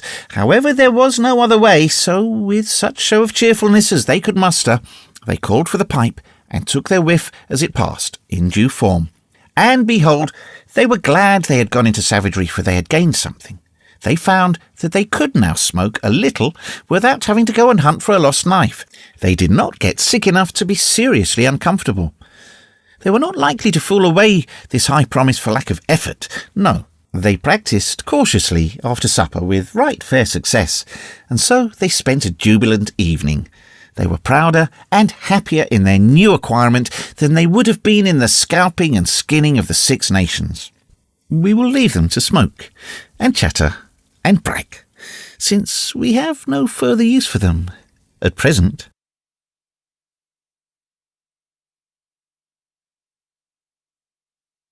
Chapter 17. But there was no hilarity in the little town that same tranquil Saturday afternoon. The Harpers and Aunt Polly's family were being put into mourning with great grief and many tears. An unusual quiet possessed the village, although it was ordinarily quiet enough in all conscience. The villagers conducted their concerns with an absent air and talked little, but they sighed often. The Saturday holiday seemed a burden to the children. They had no heart in their sports and gradually gave them up. In the afternoon, Becky Thatcher found herself moping about the deserted schoolhouse yard and feeling very melancholy. But she found nothing there to comfort her. She soliloquized, "Oh, if I only had a brass andiron knob again, but I haven't got anything now to remember him by," and she choked back a little sob. Presently she stopped and said to herself, "It was right here. Oh, if it was to do over again, I wouldn't say that. I wouldn't say it for the whole world. But he's gone now. I'll never, never, never see him any more." This thought broke her down, and she wandered away, with tears rolling down her cheeks. Then quite a group of boys and girls, playmates of Tom's and Joe's, came by, and stood looking over the paling fence and talking in reverent tones of how Tom did so-and-so the last time they saw him, and how Joe said this and that small trifle, pregnant with awful prophecy as they could easily see now. And each speaker pointed out the exact point where the lost lad stood at the time, and then added something like, "And I was standing just so, just as I am now, and as if you was with him, I was as close as that. And he smiled just this way. And then something seemed to go all over me like awful, you know, and I never thought what it meant, of course, but I can see now." Then there was dispute about who saw the dead boys last in life, and many claimed that dismal distinction and offered evidences more or less tampered with by the witnesses, and when it was ultimately decided who did see the departed last and exchange the last words with them, the lucky parties took upon themselves a sort of sacred importance, and were gaped at and envied by all the rest. One poor chap who had no other grandeur to offer said, with tolerable manifest pride in the remembrance, "Well, Tom Sawyer, he licked me once. But that bid for glory was a failure. Most of the boys could say that, and so that cheapened the distinction too much." The group loitered away, still recalling memories of the lost heroes in awed voices. When the Sunday school hour was finished the next morning, the bell began to toll, instead of ringing in the usual way. It was a very still Sabbath, and the mournful sound seemed in keeping with the musing hush that lay upon nature. The villagers began to gather, loitering a moment in the vestibule to converse in whispers about the sad event. But there was no whispering in the house. Only the funereal rustling of dresses as the women gathered to their seats disturbed the silence there. None could remember when the little church had been so full before. There was finally a waiting pause, an expectant dumbness, and then Aunt Polly entered, followed by Sid and Mary, and they by the Harper family, all in deep black, and the whole congregation, the old minister as well, rose reverently and stood until the mourners were seated in the front pew. There was another communing silence, broken at intervals by muffled sobs, and then the minister spread his hands abroad and prayed. A moving hymn was sung, and the text followed, "I am the resurrection and the life." As the service proceeded, the clergyman drew such pictures of the graces, the winning ways, and the rare promise of the lost lads, that every soul there, thinking he recognised these pictures, felt a pang in remembering that he had persistently blinded himself to them always before, and had as persistently seen only faults and flaws in the poor boys. The minister related many a touching incident in the lives of the departed, too, which illustrated their sweet, generous natures, and the people could easily see now how noble and beautiful these episodes were, and remembered with grief that at the time they occurred they had seemed rank rascalities, well deserving of the cowhide. The congregation became more and more moved as the pathetic tale went on, till at last the whole company broke down and joined the weeping mourners in a chorus of anguished sobs, the preacher himself giving way to his feelings and crying in the pulpit. There was a rustle in the gallery, which nobody noticed. A moment later, the church door creaked. The minister raised his streaming eyes above his handkerchief and stood transfixed. First one, and then another pair of eyes followed the minister's, and then, almost with one impulse, the congregation rose and stared while the three dead boys came marching up the aisle, Tom in the lead, Joe next, and Huck, a ruin of drooping rags, sneaking sheepishly in the rear. They had been hid in the unused gallery listening to their own funeral sermon. Aunt Polly, Mary, and the Harpers threw themselves upon their restored ones, smothered them with kisses and poured out thanksgivings, while poor Huck stood abashed and uncomfortable, not knowing exactly what to do or where to hide from so many unwelcoming eyes. He wavered and started to slink away, but Tom seized him and said, "Aunt Polly, it ain't fair. Somebody's got to be glad to see Huck." "And so they shall. I'm glad to see him, poor motherless thing." And the loving attentions Aunt Polly lavished upon him were the one thing capable of making him more uncomfortable than he was before. Suddenly the minister shouted at the top of his voice, "Praise God, from whom all blessings flow. Sing and put your hearts in it." And they did. Old Hundred swelled up with a triumphant burst, and while it shook the rafters, Tom Sawyer the pirate looked around upon the envying juveniles about him and confessed in his heart that this was the proudest moment of his life. As the souled congregation trooped out, they said they would almost be willing to be made ridiculous again to hear Old Hundred sung like that once more.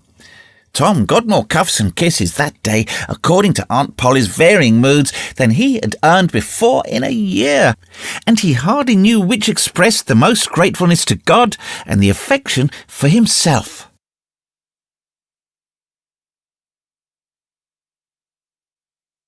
Chapter 18. That was Tom's great secret, the scheme to return home with his brother pirates and attend their own funerals.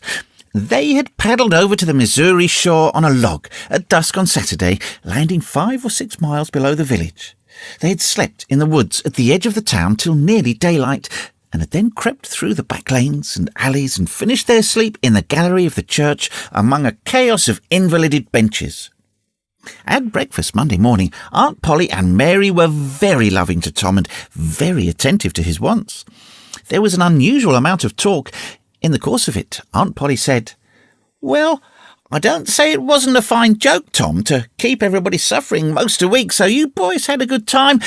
But it is a pity you could be so hard-hearted and so to let me suffer so. If you could come on over a log to go to your funeral, you could have come over and give me a hint some way that you weren't dead, but only run off." "Yes, you could have done that, Tom," said Mary, "and I believe you would, if you had thought of it." "Would you, Tom?" said Aunt Polly, her face lighting wistfully. "Say now, would you if you'd thought of it?" I don't know. 'Twould have spoiled everything." "Tom, I hoped you loved me that much," said Aunt Polly with a grieved tone that discomforted the boy. "It would have been something if you'd cared enough to think of it, even if you didn't do it." "Now, Auntie, that ain't any harm," pleaded Mary. "It's only Tom's giddy way. He's always in such a rush that he never thinks of anything. More's the pity. Sid would have thought, and Sid would have come and done it too, Tom. You'll look back some day when it's too late and wish you'd cared a little more for me when it would have cost you so little." "Now, Auntie, you know I do care for you," said Tom. "I'd know it better if you acted more like it." "I wish I'd thought," said Tom with a repentant tone. "But I dreamed about you anyway. That's something, ain't it?" "It ain't much. A cat does that much. But it's better than nothing. What did you dream?" "Why, Wednesday night I dreamt that you was sitting over there by the bed and Sid was sitting by the woodbox and Mary next to him." "Well, so we did. So we always do. I'm glad your dreams could take even that much trouble about us." "And I dreamt that Joe Harper's mother was here." "Why, she was here. Did you dream any more?" "Oh, lots. But it's so dim now." "Well, try to recollect, can't you?" "Somehow it seems to me that the wind blowed the—" "Try harder, Tom. The wind did blow something. Come." Tom pressed his fingers on his forehead and, anxious a minute, and then said, I've got it now. It blowed the candle." "Mercy on us. Go on, Tom, go on." "And it seemed to me that you said, 'Why, I believe that door—'" Go on, Tom. Just let me study a moment. Just a moment. Oh, yes, you said you believed the door was open. As I'm sitting here, I did, didn't I, Mary? Go on. And then, well, I won't be certain, but it seems like as if you made Sid go and, well, what did I make him do, Tom? What did I make him do? You made him shut it. Well, for the land's sake, I never heard the beat of that in all my days. Don't tell me there ain't anything in dreams any more. Sereny Harper shall know of this before I'm an hour older. I'd like to see her get around this with her rubbish about superstition. Go on, Tom. Oh, it's all getting just bright as day now. Next you said I weren't bad, only mischievous and harum-scarum, and not any more responsible than I think it was a cult or something. And so it was. Well, goodness gracious, go on, Tom. And then you began to cry. So I did, and not for the first time neither. And then Mrs. Harper, she began to cry and said Joe was just the same. And she wished she hadn't whipped him for taking cream when she'd throwed it out her own self. Tom, the spirit was upon you. You was a prophesying, that's what you was doing. Land alive, go on, Tom. Then Sid, he said, I don't think I said anything, said Sid. Yes, you did, said Mary. Shut your heads and let Tom go on. What did he say, Tom? He said, he said he hoped I was better off where I was gone to, but if I'd been better sometimes. There, do you hear that? It was his very words. And you shut him up sharp. I lay I did. There must have been an angel there. There was an angel there, somewheres. And Mrs. Harper told about Joe scaring her with a firecracker, and you told about Peter and the painkiller. Just as true as I live. And then there was a whole lot of talk about dragging the river for us and about having the funeral Sunday. And then you and old Miss Harper hugged and cried and she went.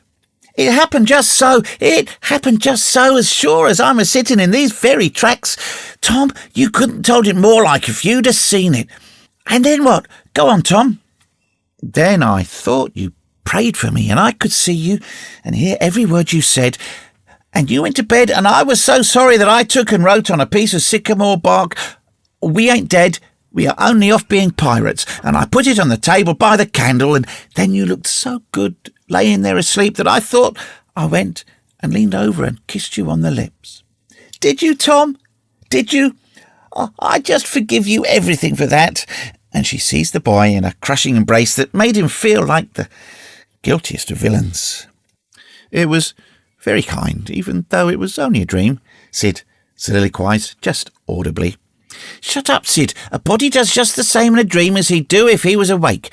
Here's a big Millam apple I've been saving for you, Tom, if you was ever found again. Now, go along to school. I'm thankful to the good God and Father of us all. I've got you back.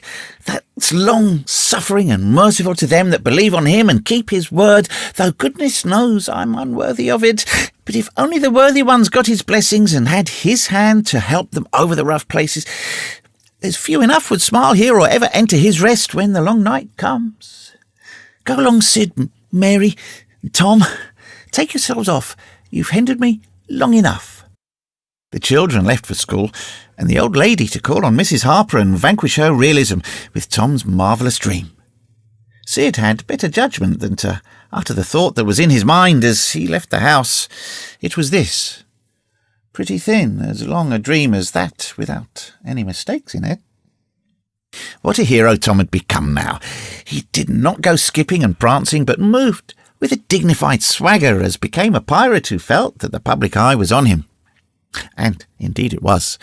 He tried not to seem to see the looks or hear the remarks as he passed along, but they were food and drink to him. Smaller boys than himself flocked at his heels, as proud to be seen with him and tolerated by him as if he'd been the drummer at the head of a procession or the elephant leading a menagerie into town.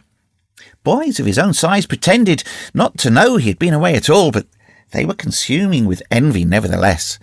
They would have given anything to have that swarthy sun-tanned skin of his and his glittering notoriety, and Tom would not have parted with either for a circus. At school, the children made so much of him and of Joe, and delivered such eloquent admiration from their eyes, that the two heroes were not long in becoming insufferably stuck up. They began to tell their adventures to hungry listeners, but they only began. It was not a thing likely to have an end with imaginations like theirs to furnish material. And finally, when they got out their pipes and went serenely puffing around, the very summit of glory was reached.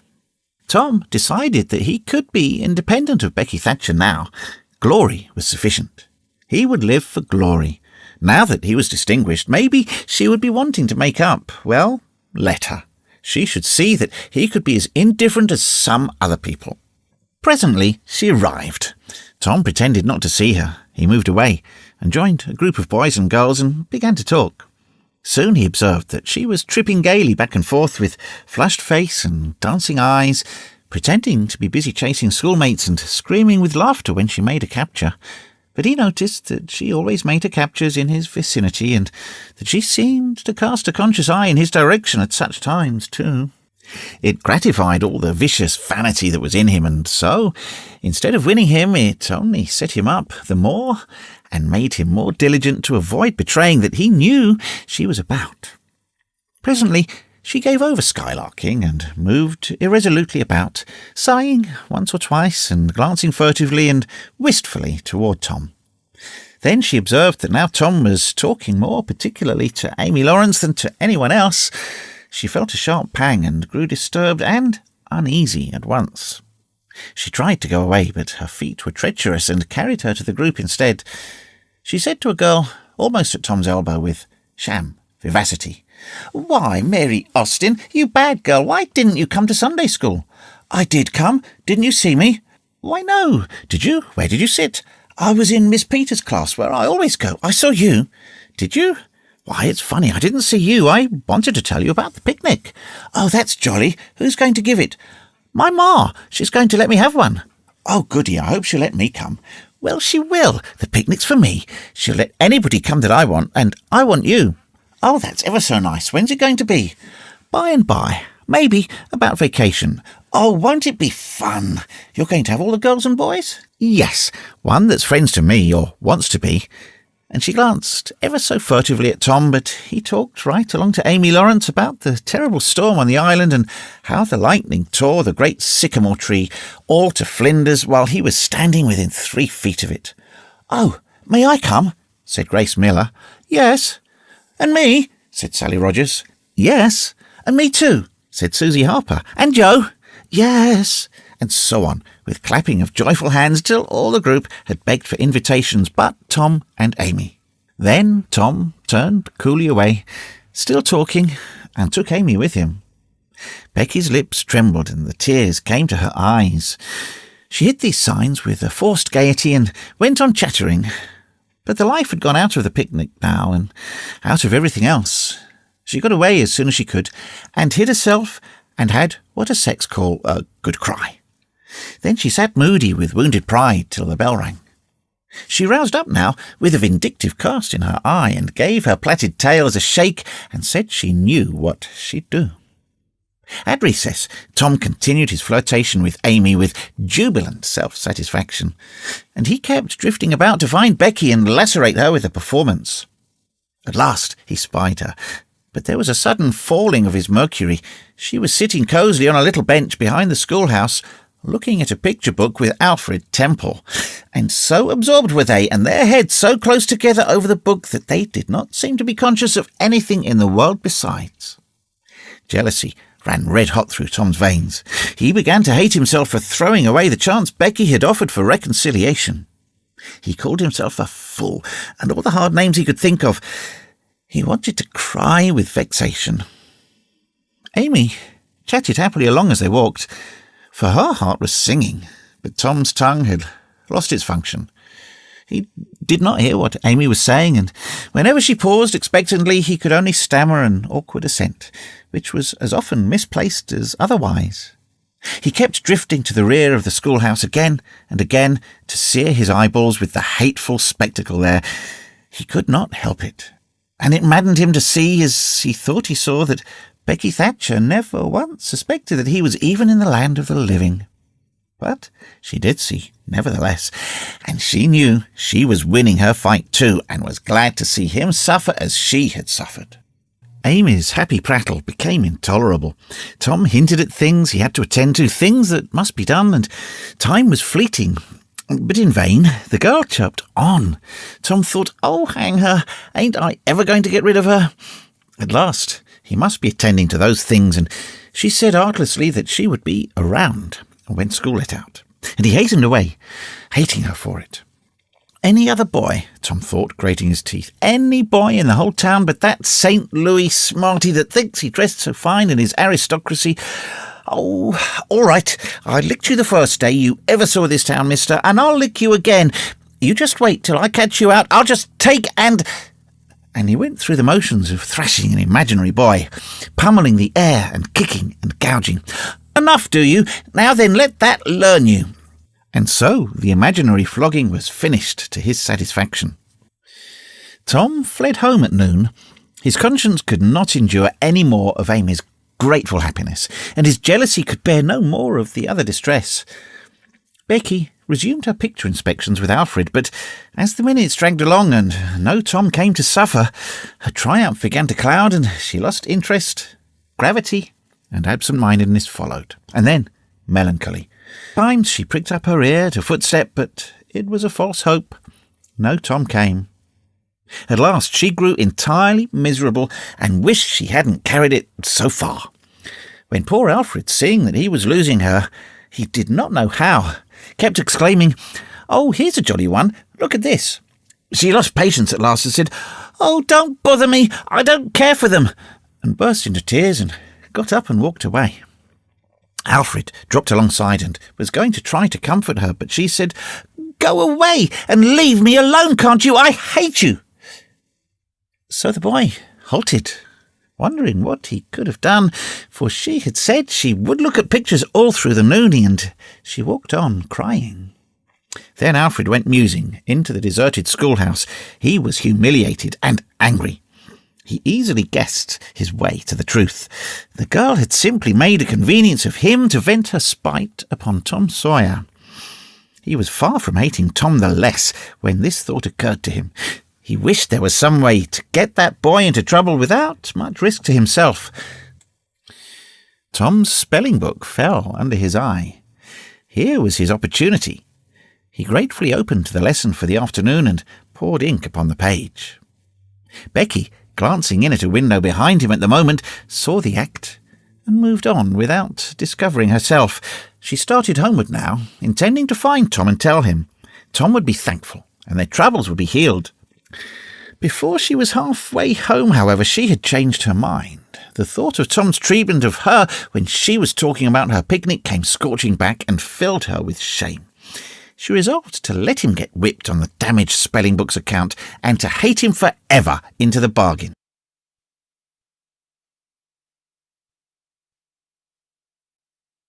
Chapter 19. Tom arrived at home in a dreary mood, and the first thing his aunt said to him showed him that he had brought his sorrows to an unpromising market. "Tom, I've a notion to skin you alive." "Auntie, what have I done?" "Well, you've done enough. Here I go, over to Serene Harper like an old softy, expecting I'm going to make her believe all that rubbish about that dream, when lo and behold, she'd found out from Joe that you was over here and heard all the talk we had that night. Tom, I don't know what it is to become a boy that will act like that. It makes me feel so bad to think you could let me go to Serene Harper and make such a fool of myself and never say a word." This was a new aspect of the thing. His smartness of the morning had seemed to Tom a good joke before, and very ingenious. It merely looked mean and shabby now. He hung his head and could not think of anything to say for a moment. Then he said, "Auntie, I wish I hadn't done it, but I didn't think." "Oh, child, you never think. You never think of anything but your own selfishness.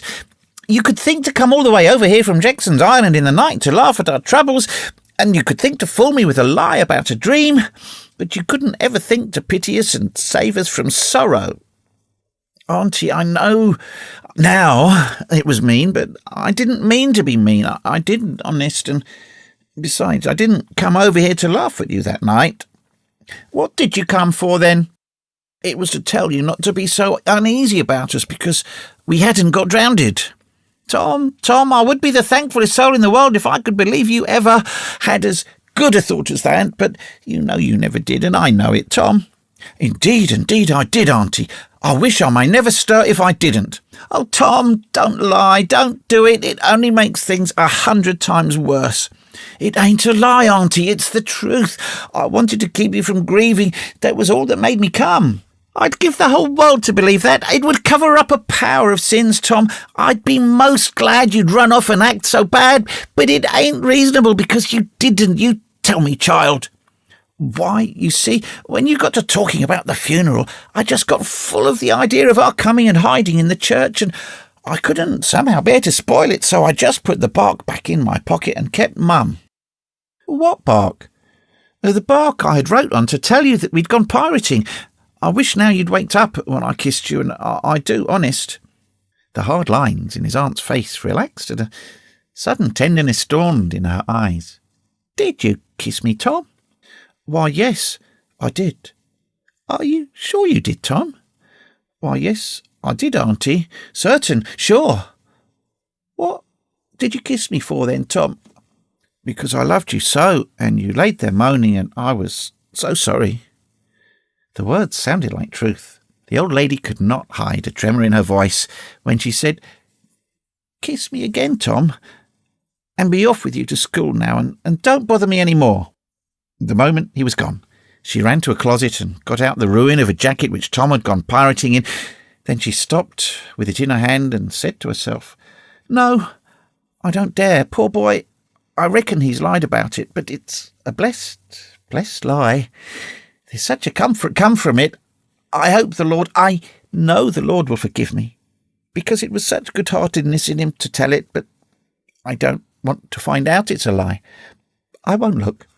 She put the jacket away and stood by, musing a minute. Twice she put her hand to take the garment again, and twice she refrained. Once more she ventured, and this time she fortified herself with the thought, It's a good lie. It's a good lie. I won't let it grieve me. So she sought the jacket pocket. A moment later she was reading Tom's piece of bark through flowing tears and saying, I could forgive the boy now if he'd committed 1,000,000 sins.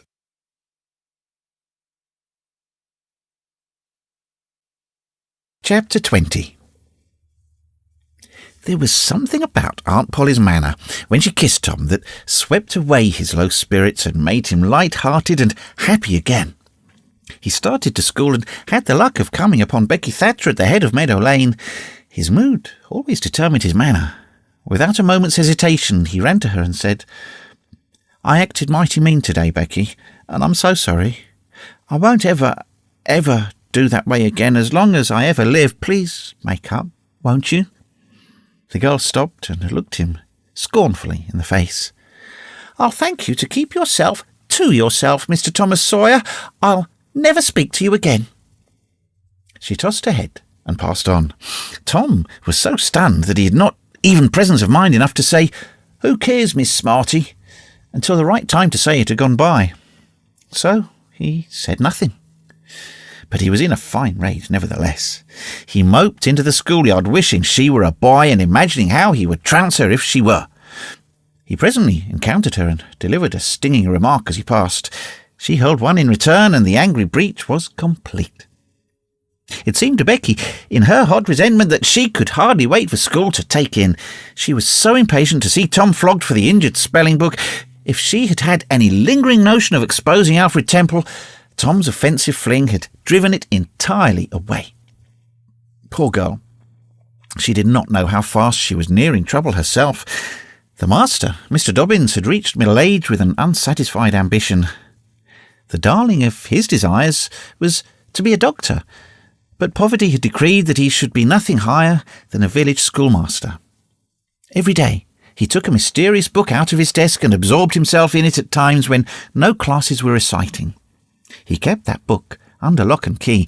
There was not an urchin in school but was perishing to have a glimpse of it. But the chance never came.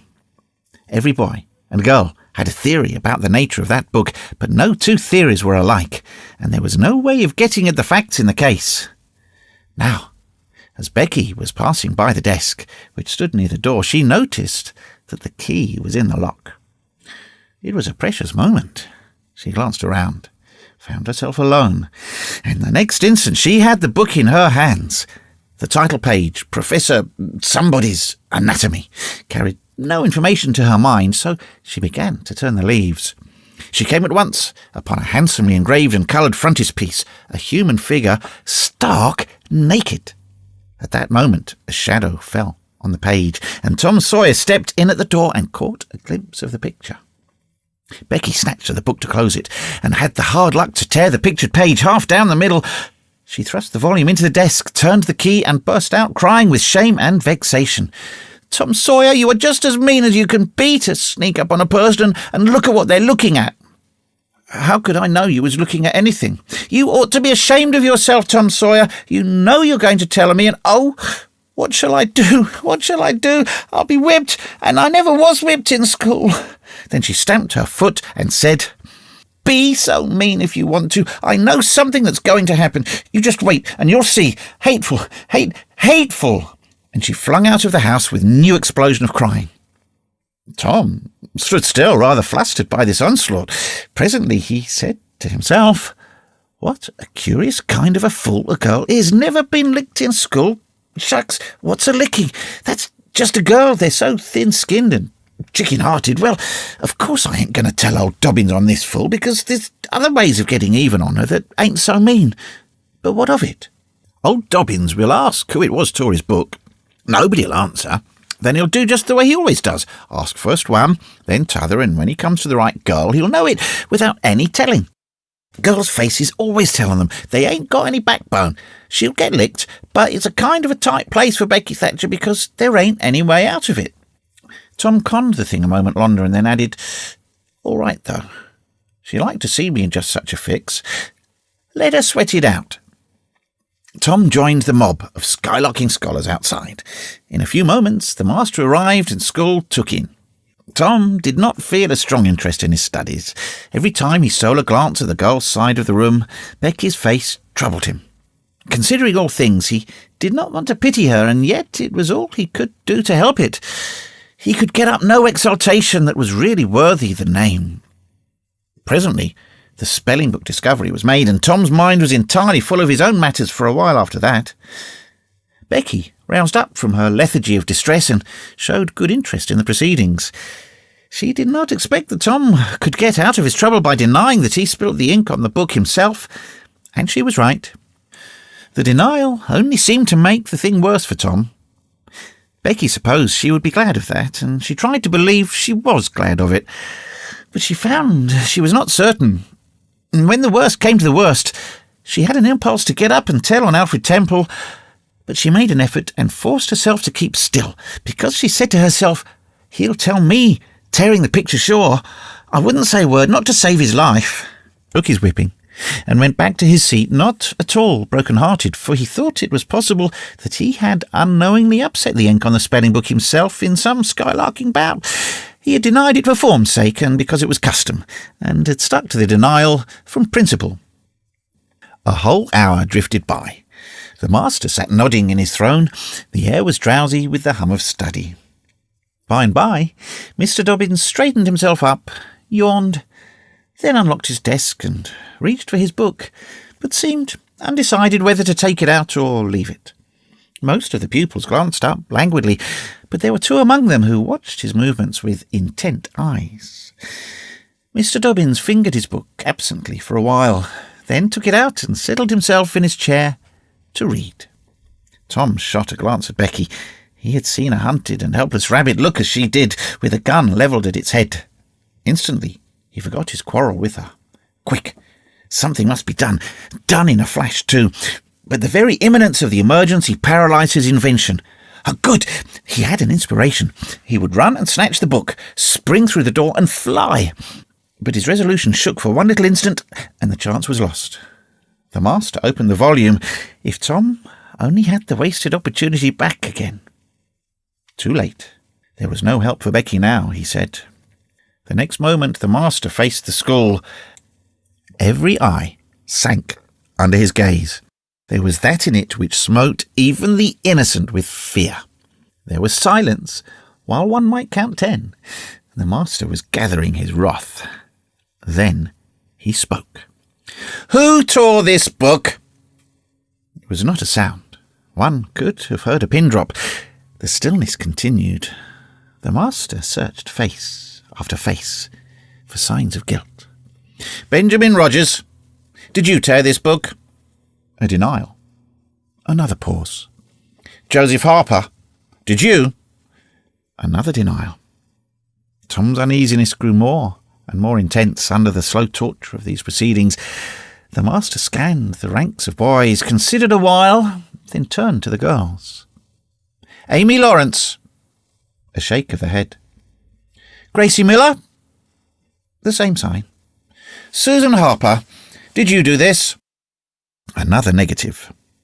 The next girl was Becky Thatcher. Tom was trembling from head to foot with excitement and a sense of the hopelessness of the situation. "Rebecca Thatcher." Tom glanced at her face. It was white with terror. "Did you tear? No. Look me in the face." Her hands rose in appeal. "Did you tear this book?" A thought shot like lightning through Tom's brain. He sprang to his feet and shouted, "I done it!" The school stared in perplexity at this incredible folly. Tom stood a moment to gather his dismembered faculties, and when he stepped forward to go, to his punishment, the surprise, the gratitude, the adoration that shone upon him out of poor Becky's eyes seemed pay enough for 100 floggings. Inspired by the splendour of his own act, he took, with an outcry, the most merciless flaying that even Mr. Dobbins had ever administered, and also received with indifference the added cruelty of a command to remain 2 hours after school should be dismissed. For he knew who would wait for him outside till his captivity was done, and not count the tedious time as loss either. Tom went to bed that night, planning vengeance against Alfred Temple, for with shame and repentance Becky had told him all, not forgetting her own treachery. But even the longing for vengeance had to give way soon to pleasanter musings, and he fell asleep at last with Becky's latest words lingering dreamy in his ear. "Tom, how could you be so noble?"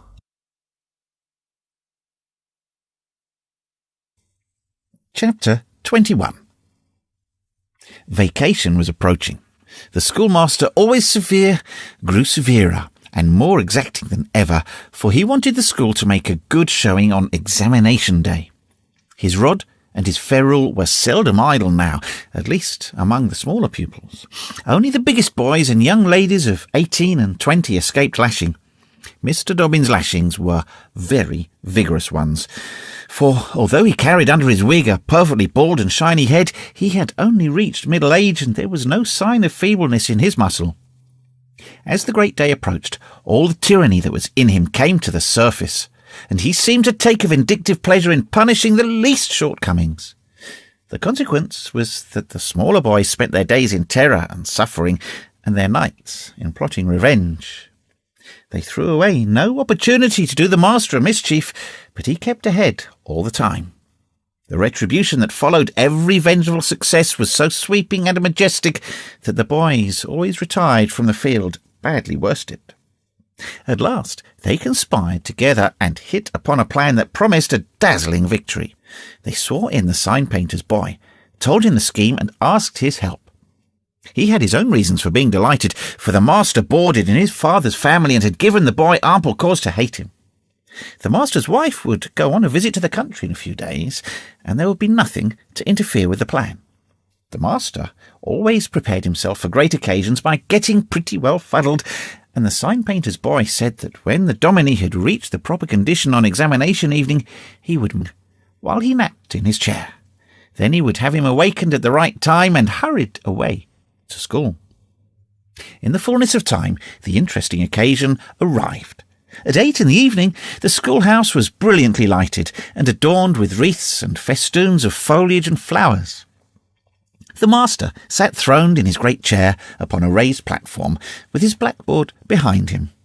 He was looking tolerably mellow.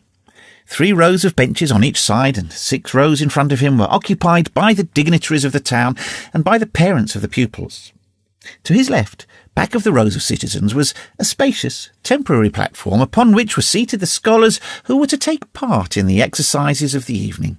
Rows of small boys, washed and dressed to an intolerable state of discomfort, rows of gawky boys, snowbanks of girls and young ladies clad in lawn and muslin, and conspicuously conscious of their bare arms, their grandmother's ancient trinkets, their bits of pink and blue ribbon, and the flowers in their hair.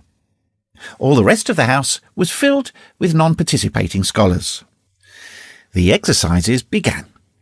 A very little boy stood up and sheepishly recited, "You'd scarce expect one of my age to speak in public on the stage," etc., accompanying himself with the painfully exact and spasmodic gestures which a machine might have used, supposing the machine to be a trifle out of order. But he got through safely, though cruelly scared, and got a fine round of applause when he made his manufactured bow and retired. A little shamefaced girl lisped, "Mary had a little lamb," etc., performed a compassion-inspiring curtsy, got her meed of applause, and sat down, flushed and happy. Tom Sawyer stepped forward with conceited confidence and soared into the unquenchable and indestructible "Give me liberty or give me death" speech with fine fury and frantic gesticulation, and broke down in the middle of it. A ghastly stage fright seized him, his legs quaked under him, and he was like to choke. True, he had the manifest sympathy of the house, but he had the house's silence too, which was even worse than its sympathy. The master frowned, and this completed the disaster. Tom struggled a while, and then retired, utterly defeated. There was a weak attempt at applause, but it died early. "The boy stood on the burning deck," followed also. "The Assyrian came down," and other declamatory gems. Then there were reading exercises, and a spelling fight, and the meagre Latin class recited with honour. The prime feature of the evening was in order now, original compositions by the young ladies. Each, in her turn, stepped forward to the edge of the platform, cleared her throat, held up her manuscript tied with dainty ribbons, and proceeded to read with laboured attention to expression and punctuation. The themes were the same that had been illuminated upon similar occasions by their mothers before them, their grandmothers, and doubtless all their ancestors in the female line clear back to the Crusades. Friendship was one, memories of other days, religion in history, dreamland, the advantages of culture, forms of political government compared and contrasted, melancholy, filial love, heart-longings, etc., etc. A prevalent feature in these compositions was a nursed and petted melancholy. Another was a wasteful and opulent gush of fine language. Another was a tendency to lug in by the ears particularly prized words and phrases until they were worn entirely out. And a peculiarity that conspicuously marked and marred them was the inveterate and intolerable sermon that wagged its crippled tail at the end of each and every one of them. No matter what the subject might be, a brain-racking effort was made to squirm it into some aspect or other that the moral and religious mind could contemplate with edification. The glaring insincerity of these sermons was not sufficient to compass the banishment of the fashion from the schools, and it is not sufficient today. It never will be sufficient while the world stands, perhaps. There is no school in all our land where the young ladies do not feel obliged to close their compositions with a sermon, and you will find that the sermon of the most frivolous and least religious girl in the school is always the longest and the most relentlessly pious. But enough of this. Homely truth is unpalatable. Let us return to the examination. The first composition that was read was one entitled, "Is This, Then, Life?" Perhaps the reader can endure an extract from it. In the common walks of life, with what delightful emotion does the youthful mind look forward to some anticipated scene of festivity! Imagination is busy sketching rose-tinted pictures of joy. In fancy, the voluptuous votary of fashion sees herself amid the festive throng, the observed of all observers. Her graceful form, arrayed in snowy robes, is whirling through the mazes of the joyous dance. Her eyes is brightest, her step is lightest in the gay assembly. In such delicious fancies time quickly glides by, and the welcome hour arrives for her entrance into the Elysian world of which she has had such bright dreams. How fairy-like does everything appear to her enchanted vision! Each new scene is more charming than the last, but after a while she finds that beneath this goodly exterior all is vanity. The flattery which once charmed her soul now grates harshly upon her ear. The ballroom has lost its charms, and with wasted health and embittered heart she turns away with the conviction that earthly pleasures cannot satisfy the longings of the soul. And so forth and so on. There was a buzz of gratification from time to time during the reading, accompanied by whispered ejaculations of "How sweet! How eloquent! Oh, so true!" etc. And after the thing had closed with a peculiarly afflicting sermon, the applause was enthusiastic.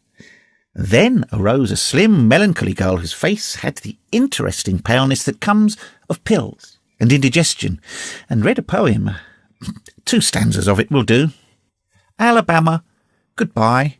I love thee well, but yet for a while do I leave thee now. Sad, yes, sad thoughts of thee my heart doth swell, and burning recollections throng my brow. For I have wandered through thy flowery woods, have roamed and read near Tallapoosa's stream, have listened to Tallahassee warring floods, and wooed on Coosa's side Aurora's beam. Yet shame I not to bear an awful heart, nor blush to turn behind my tearful eyes. 'Tis from no stranger land I now must part, 'tis to no strangers left I yield these sighs. Welcome and home were mine within this state, whose vales I leave, whose spires fade fast from me, and cold must be mine eyes and heart and tet, when dear Alabama they turn cold on thee. There were very few there who knew what Tate meant, but the poem was very satisfactory nevertheless. Next appeared a dark-complexioned, black-eyed, black-haired young lady, who paused an impressive moment, assumed a tragic expression, and began to read in a measured, solemn tone. Dark and tempestuous was night. Around the throne on high not a single star quivered, but the deep intonations of the heavy thunder constantly vibrated upon the ear, whilst the terrific lightning revelled in angry mood through the cloudy chambers of heaven, seeming to scorn the power exerted over its terror by the illustrious Franklin. Even the boisterous winds unanimously came forth from their mystic homes and blustered about as if to enhance by their aid the wildness of the scene. At such a time, so dark, so dreary, for human sympathy my very spirit sighed, but instead thereof, my dearest friend, my counsellor, my comforter, my joy and grief, my second bliss and joy, came to my side. She moved like one of these bright beings pictured in the sunny walks of fancy's Eden by the romantic and young, a queen of beauty unadorned, save by her own transcendent loveliness, so soft was her step. It failed to make even a sound, and but for the magical thrill imparted by her genial touch, as other unobtrusive beauties, she would have glided away unperceived, unsought. A strange sadness rested upon her features, like icy tears upon the robe of December, as she pointed to the contending elements without, and bade me contemplate the 2 beings presented.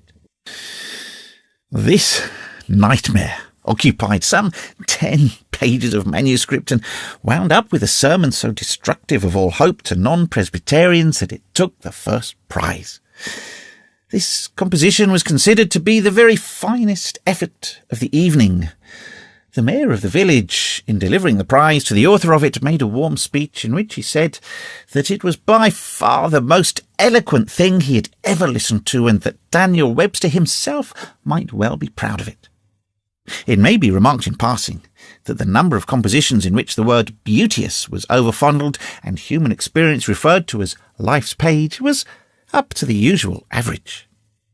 Now, the master, mellow almost to the verge of geniality, put his chair aside, turned his back to the audience and began to draw a map of America on the blackboard to exercise the geography class upon. But he made a sad business of it with his unsteady hand, and a smothered titter rippled over the house. He knew what the matter was and set himself to write it. He sponged outlines and remade them, but he only distorted them more and more, and the tittering was more pronounced. He threw his entire attention upon his work now, as if determined not to be put down by mirth.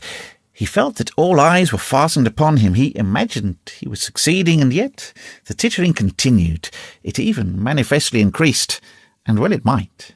There was a garret above, pierced with a scuttle over his head, and down through this scuttle came a cat, suspended around the haunches by a string. She had a rag tied about her head and jaws to keep her from mewing. As she slowly descended, she curved upward and clawed at the string. She swung downward and clawed at the intangible air. The tittering rose higher and higher. The cat was within 6 inches of the absorbed teacher's head. Down, down, a little lower, and she grabbed his wig with her desperate claws, clung to it, and was snatched up into the garret in an instant, with her trophy still in her possession. And how the light did blaze abroad from the master's bald pate, for the sign-painter's boy had gilded it. That broke up the meeting. The boys were avenged. Vacation had come. Note: the pretended compositions quoted in this chapter are taken without alteration from a volume entitled Prose and Poetry by a Western Lady. But they are exactly and precisely after the schoolgirl pattern, and hence are much happier than any mere imitations could be.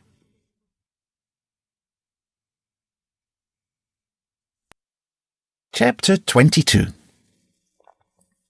Tom joined the new order of cadets of temperance, being attracted by the showy character of their regalia.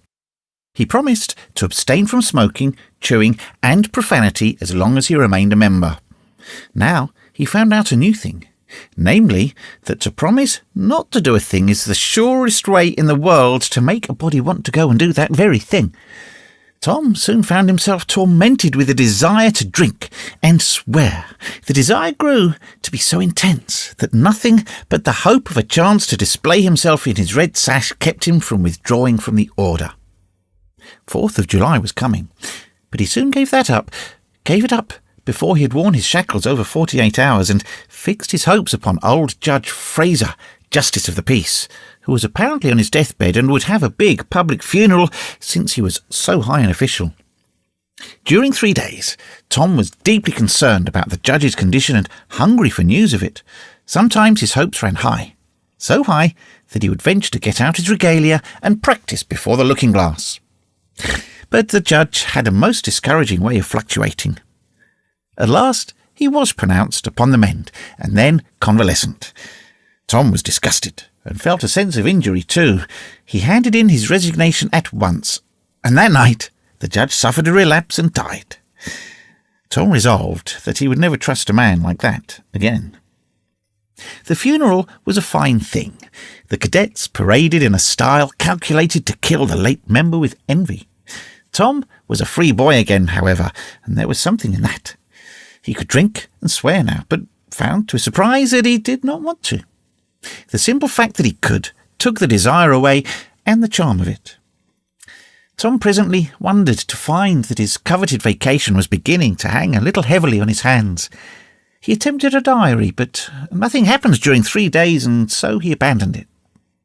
The first of all the Negro minstrel shows came to town and made a sensation. Tom and Joe Harper got up a band of performers and were happy for 2 days. Even the glorious 4th was in some sense a failure, for it rained hard. There was no procession in consequence, and the greatest man in the world, as Tom supposed, Mr. Benton, an actual United States Senator, proved an overwhelming disappointment, for he was not 25 feet high, nor even anywhere in the neighbourhood of it. A circus came. The boys played circus for 3 days afterward in tents made of rag carpeting. Admission, 3 pins for boys, 2 for girls, and then circusing was abandoned. A phrenologist and a mesmerizer came, and went again, and left the village duller and drearier than ever. There were some boys' and girls' parties, but they were so few and so delightful that they only made the aching voids between ache the harder. Becky Thatcher was gone to her Constantinople home to stay with her parents during vacation, so there was no bright side to life anywhere. The dreadful secret of the murder was a chronic misery. It was a very cancer for permanency and pain. Then came the measles. During 2 long weeks, Tom lay a prisoner, dead to the world and its happenings. He was very ill. He was interested in nothing. When he got up on his feet at last and moved feebly downtown, a melancholy change had come over everything and every creature. There had been a revival and everybody had got religion, not only the adults but even the boys and girls. Tom went about hoping against hope for the sight of one blessed sinful face, but disappointment crossed him everywhere. He found Joe Harper studying a testament and turned sadly away from the depressing spectacle. He sought Ben Rogers and found him visiting the poor with a basket of tracts. He hunted up Jim Hollis, who called his attention to the precious blessing of his late measles as a warning. Every boy he encountered added another ton to his depression, and when, in desperation, he flew for refuge at last to the bosom of Huckleberry Finn and was received with scriptural quotation, his heart broke, and he crept home to bed, realizing that he alone of all the town was lost forever and forever. And that night there came on a terrific storm, with driving rain, awful claps of thunder and blinding sheets of lightning.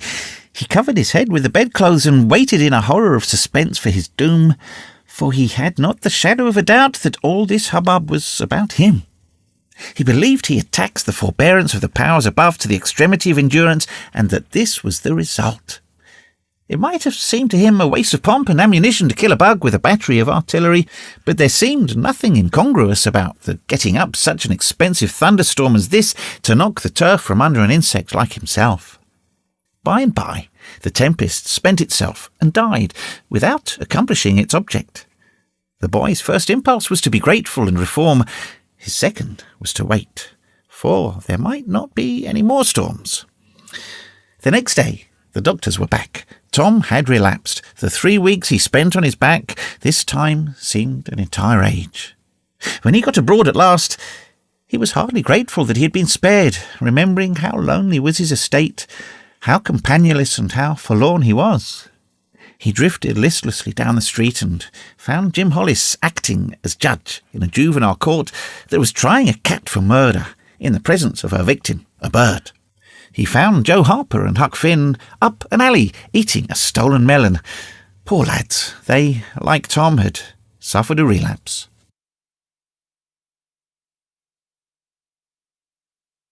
Chapter 23. At last the sleepy atmosphere was stirred, and vigorously. The murder trial came on in the court. It became the absorbing topic of village talk immediately. Tom could not get away from it. Every reference to the murder sent a shudder to his heart, for his troubled conscience and fears almost persuaded him that these remarks were put forth in his hearing as feelers.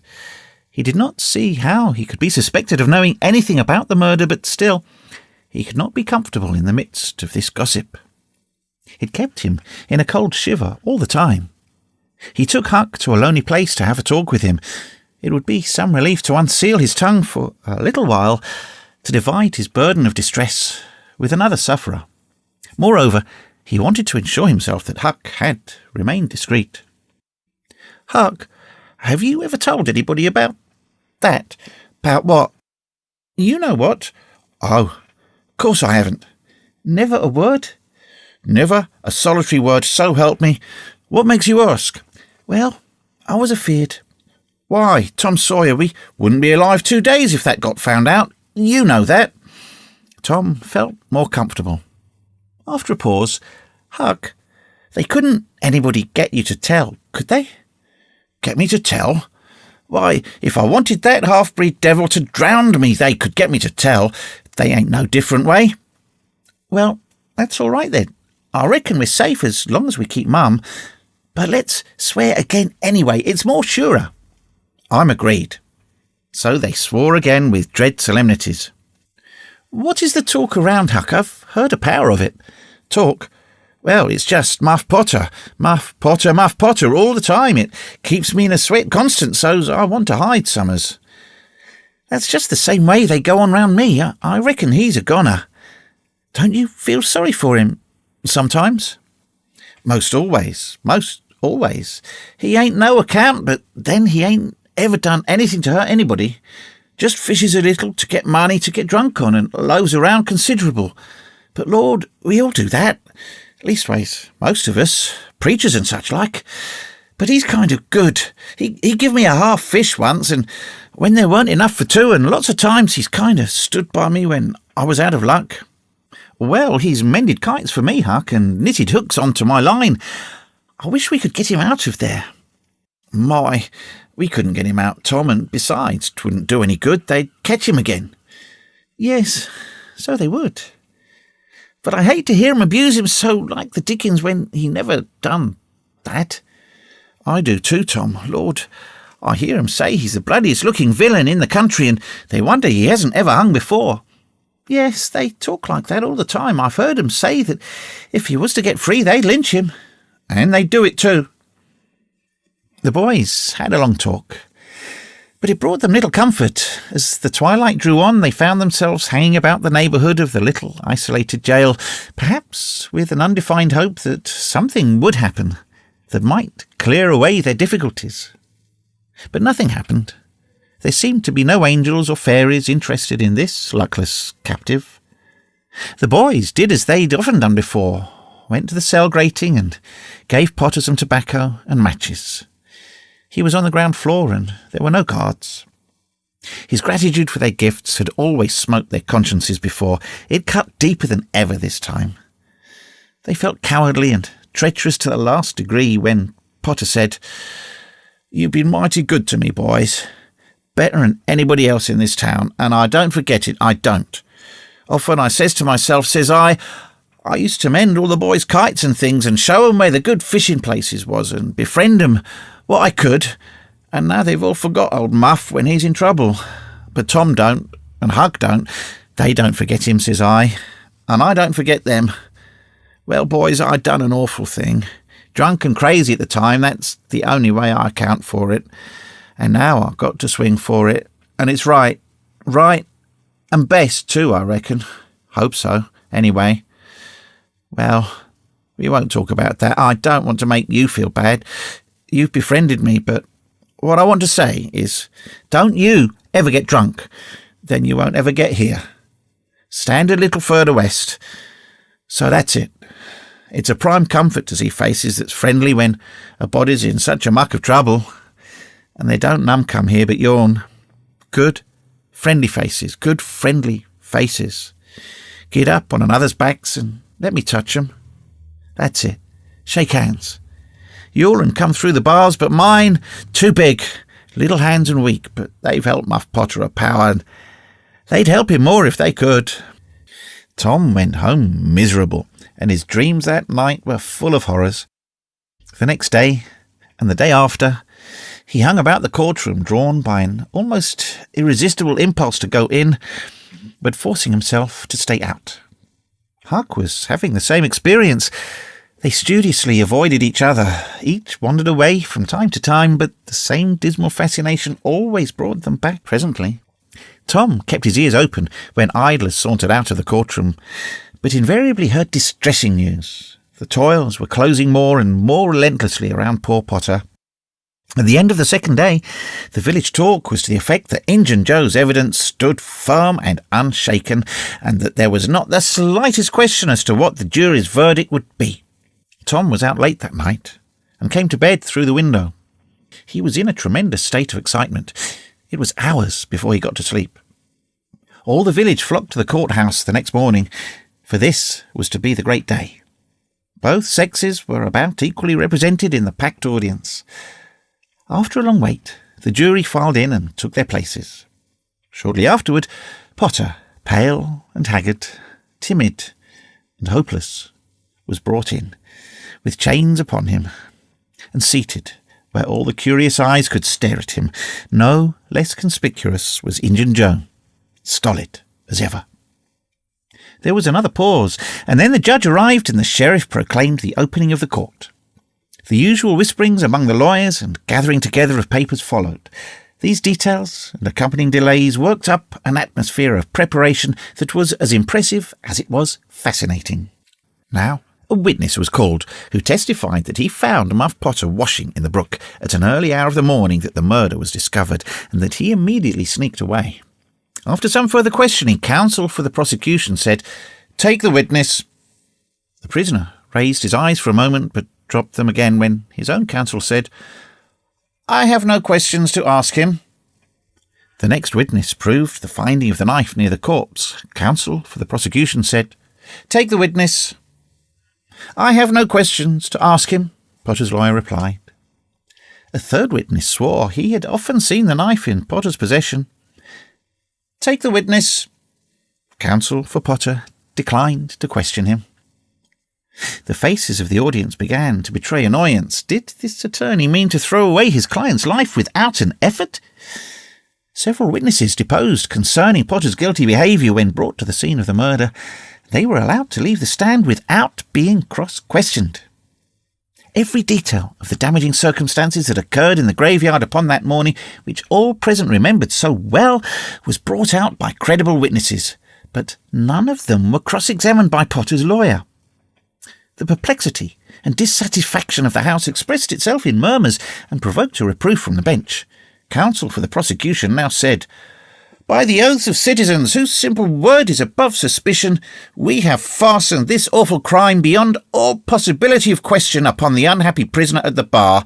We rest our case here." A groan escaped from poor Potter, and he put his face in his hands and rocked his body softly to and fro while a painful silence reigned in the courtroom. Many men were moved, and many women's compassion testified itself in tears. Counsel for the defence rose and said, "Your Honour, in our remarks at the opening of this trial, we foreshadowed our purpose to prove that our client did this fearful deed while under the influence of a blind and irresponsible delirium produced by drink. We have changed our mind. We shall not offer that plea." Then to the clerk, "Call Thomas Sawyer." A puzzled amazement awoke in every face in the house, not even excepting Potter's. Every eye fastened itself with wondering interest upon Tom as he rose and took his place upon the stand. The boy looked wild enough, for he was badly scared. The oath was administered. "Thomas Sawyer, where were you on the 17th of June about the hour of midnight?" Tom glanced at Injun Joe's iron face, and his tongue failed him. The audience listened breathless, but the words refused to come. After a few moments, however, the boy got a little of his strength back and managed to put enough of it into his voice to make part of the house hear. "In the graveyard. A little bit louder, please. Don't be afraid. You are in the graveyard." A contemptuous smile flitted across Injun Joe's face. "Were you anywhere near Horse William's grave?" "Yes, sir." "Speak up just a trifle louder. How near were you?" "Near as I am to you." "Were you hidden or not?" "I was hid." "Where?" "Behind the elms that's on the edge of the grave." Injun Joe gave a barely perceptible start. "Anyone with you?" "Yes, sir. I went there with—" Wait a moment. Never mind mentioning your companion's name. We will produce him at the proper time. Did you carry anything there with you?" Tom hesitated and looked confused. "Speak out, my boy. Don't be diffident. The truth is always respectable. What did you take there?" Only a dead cat." There was a ripple of mirth, which the court checked. "We will produce the skeleton of that cat. Now, my boy, tell us everything that occurred. Tell it in your own way. Don't skip anything, and don't be afraid." Tom began, hesitating at first, but as he warmed to his subject, his words flowed more and more easily. In a little while, every sound ceased but his own voice. Every eye fixed itself upon him. With parted lips and abated breath, the audience hung upon his words, taking no note of time, wrapped in the ghastly fascinations of the tale. The strain upon pent emotion reached its climax when the boy said, "And as the doctor fetched the board round and Muff Potter fell, Injun Joe jumped with the knife and—" Crash! Quick as lightning, the half-breed sprang for a window, tore his way through all opposers, and was gone.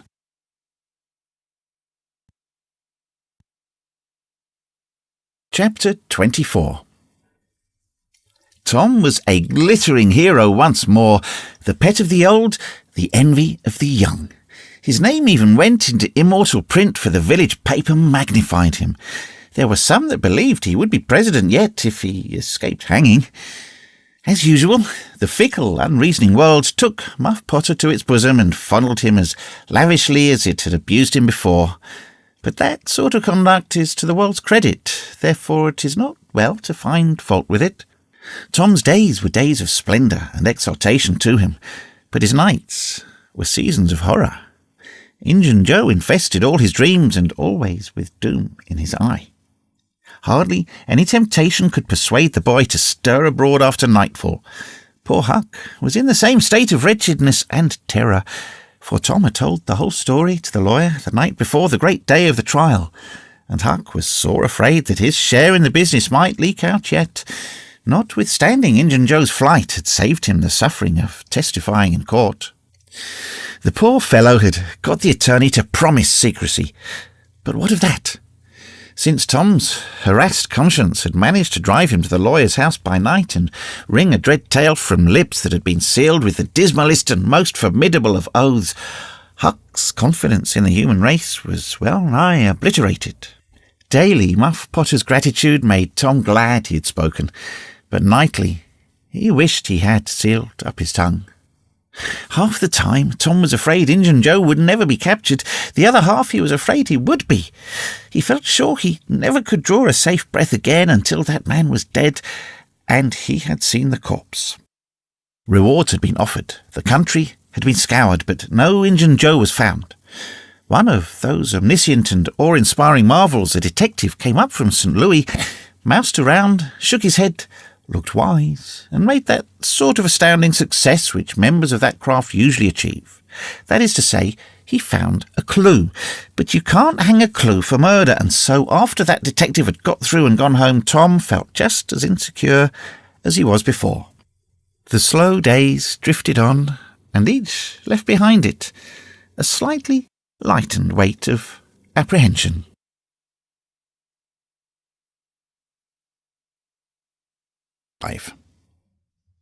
There comes a time in every rightly constructed boy's life when he has a raging desire to go somewhere and dig for hidden treasure.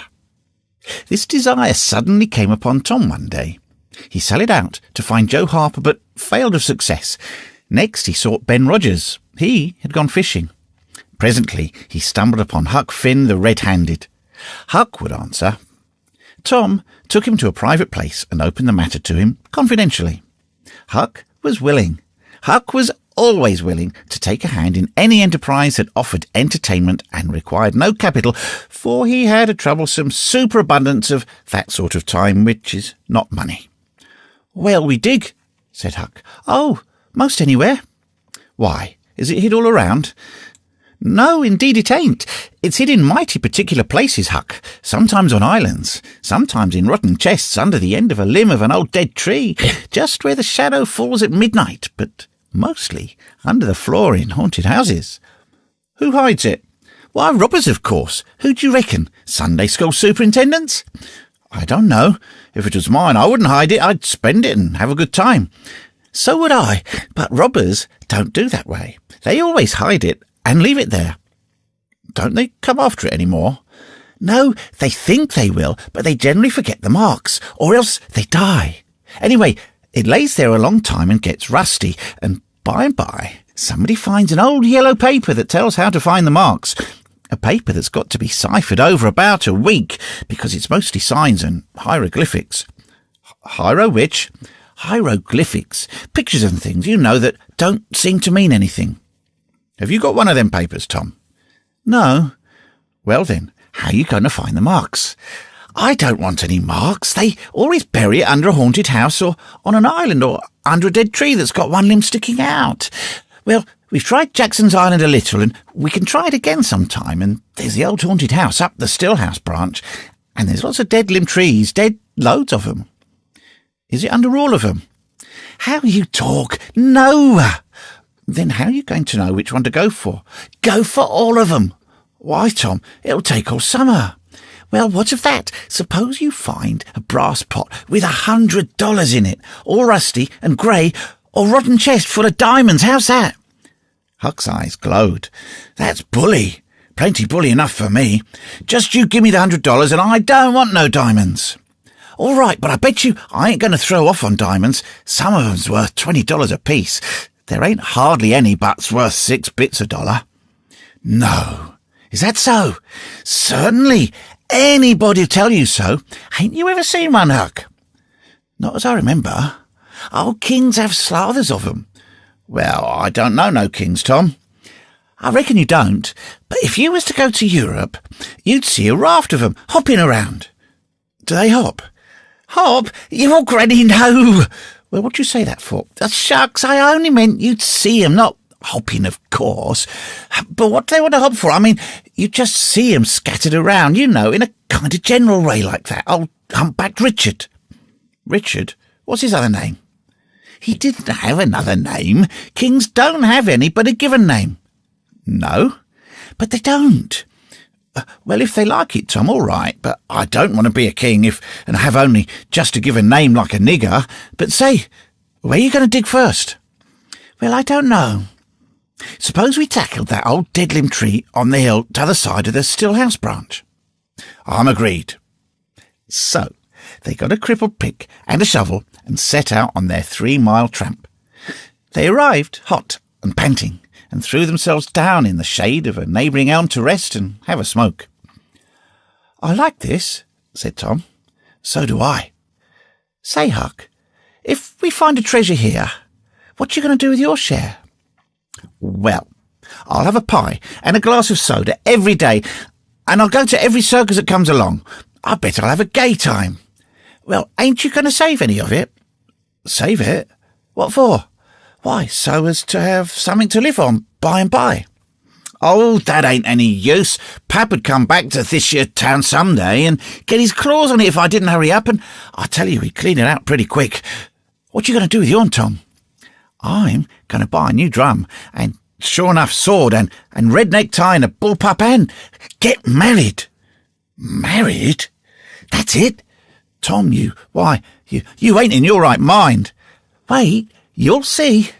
Well, that's the foolishest thing you could do. Look at Pap and my mother fight. Why, they used to fight all the time. I remember mighty well. That ain't anything. The girl I'm going to marry won't fight. Tom, I reckon they're all alike. They'll all comb a body. Now, you better think about this a while. I tell you, you better. What's the name of the gal? It ain't a gal at all. It's a girl. It's all the same, I reckon. Some says gal, some says girl. Both's right, like enough. Anyway, what's her name, Tom? I'll tell you sometime. Not now. Oh, all right, that'll do. Only, if you get married, I'll be more lonesomer than ever. No, you won't. You'll come and live with me. Now stir out of this and we'll go to digging. They worked and sweated for half an hour. No result. And they toiled another half hour still.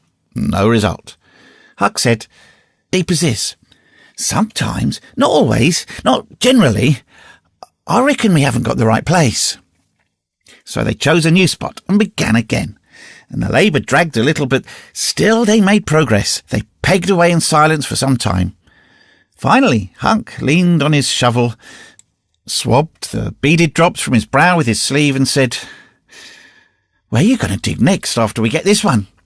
I reckon maybe we'll tackle the old tree that's over yonder on Cardiff Hill, back of the widow's. I reckon that'll be a good one. But won't the widow take it away from us, Tom? It's on her land. She? Take it away? Maybe she'd like try it once. Whoever finds one of these hid treasures, it belongs to him. It don't make any difference whose land it's on.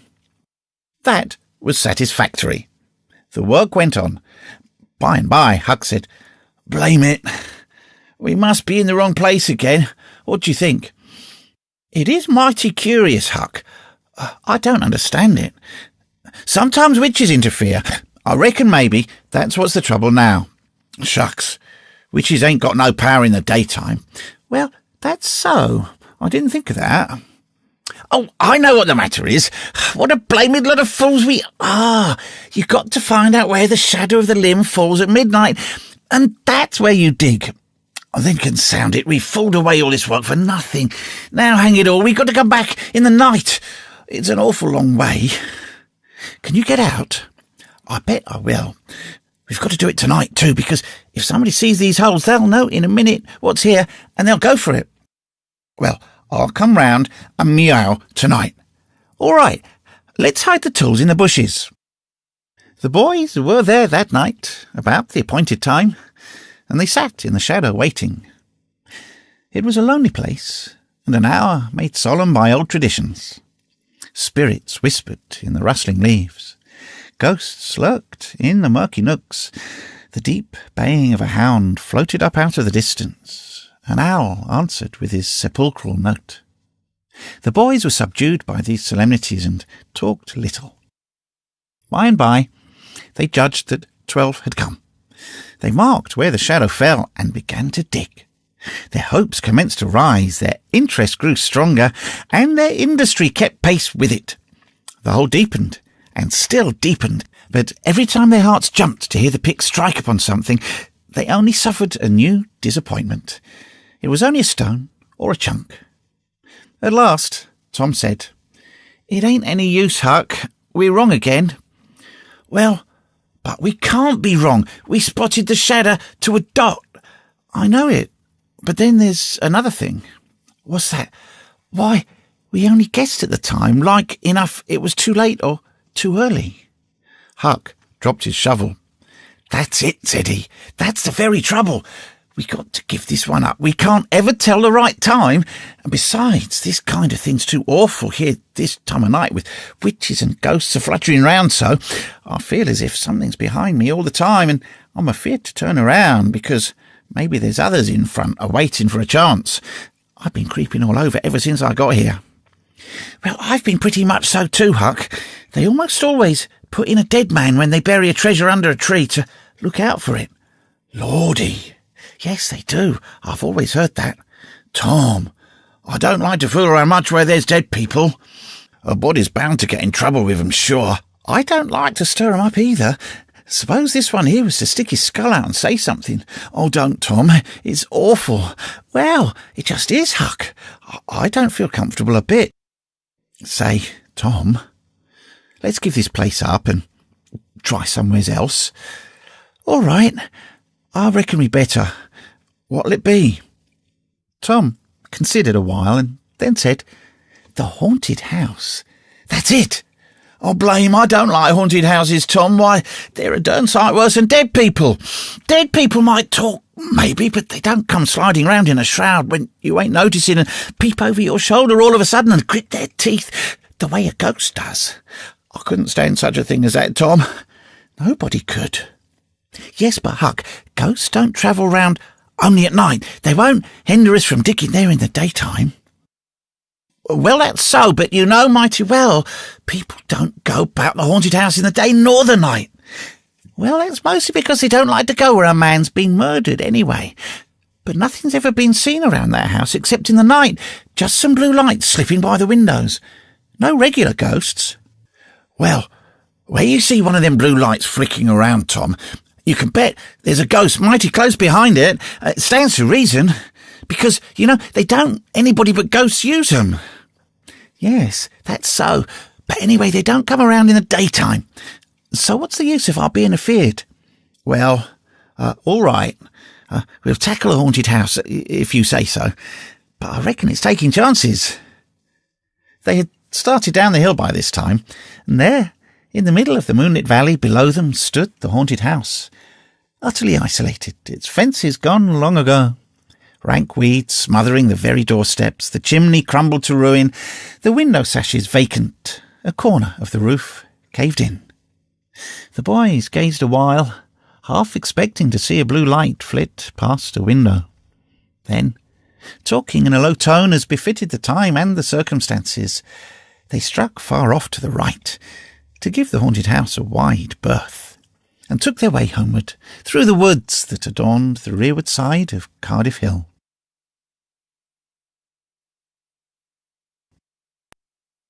Chapter 26. About noon the next day, the boys arrived at the dead tree. They had come for their tools. Tom was impatient to go to the haunted house. Huck was miserably so also, but suddenly said, "Looky here, Tom, do you know what day it is?" Tom mentally ran over the days of the week and then quickly lifted his eyes with a startled look in them. "My, I never once thought of it, Huck." "Well, I didn't neither, but all at once it popped into me that it was Friday." "Blame it, a body can't be too careful, Huck. We might have got into an awful scrape tackling such a thing on a Friday." "Might. Better say we would. There's some lucky days, maybe, but Friday ain't." "That, I don't reckon you was the first that found it out, Huck." "Well, I never said I was, did I? And Friday ain't all neither. I had a rotten bad dream last night. Dreamt about rats." "No, sure sign of trouble. Did they fight?" "No." "Well, that's good, Huck. When they don't fight, it's only a sign there's trouble around, you know. All we got to do is look mighty sharp and keep out of it. We'll drop this thing for today and play. Do you know Robin Hood, Huck?" "No. Who's Robin Hood?" "Why, he was one of the greatest men that was ever in England, and the best. He was a robber." "Cracky, I wished I was. Who did he rob?" "Only sheriffs and bishops and rich people and kings and such like. But he never bothered the poor. He loved them. He always divided up with them perfectly square." "Well, he must have been a brick." "I bet you he was, Huck. Oh, he was the noblest man that ever was. They ain't any such men now, I can tell you. He could lick any man in England with one hand tied behind him, and he could take his yew-bow and plug a 10-cent piece every time 1.5 miles. "What's a yew-bow?" "I don't know. It's some kind of a bow, of course. And if he hit that dime only on the edge, he would sit down and cry and curse. But we'll play Robin Hood. It's nobby fun. I'll learn you." "I'm agreed." So they played Robin Hood all afternoon, now and then casting a yearning eye down upon the haunted house and passing a remark about the morrow's prospects and possibilities there. As the sun began to sink into the west, they took their way homeward, athwart the long shadows of the trees, and soon were buried from the sight in the forests of Cardiff Hill. On Saturday, shortly after noon, the boys were at the dead tree again. They had a smoke and a chat in the shade, and then dug a little in their last hole. Not with great hope, but merely because Tom said there were so many cases where people had given up a treasure after getting down within 6 inches of it, and then somebody else had come along and turned it up with a single thrust of a shovel. The thing failed this time, however, so the boys shouldered their tools and went away feeling that they had not trifled with fortune, but had fulfilled all the requirements that belong to the business of treasure hunting. When they reached the haunted house, there was something so weird and grisly about the dead silence that reigned there under the baking sun, and something so depressing about the loneliness and desolation of the place that they were afraid for a moment to venture in. Then they crept to the door and took a trembling peep. They saw a weed-grown, flawless room, unplastered, an ancient fireplace, vacant windows, a ruinous staircase, and here, there, and everywhere hung ragged and abandoned cobwebs. They presently entered, softly, with quickened pulses, talking in whispers, ears alert to catch the slightest sound and muscles tense and ready for instant retreat. In a little while, familiarity modified their fears, and they gave the place a critical and interested examination, rather admiring their own boldness and wondering at it too. Next, they wanted to look upstairs. This was something like cutting off retreat, but they got to daring each other, and of course there could be but one result. They threw their tools into a corner and made the ascent. Up there were the same signs of decay. In one corner they found a closet that promised mystery, but the promise was a fraud. There was nothing in it. Their courage was up now and well in hand, and they were about to go down and begin work when, "Shh," said Tom. "What is it?" whispered Huck, blanched with fright. "Shh, there, hear it?" "Yes." "Oh my, let's run." "Keep still, don't you budge. They're coming right towards the door." The boys stretched themselves upon the floor with their eyes to knotholes in the planking and lay waiting in a misery of fear. "They've stopped. No, coming. Here they are. Don't whisper any word. My goodness, I wish I was out of this." 2 men entered.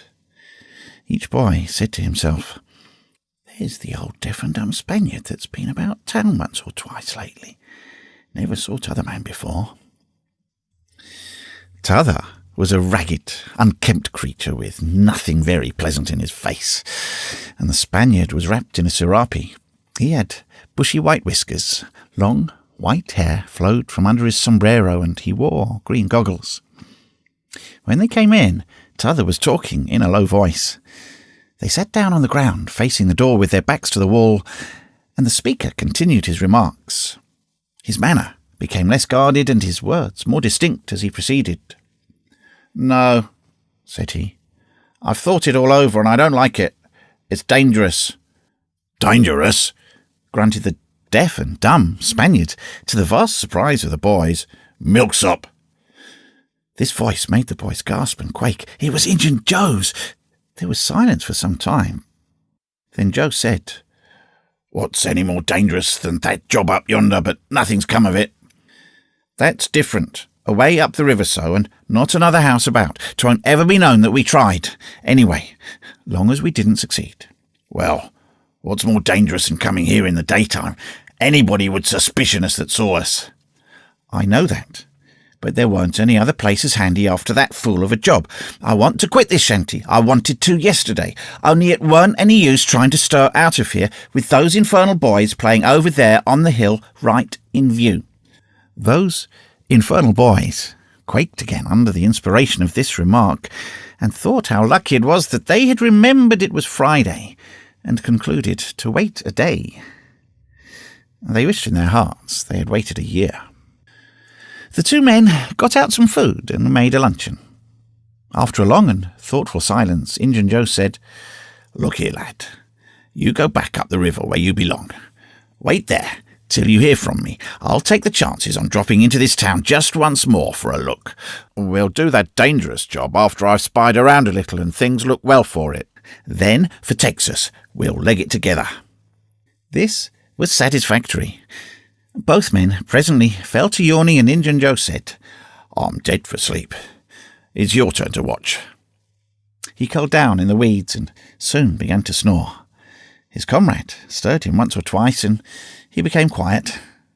Presently the watcher began to nod. His head drooped lower and lower. Both men began to snore now. The boys drew a long, grateful breath. Tom whispered, "Now's our chance. Come." Huck said, "I can't. I'd die if they was to wake." Tom urged. Huck held back. At last Tom rose slowly and softly and started alone, but the first step he made rung such a hideous creak from the crazy floor that he sank down, almost dead with fright. He never made a second attempt. The boys lay there, counting the dragging moments, till it seemed to them that time must be done, and eternity growing grey. And then they were grateful to note that at last the sun was setting. Now one snore ceased. Injun Joe sat up, stared around, smiled grimly upon his comrade, whose head was drooping upon his knees, stirred him up with his foot, and said, "Here, you're a watchman, ain't you? All right, though. Nothing's happened." "Why, I have been asleep." "Oh, partly. Nearly time for us to be moving, pard. What'll we do with what little swag we've got left?" "I don't know. Leave it here as we've always done, I reckon. No use to take it away till we start south. 650 in silver's something to carry." "Well, all right. It won't matter to come here once more." "No, but I'd say come in the night as we used to do. It's better." "Yes. But look here, it may be a good while before I get the right chance of that job. Accidents might happen. Tain't in such a very good place. We'll just regularly bury it, and bury it deep." "Good idea," said the comrade, who walked across the room, knelt down, raised one of the rearward hearthstones, and took a bag that jingled pleasantly. He subtracted from it $20 or $30 for himself, and as much for Injun Joe. and passed the bag to the latter, who was on his knees in the corner now, digging with his bowie knife. The boys forgot all their fears, all their miseries in an instant. With gloating eyes, they watched every movement. Luck! The splendour of it was beyond all imagination. $600 was money enough to make half a dozen boys rich. Here was treasure hunting under the happiest auspices. There would not be any bothersome uncertainty as to where to dig. They nudged each other every moment, eloquent nudges and easily understood, for they simply meant, "Oh, but ain't you glad now we're here?" Joe's knife struck upon something. "Hello," said he. "What is it?" said his comrade. "Half-rotten plank. No, it's a box, I believe. Here, bear a hand and we'll see what it's here for. Never mind, I've broke a hole." He reached his hand in and drew it out. "Man, it's money." The two men examined the handful of coins. They were gold. The boys above were as excited as themselves and as delighted. Joe's comrade said, "We'll make quick work of this. There's an old rusty pick over amongst the weeds in the corner, at the other side of the fireplace. I saw it a minute ago." He ran and brought the boys' pick and shovel. Injun Joe took a pick, looked it over critically, shook his head, muttered something to himself, and then began to use it. The box was soon unearthed. It was not very large. It was iron-bound and had been very strong before the slow years had injured it. The men contemplated the treasure a while in blissful silence. "Pod, there's thousands of dollars here," said Injun Joe. "'Twas always said that Murrell's gang used to be around here one summer," the stranger observed. "I know it," said Injun Joe, "and this looks like it, I should say." "Now you won't need to do that job." The half-breed frowned. Said he, "You don't know me. Least, you don't know all about that thing. 'Tain't robbery altogether. It's revenge." And a wicked light flamed in his eyes. "I'll need your help in it. When it's finished, then Texas. Go home to your nants and your kids and stand by till you hear from me." "Well, if you say so. What'll we do with this? Bury it again?" "Yes." Ravishing delight overheard. "No. By the great Sackham, no." Profound distress overhead. "I'd nearly forgot. That pick had fresh earth on it." The boys were sick with terror in a moment. "What business has a pick and a shovel here? What business with fresh earth on them? Who brought them here, and where are they gone? Have you heard anybody? Seen anybody?" "What? Bury it again and leave them to come and see the ground disturbed? Not exactly, not exactly. We'll take it to my den."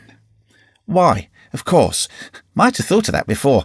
You mean number 1? "No, number 2. Under the cross. The other place is Buchanan." "All right. It's nearly dark enough to start." Injun Joe got up and went about from window to window, cautiously peeping out. Presently he said, "Who could have brought these tools here? Do you reckon they can be upstairs?" The boy's breath forsook them. Injun Joe put his hand on his knife, halted a moment, undecided, and then turned toward the stairway. The boys thought of the closet, but their strength was gone. The steps came creaking up the stairs. The intolerable distress of the situation woke the stricken resolution of the lads. They were about to spring for the closet when there was a crash of rotten timbers, and Injun Joe landed on the ground amid the debris of the ruined stairway. He gathered himself up, cursing, and his comrade said, "Now what's the use of all that? If it's anybody and they're up there, then let them stay there. Who cares? If they want to jump down now and get into trouble, who objects? It'll be dark in 15 minutes, and then let them follow us if they want to. I'm willing. In my opinion, whoever hove those things in here caught a sight of us and took us for ghosts or devils or something, and I bet they're running yet." Joe grumbled a while, then he agreed with his friend that what daylight was left ought to be economised in getting things ready for leaving. Shortly afterward, they slipped out of the house in the deepening twilight and moved toward the river with their precious box. Tom and Huck rose up, weak but vastly relieved, and stared after them through the chinks between the logs of the house. Follow? Not they. They were content to reach ground again without broken necks and take the townward track over the hill. They did not talk much. They were too much absorbed in hating themselves, hating the ill luck that made them take the spade and the pick there. But for that, Injun Joe never would have suspected. He would have hidden the silver with the gold to wait there till his revenge was satisfied, and then he would have had the misfortune to find that money turned up missing. Bitter, bitter luck that the tools were ever brought there. They resolved to keep a lookout for that Spaniard when he should come to town, spying for chances to do his revengeful job and follow him to number 2, wherever that might be. Then a ghastly thought occurred to Tom. "Revenge? What if he means us, Huck?" "Oh, don't," said Huck, nearly fainting. They talked it over, and as they entered the town, they agreed to believe that he might possibly mean someone else, at least that he might at least mean nobody but Tom, since only Tom had testified. Very, very small comfort it was to Tom to be alone in danger. Company would be a palpable improvement, he thought.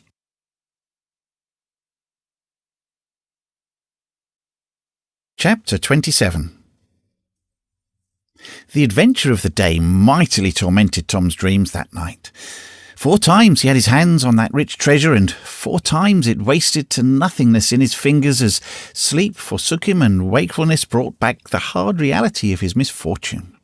As he lay in the early morning recalling the incidents of his great adventure, he noticed that they seemed curiously subdued and far away, somewhat as if they'd happened in another world or in a time long by. Then it occurred to him that the great adventure itself must be a dream. There was one very strong argument in favour of this idea, namely that the quantity of coin he had seen was too vast to be real. He had never seen as much as $50 in one mass before, and he was like all boys of his age and station in life in that he imagined that all references to hundreds and thousands were mere fanciful forms of speech, and that no such sums really existed in the world. He never had supposed for a moment that so large a sum as $100 was to be found in actual money in anyone's possession. If his notions of hidden treasure had been analysed, they would have been found to consist of a handful of real dimes and a bushel of vague, splendid, ungraspable dollars. But the incidents of his adventure grew sensibly sharper and clearer under the attrition of thinking them over. And so he presently found himself leaning to the impression that the thing might not have been a dream after all. This uncertainty must be swept away. He would snatch a hurried breakfast and go and find Huck. Huck was sitting on the gunwale of a flatboat, listlessly dangling his feet in the water and looking very melancholy. Tom concluded to let Huck lead up to the subject. If he did not do it, then the adventure would be proved to have been only a dream. "Hello, Huck." "Hello yourself." Silence for a minute. "Tom, if we'd have left the blame tools at the dead tree, we'd have got the money. Oh, ain't it awful?" "'Tain't a dream, then, 'tain't a dream. Somehow I most wish it was, dogged if I don't, Huck." "What ain't a dream?" "Oh, that thing yesterday. I've been half thinking it was." "Dream?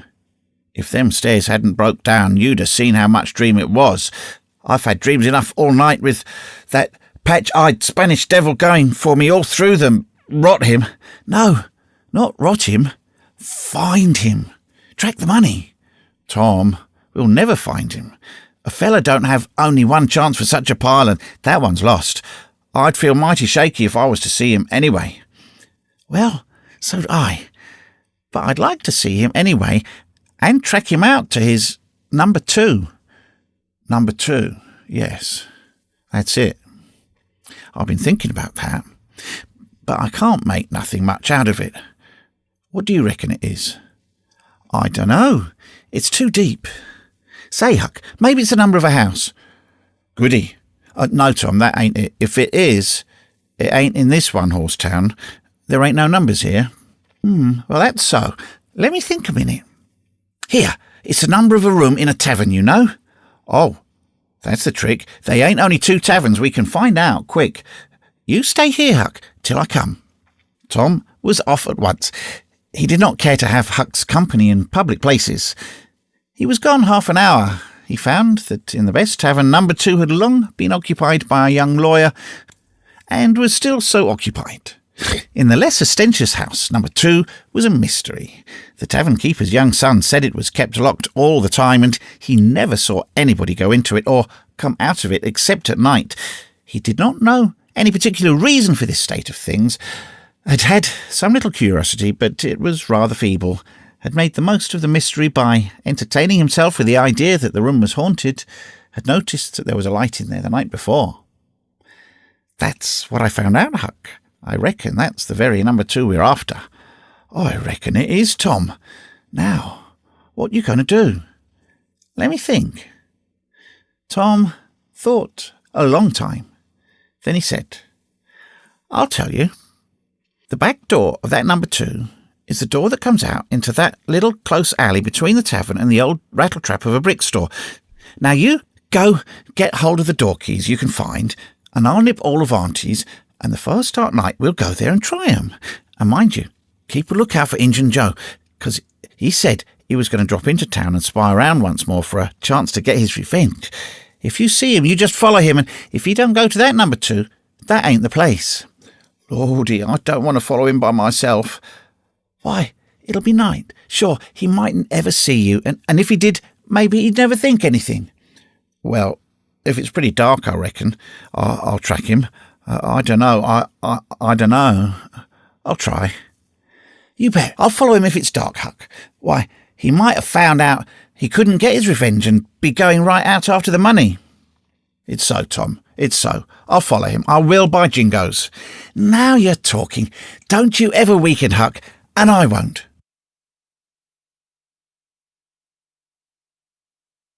Chapter 28. That night, Tom and Huck were ready for their adventure, up the neighbourhood of the tavern until after 9, one watching the alley at a distance and the other the tavern door. Nobody entered the alley or left it. Nobody resembling the Spaniard entered or left the tavern door. The night promised to be a fair one, so Tom went home with the understanding that if a considerable degree of darkness came on, Huck was to come and meow, whereupon he would slip out and try the keys.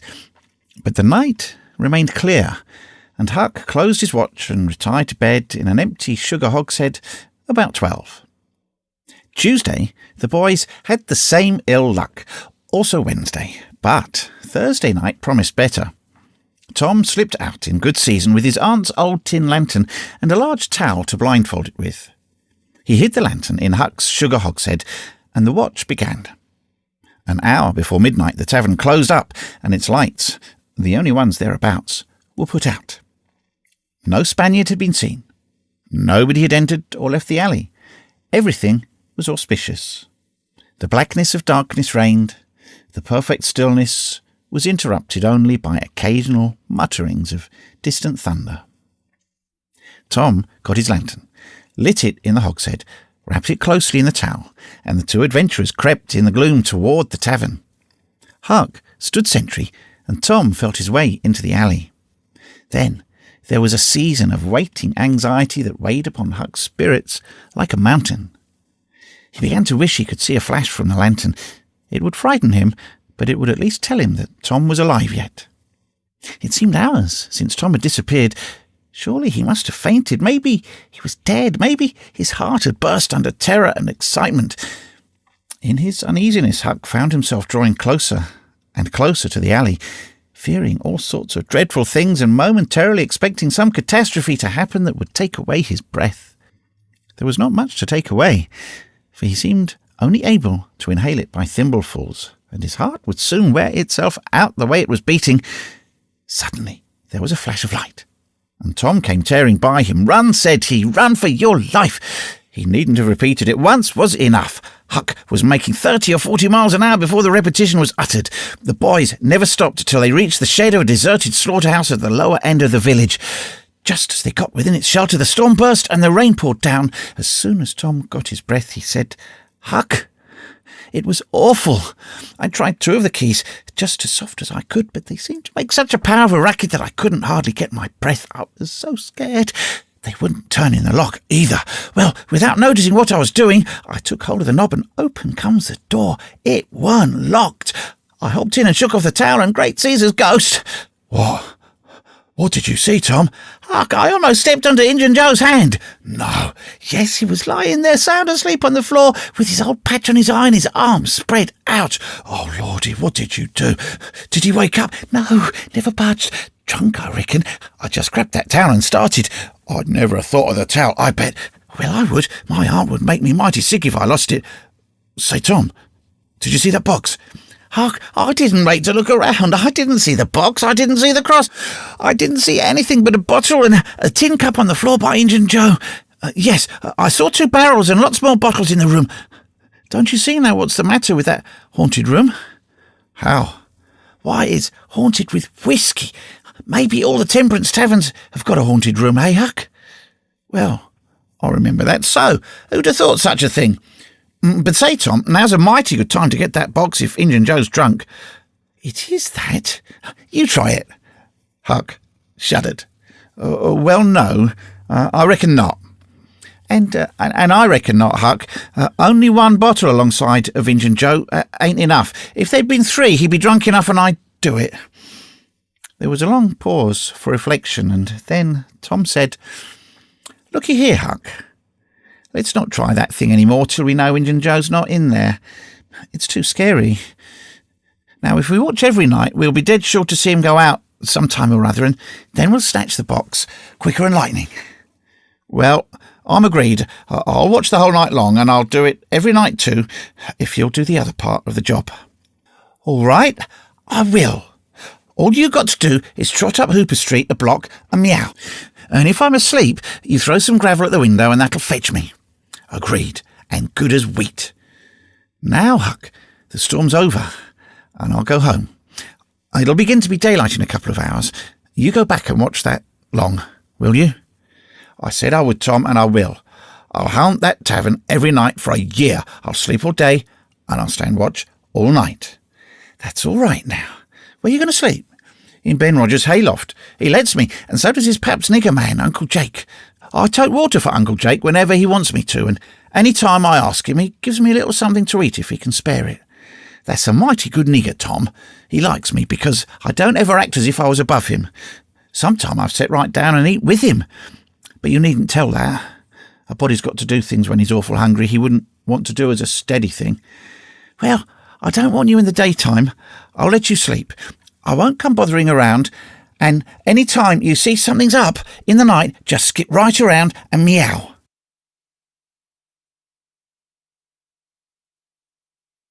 Chapter 29. The first thing Tom heard on Friday morning was a glad piece of news. Judge Thatcher's family had come back to town the night before. Both Injun Joe and the treasure sunk into secondary importance for a moment, and Becky took the chief place in the boy's interest. He saw her, and they had an exhausting good time playing Hispy and Gully Keeper with a crowd of their schoolmates. The day was completed and crowned in a particularly satisfactory way.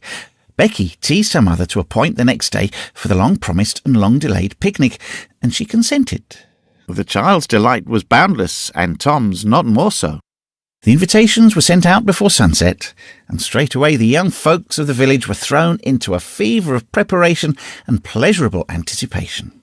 Tom's excitement enabled him to keep awake until a pretty late hour, and he had good hopes of hearing Huck's meow, and of having his treasure to astonish Becky and the picnickers with the next day. But he was disappointed. No signal came that night. Morning came, eventually, and by 10 or 11 o'clock a giddy and rollicking company were gathered at Judge Thatcher's, and everything was ready for a start. It was not the custom for elderly people to mar the picnics with their presence. The children were considered safe enough under the wings of a few young ladies of 18 and a few young gentlemen of 23 or thereabouts. The old steam ferryboat was chartered for the occasion. Presently, the gay throng filed up the main street laden with provision baskets. Sid was sick and had to miss the fun. Mary remained at home to entertain him. And the last thing Mrs. Thatcher said to Becky was, "You'll not get back late. Perhaps you'd better stay all night with some of the girls that live near the ferry landing, child." "Then I'll stay with Susie Harper, Mama. Very well. Mind and behave yourself, and don't be any trouble." Presently, as they tripped along, Tom said to Becky, "Say, I'll tell you what we'll do. Instead of going to Joe Harper's, we'll climb right up the hill and stop at the Widow Douglas. She'll have ice cream. She has it most every day, dead loads of it, and she'll be awful glad to have us." "Oh, that will be fun." Then Becky recollected a moment and said, "But what will Mama say?" "How'll she ever know?" The girl turned the idea over in her mind and said reluctantly, "I reckon it's wrong, but shucks, your mother won't know, and so what's the harm? All she wants is that you'll be safe, and I bet she'd have said go there if she'd have thought of it.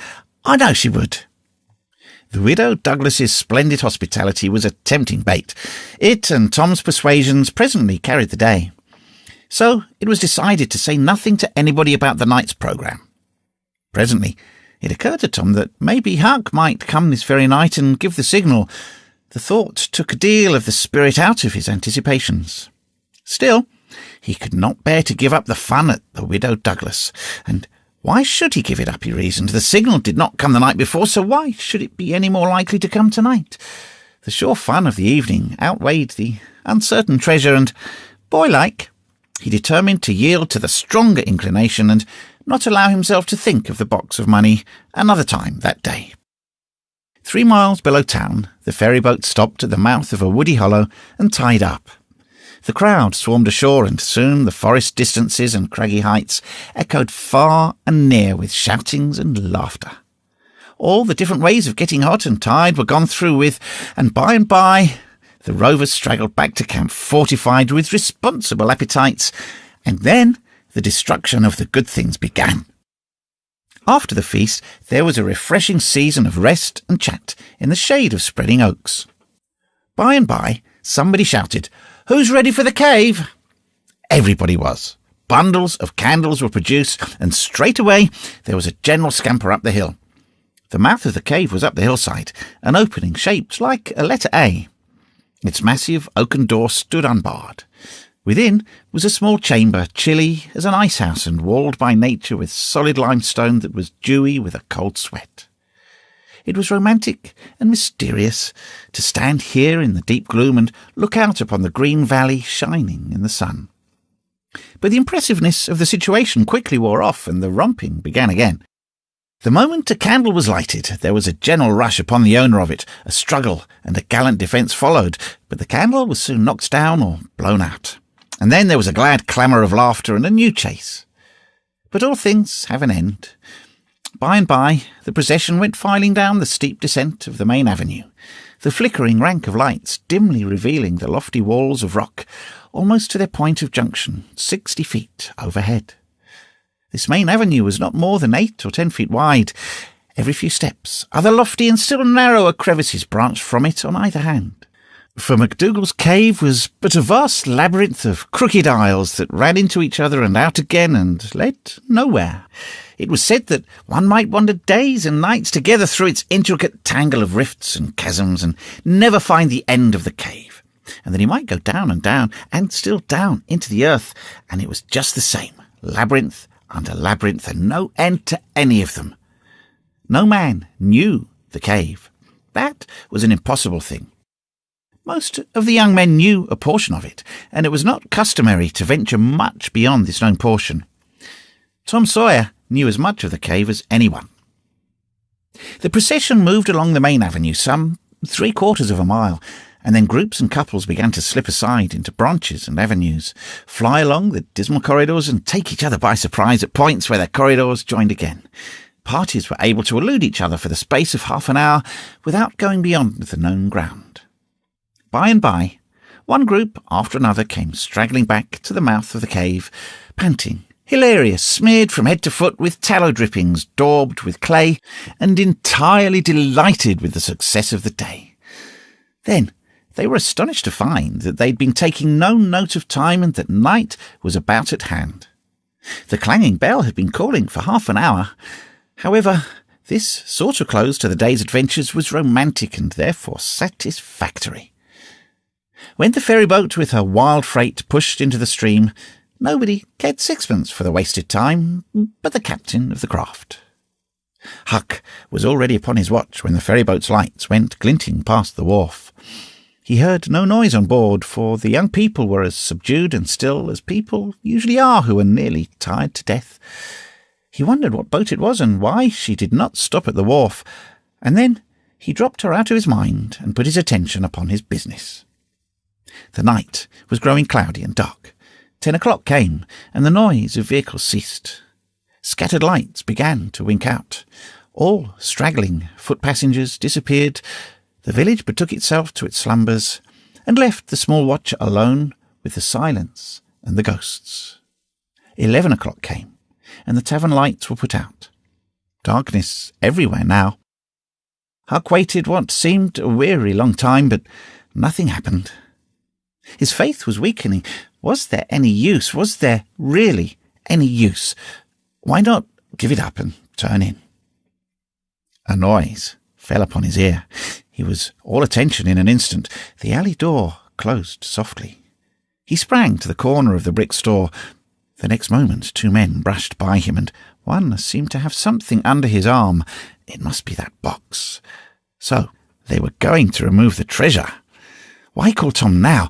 It would be absurd. The men would get away with the box and never be found again.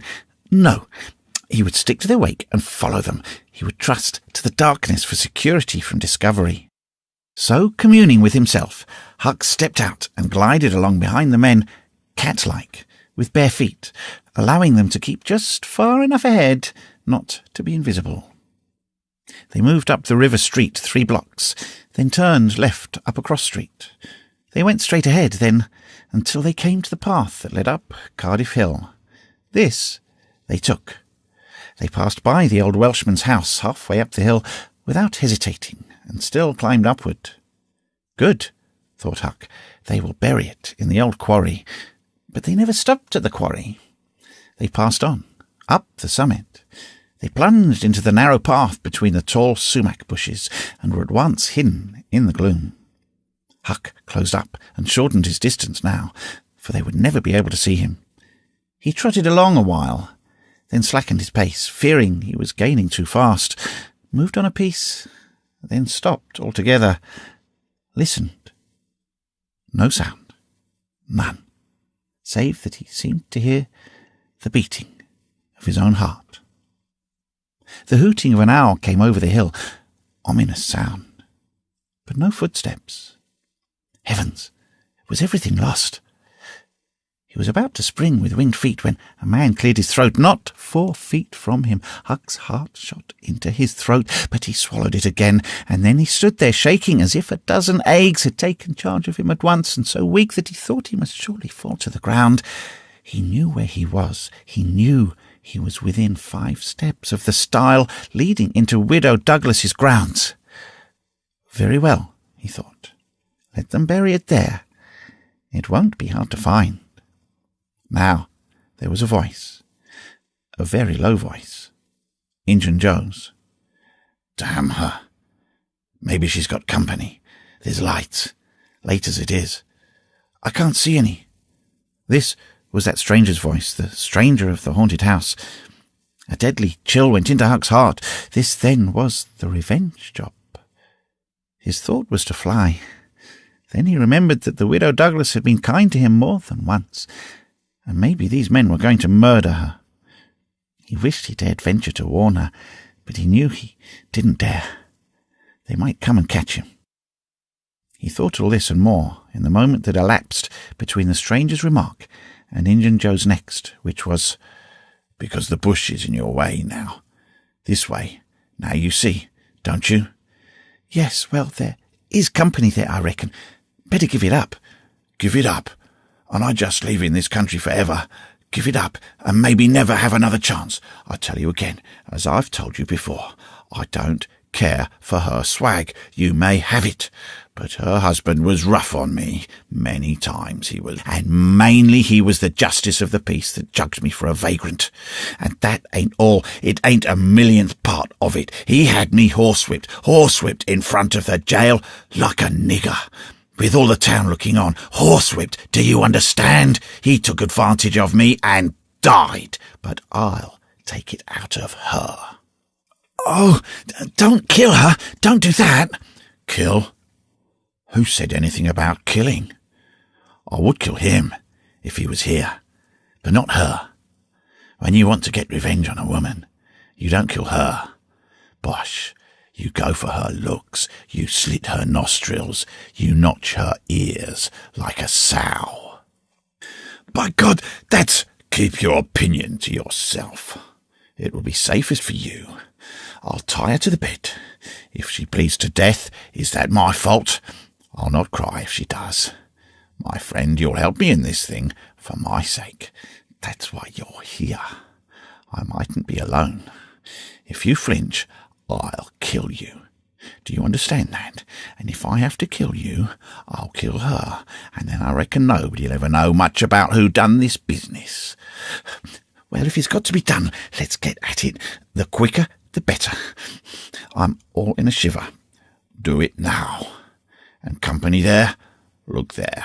I'll get suspicious of you, first thing you know. No.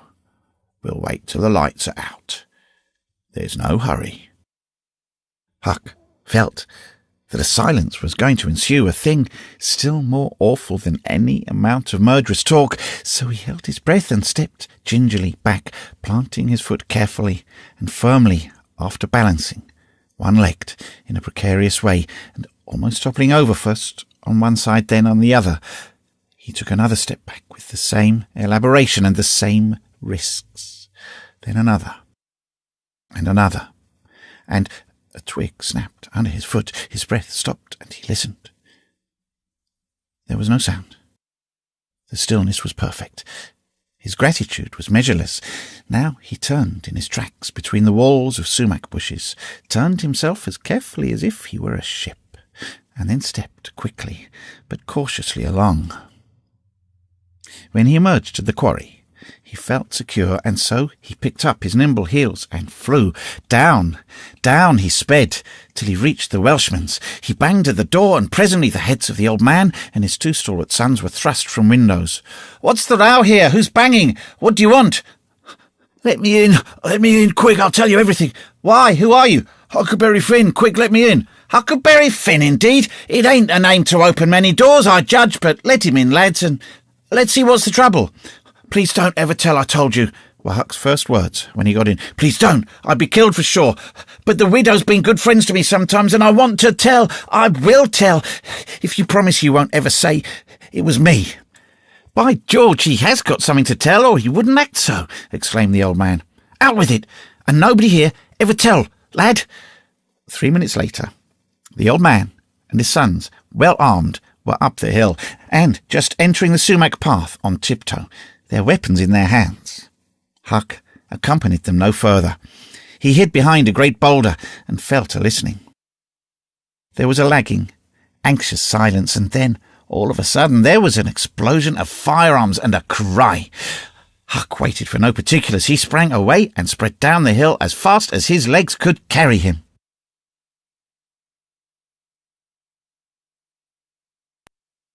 Chapter 30.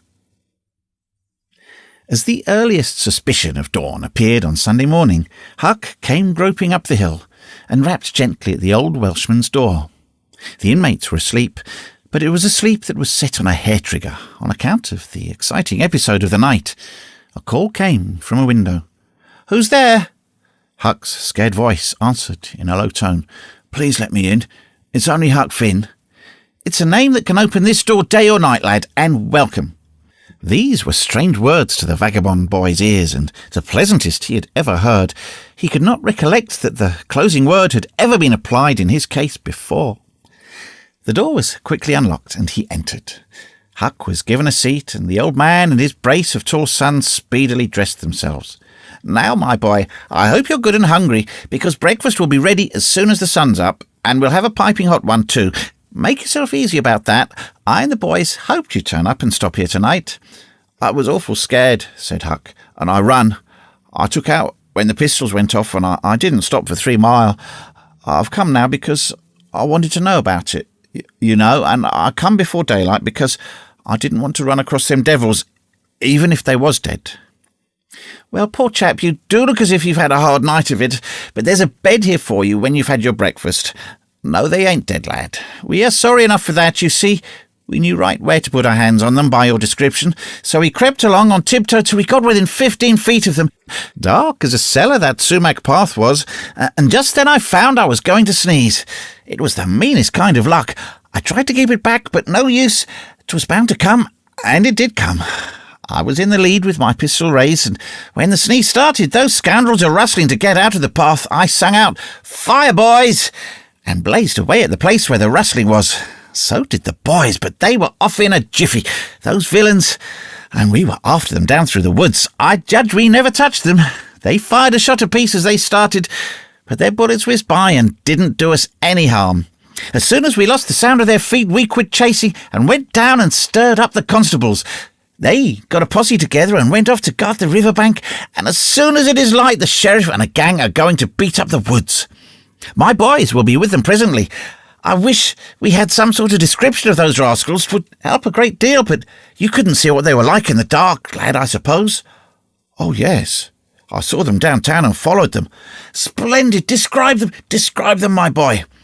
One's the old deaf and dumb Spaniard that's been round here once or twice, and t'other's a mean-looking ragged. That's enough, lad. We know the men. Happened on them in the woods back of the widow's one day, and they slunk away. Off with you, boys, and tell the sheriff, get your breakfast tomorrow morning. The Welshman's sons departed at once. As they were leaving the room, Huck sprang up and exclaimed, "Oh, please, don't tell anybody it was me that blowed on them. Oh, please." "All right, if you say it, Huck, but you ought to have the credit of what you did." "Oh, no. Please don't tell." When the young men were gone, the old Welshman said, "They won't tell, and I won't. But why don't you want it known?" Huck would not explain further than to say that he already knew too much about one of those men and would not have the man know that he knew anything against him for the whole world. He would be killed for knowing it, sure. The old man promised secrecy once more and said, "How did you come to follow these fellows, lads? Were they looking suspicious?" Huck was silent while he framed a duly cautious reply. Then he said, "Well, you see, I'm a kind of a hard lot. At least everybody says so. And I don't see nothing agin it, and sometimes I can't sleep much on account of thinking about it and sort of trying to strike out a new way of doing. That was the way of it last night. I couldn't sleep, and so I come along up street, about midnight, a-turning it all over, and when I got to that old shackly brick store by the Temperance Tavern, I backed up agin the wall to have another think. Well, just then along comes these two chaps, sipping along close by me, with something under their arm, and I reckon they'd stole it. One was a-smoking, and t'other one wanted a light. So they stopped right before me, and the cigars lit up their faces, and I see that the big one was the deaf and dumb Spaniard, by his white whiskers and the patch in his eye, and t'other one was a rusty, ragged-looking devil. Could you see the rags by the light of the cigars?" This staggered Huck for a moment. Then he said, "Well, I don't know, but somehow it seems as if I did." "Then they went on, and you?" "Followed 'em, yes. That was it. I wanted to see what was up. They sneaked along so. I docked 'em to the widow's stile and stood in the dark and heard the ragged one beg for the widow, and the Spaniard swear he'd spile her looks just as I told you and your two." "What? The deaf and dumb man said that?" Huck had made another terrible mistake. He was trying his best to keep the old man from getting the faintest hint of who the Spaniard might be, and yet his tongue seemed determined to get him into trouble in spite of all he could do. He made several efforts to creep out of his scrape, but the old man's eye was upon him, and he made blunder after blunder. Presently the Welshman said, "My boy, don't be afraid of me. I wouldn't hurt a hair of your head for all the world. No, I'd protect you. I'd protect you. This Spaniard is not deaf and dumb. You've let that slip without intending it. You can't cover that up now. You know, something about the Spaniard that you'd want to keep dark. Now, trust me. Tell me what it is, and trust me. I won't betray you." Huck looked into the old man's honest eyes a moment, then bent over and whispered in his ear, "'Tain't a Spaniard. It's Injun Joe." The Welshman almost jumped out of his chair. In a moment he said, "It's all plain enough now. When you talked about notching ears and slitting noses, I judged that that was your own embellishment, because white men don't take that sort of revenge, but an Injun. That makes a different matter altogether." During breakfast, the talk went on, and in the course of it, the old man said that the last thing which he and his sons had done before going to bed was to get a lantern and examine the stile and its vicinity for marks of blood. They found none, but captured a bulky bundle of what? If the words had been lightning, they could not have leaped with a more stunning suddenness from Huck's blanched lips. His eyes were staring wide now, and his breath suspended, waiting for the answer. The Welshman started, stared in return. 3 seconds. 5 seconds. 10. Then replied, "Of burglar's tools? Why, what's the matter with you?" Huck sank back, panting gently but deeply, unutterably grateful. The Welshman eyed him gravely, curiously, and presently said, "Yes, burglar's tools. That appears to relieve you a good deal, but what did give you that turn? What were you expecting we'd found?" Huck was in a close place. The inquiring eye was upon him. He would have given anything for material for a plausible answer. Nothing suggested itself. The inquiring eye was boring deeper and deeper. A senseless reply offered. There was no time to weigh it, so at venture he uttered it feebly. "Sunday school books, maybe?" Poor Huck was too distressed to smile, but the old man laughed loud and joyously, shook up the details of his anatomy from head to foot, and ended up saying that such a laugh was money in a man's pocket, because it cut down the doctor's bill like everything. Then he added, "Poor old chap, you're white and jaded. You ain't well a bit, and no wonder you're a little flighty and off your balance. But you'll come out of it. Rest and sleep will fetch you out all right, I hope." Huck was irritated to think he had been such a goose, and betrayed such a suspicious excitement, for he had dropped the idea that the parcel brought from the tavern was a treasure as soon as he had heard talk of the widow's stile. He had only thought it was not the treasure, however. He hadn't known that it wasn't, and so the suggestion of a captured bundle was too much for his self-possession. But on the whole, he felt glad the little episode had happened, for now he knew beyond all question that that bundle was not the bundle, and so his mind was at rest and exceedingly comfortable. In fact, everything seemed to be drifting just in the right direction now. The treasure must still be in number 2. The men would be captured and jailed that day, and he and Tom could seize the gold that night without any trouble or fear of interruption. Just as breakfast was completed, there was a knock at the door. Huck jumped for a hiding place, for he had no mind to be connected even remotely with the late event. The Welshman admitted several ladies and gentlemen, among them the widow Douglas, and noticed that groups of citizens were climbing up the hill to stare at the stile. So the news had spread. The Welshman had to tell the story of the night to the visitors. The widow's gratitude for her preservation was outspoken. "Don't say a word about it, madam. There's another that you're more beholden to than you are to me and my boys, maybe, but he don't allow me to tell his name. We wouldn't have been there but for him." Of course, this excited a curiosity so vast that it almost belittled the main matter, but the Welshman allowed it to eat into the vitals of his visitors, and through them to be transmitted to the whole town, for he refused to part with his secret. When all else had been learned, the widow was asleep, reading in bed, and slept straight through all that noise. "Why didn't you come and wake me?" "We judged it weren't worthwhile. These fellows weren't likely to come again.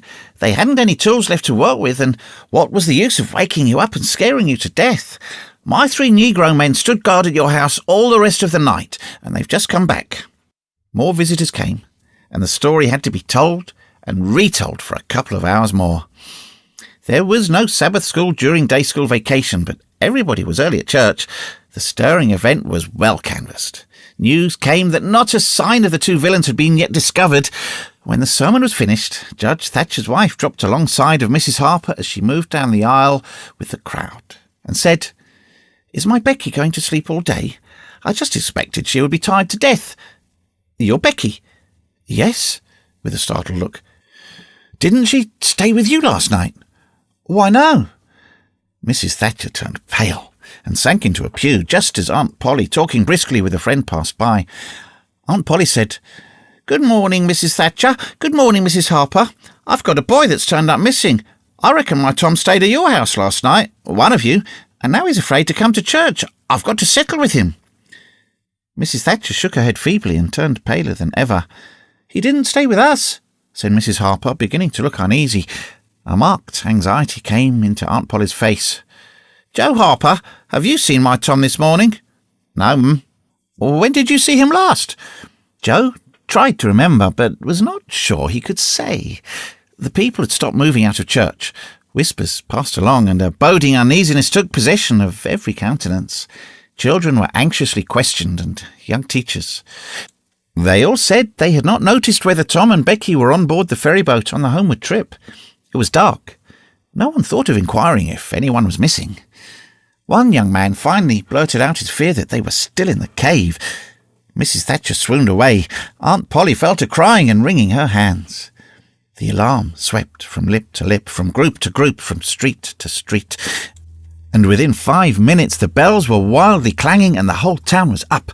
The Cardiff Hill episode sank into instant insignificance. The burglars were forgotten. Horses were saddled. Skiffs were manned. The ferryboat ordered out. And before the horror was half an hour old, 200 men were pouring down high road and river toward the cave.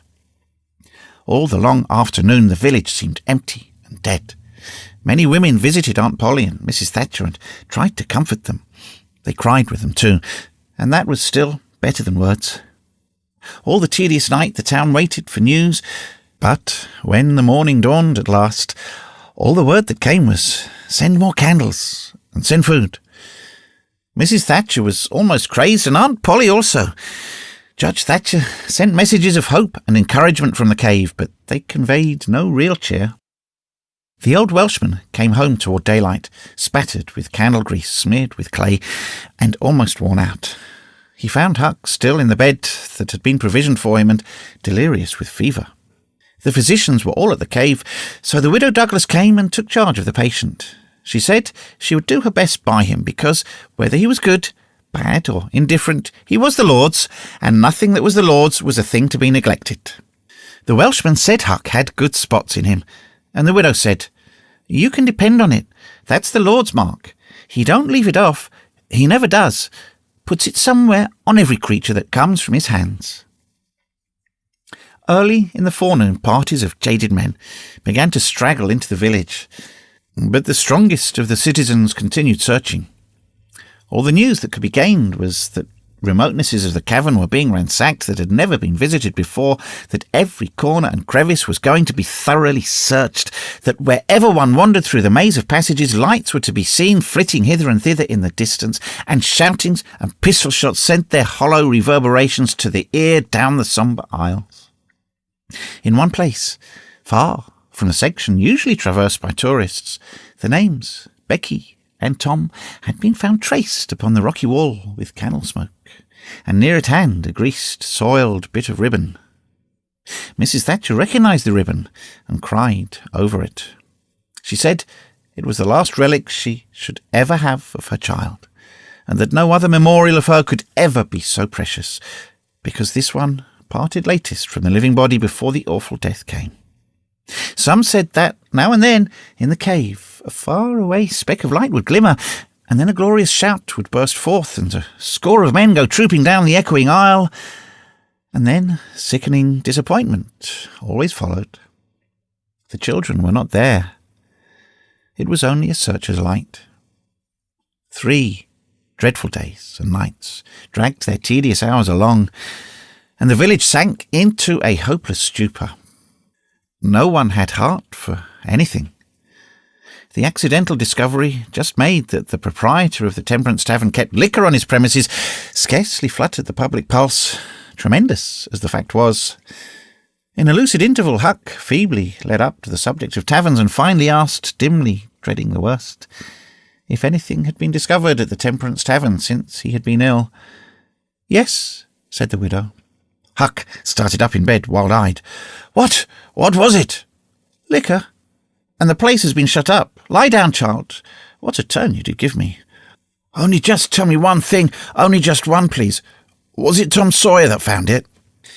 The widow burst into tears. "Hush, hush, child, hush. I've told you before, you must not talk. You are very, very sick." Then nothing but liquor had been found. There would have been a great powwow if it had been the gold. So the treasure was gone. Forever. Gone. Forever. But what could she be crying about? Curious that she should cry. These thoughts worked their dim way through Huck's mind, and under the weariness they gave him, he fell asleep. The widow said to herself, "There, he's asleep, poor wreck. Tom Sawyer find it. Pity. But somebody could find Tom Sawyer. If there ain't many left now that's got hope enough or strength enough either to go on searching."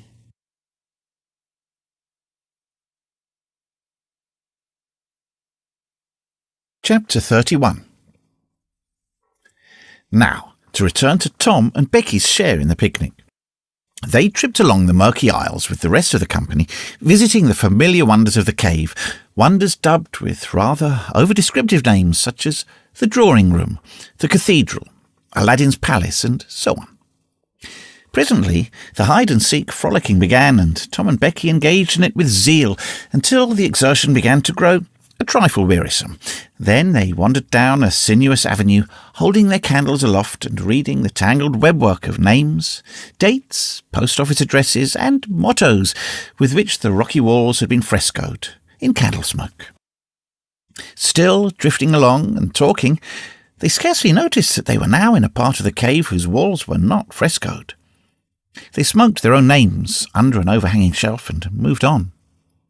Presently, they came to a place where a little stream of water, trickling over a ledge, carrying a limestone sediment with it, had, in the slow, dragging ages, formed a laced and ruffled Niagara in gleaming and imperishable stone.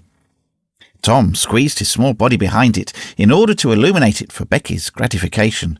He found that it contained a sort of steep natural stairway which was enclosed between narrow walls, and at once the ambition to be a discoverer seized him. Becky responded to his call, and they made a smoke mark for future guidance and started upon their quest.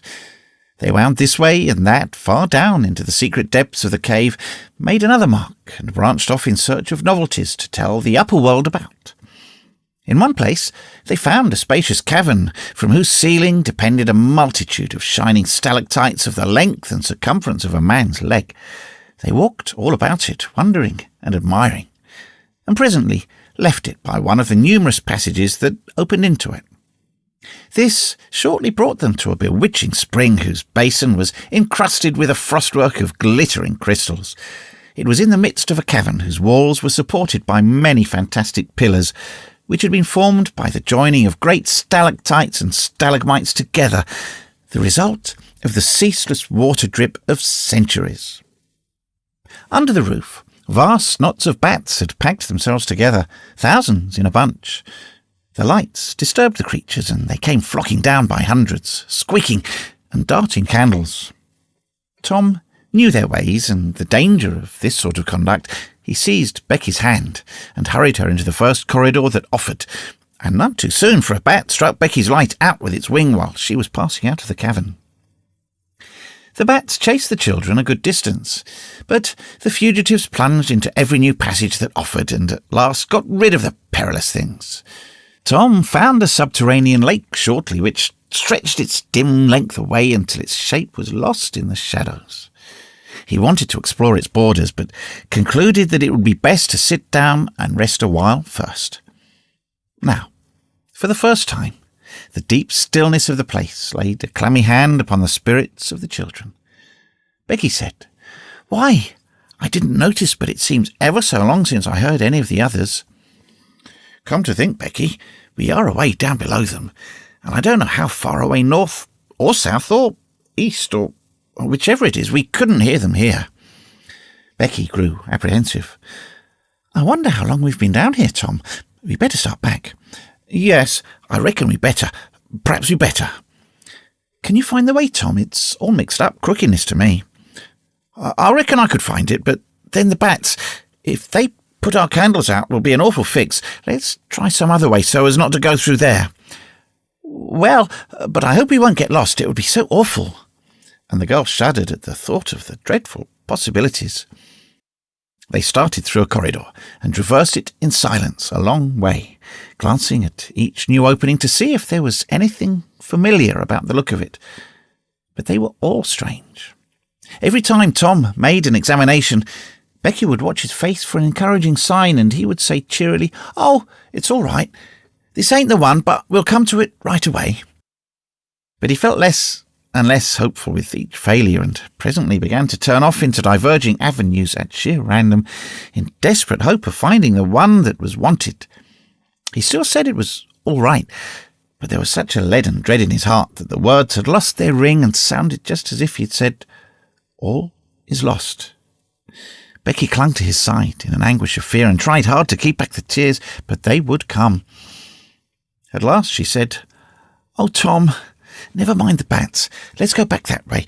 We seem to get worse and worse off all the time." "Listen," said he. Profound silence. Silence so deep that even their breathings were conspicuous in the hush. Tom shouted. The call went echoing down the empty aisles and died out in the distance in a faint sound that resembled a ripple of mocking laughter. "Oh, don't do it again, Tom. It's too horrid." "It is horrid, but I better, Becky. They might hear us, you know." And he shouted again. The might was even a chillier horror than the ghostly laughter. It so confessed a perishing hope. The children stood still and listened.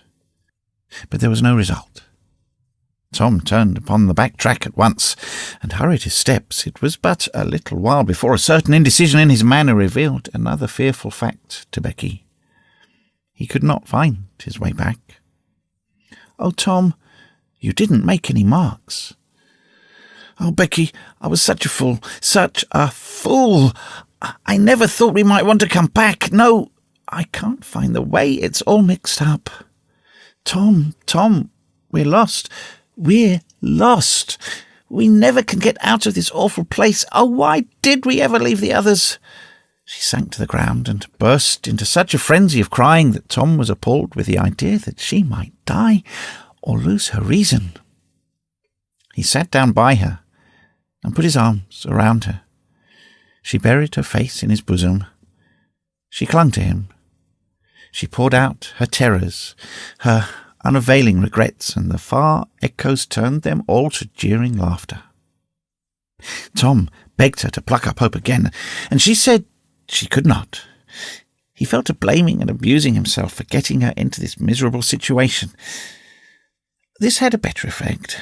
She said she would try to hope again. She would get up and follow wherever he might lead, if only he would not talk like that any more. For he was no more to blame than she said.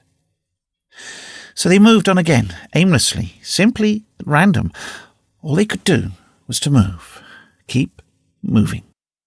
For a little while, hope made a show of reviving, not with any reason to back it, but only because it is its nature to revive, when the spring has not been taken out of its age and familiarity with failure.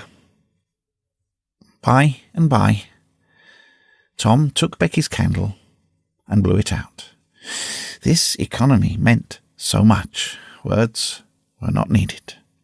Becky understood, and her hope died again. She knew that Tom had a whole candle and 3 or 4 pieces in his pockets, yet he must economize. By and by, fatigue began to assert its claims. The children tried to pay attention, for it was dreadful to think of sitting down when time was grown to be so precious. Moving in some direction, in any direction, was at least progress, and might bear fruit. But to sit down was to invite death and shorten its pursuit. At last, Becky's frail limbs refused to carry her farther. She sat down, and Tom rested with her, and they talked of home and the friends there, and the comfortable beds, and above all, the light. Becky cried, and Tom tried to think of some way of comforting her, but All his encouragements were grown threadbare with use and sounded like sarcasms. Fatigue bore so heavily upon Becky that she drowsed off to sleep. Tom was grateful. He sat looking into her drawn face and saw it grow smooth and natural under the influence of pleasant dreams, and by a smile dawned and rested there. The peaceful face reflected somewhat of peace and healing into his own spirit, and his thoughts wandered away to bygone times and dreamy memories. While he was deep in his musings, Becky woke with a breezy little laugh, but it was stricken dead upon her lips, and a groan followed it. Oh, how could I sleep? I wish I never had waked. No, I don't, Tom. Don't look so. I won't say it again. I'm glad you've slept, Becky. You'll feel rested now, and we'll find the way out. We can try, Tom, but I've seen such a beautiful country in my dream. I reckon we're going there. Maybe not. Cheer up, Becky, and let's go on trying. They rose up and wandered along hand in hand, and, hopeless, they tried to estimate how long they had been in the cave, but all they knew was it had seemed days and weeks. And yet it was plain that this could not be, for their candles were not gone yet. A long time after this, they could not tell how long, Tom said they must go softly and listen for dripping water. They must find a spring. They found one presently, and Tom said it was time to rest again. Both were cruelly tired. Yet Becky said she thought she could go a little further. She was surprised to hear Tom dissent. She could not understand it. They sat down. Tom fastened his candle to the wall in front of them with some clay. Thought was soon busy. Nothing was said for some time. Then Becky broke the silence. Tom, I am so hungry. Tom took something out of his pocket. Do you remember this? Said he. Becky almost smiled. It's our wedding cake, Tom. Yes. I wish it was as big as a barrel, for it's all we've got. I saved it from the picnic for us to dream on, Tom, the way grown-up people do with wedding cake, but it'll be our... She dropped the sentence where it was. Tom divided the cake, and Becky ate with good appetite, while Tom nibbled at his moiety. There was abundance of cold water to finish the feast with. By and by, Becky suggested they move on again. Tom was silent a moment. Then he said, Becky, can you bear it if I tell you something? Becky's face paled, but she thought she could. Well then, Becky, we must stay here where there's water to drink. That little piece is our last candle. Becky gave loose to tears and wailings. Tom did what he could to comfort her, but with little effect. At length Becky said, Tom. Well, Becky, they'll miss us and hunt for us. Yes, they will. Certainly they will. Maybe they're hunting for us now, Tom. Why, I reckon maybe they are.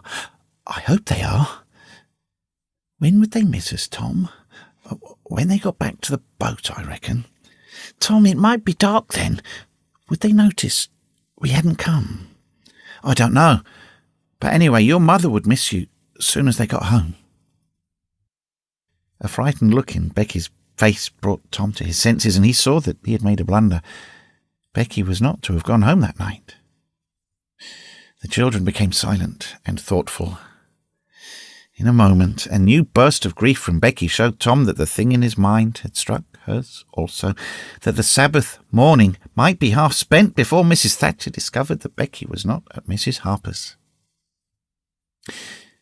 The children fastened their eyes upon their bit of candle. and watched it melt slowly and pitilessly away. Saw the half-inch of wick stand alone at last, saw the feeble flame rise and fall, climb the thin column of smoke, linger at its top a moment, and then the horror of utter darkness reigned. How long afterward it was that Becky came to a slow consciousness that she was crying in Tom's arms, neither could tell.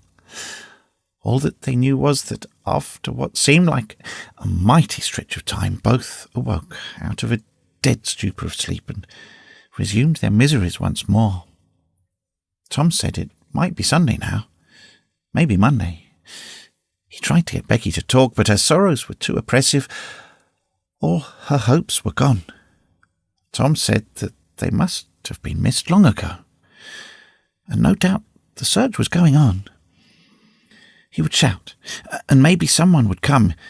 He tried it, but in the darkness the distant echo sounded so hideously that he tried it no more.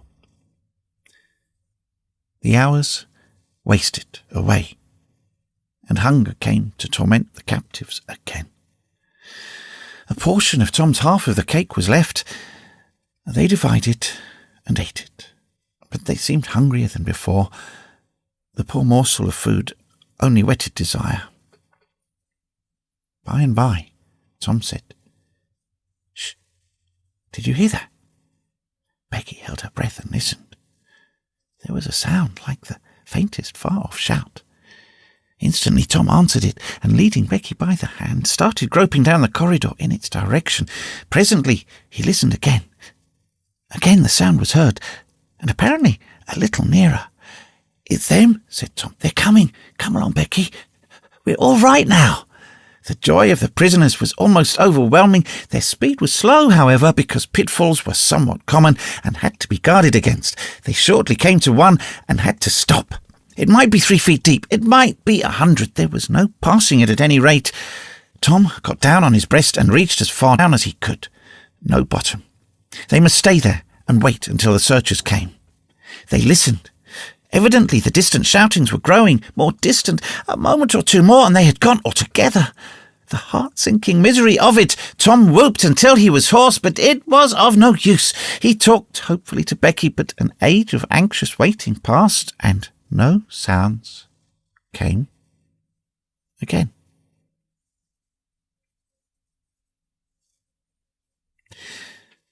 The children groped their way back to the spring. The weary time dragged on. They slept again, and woke, famished and woe-stricken. Tom believed it must be Tuesday by this time.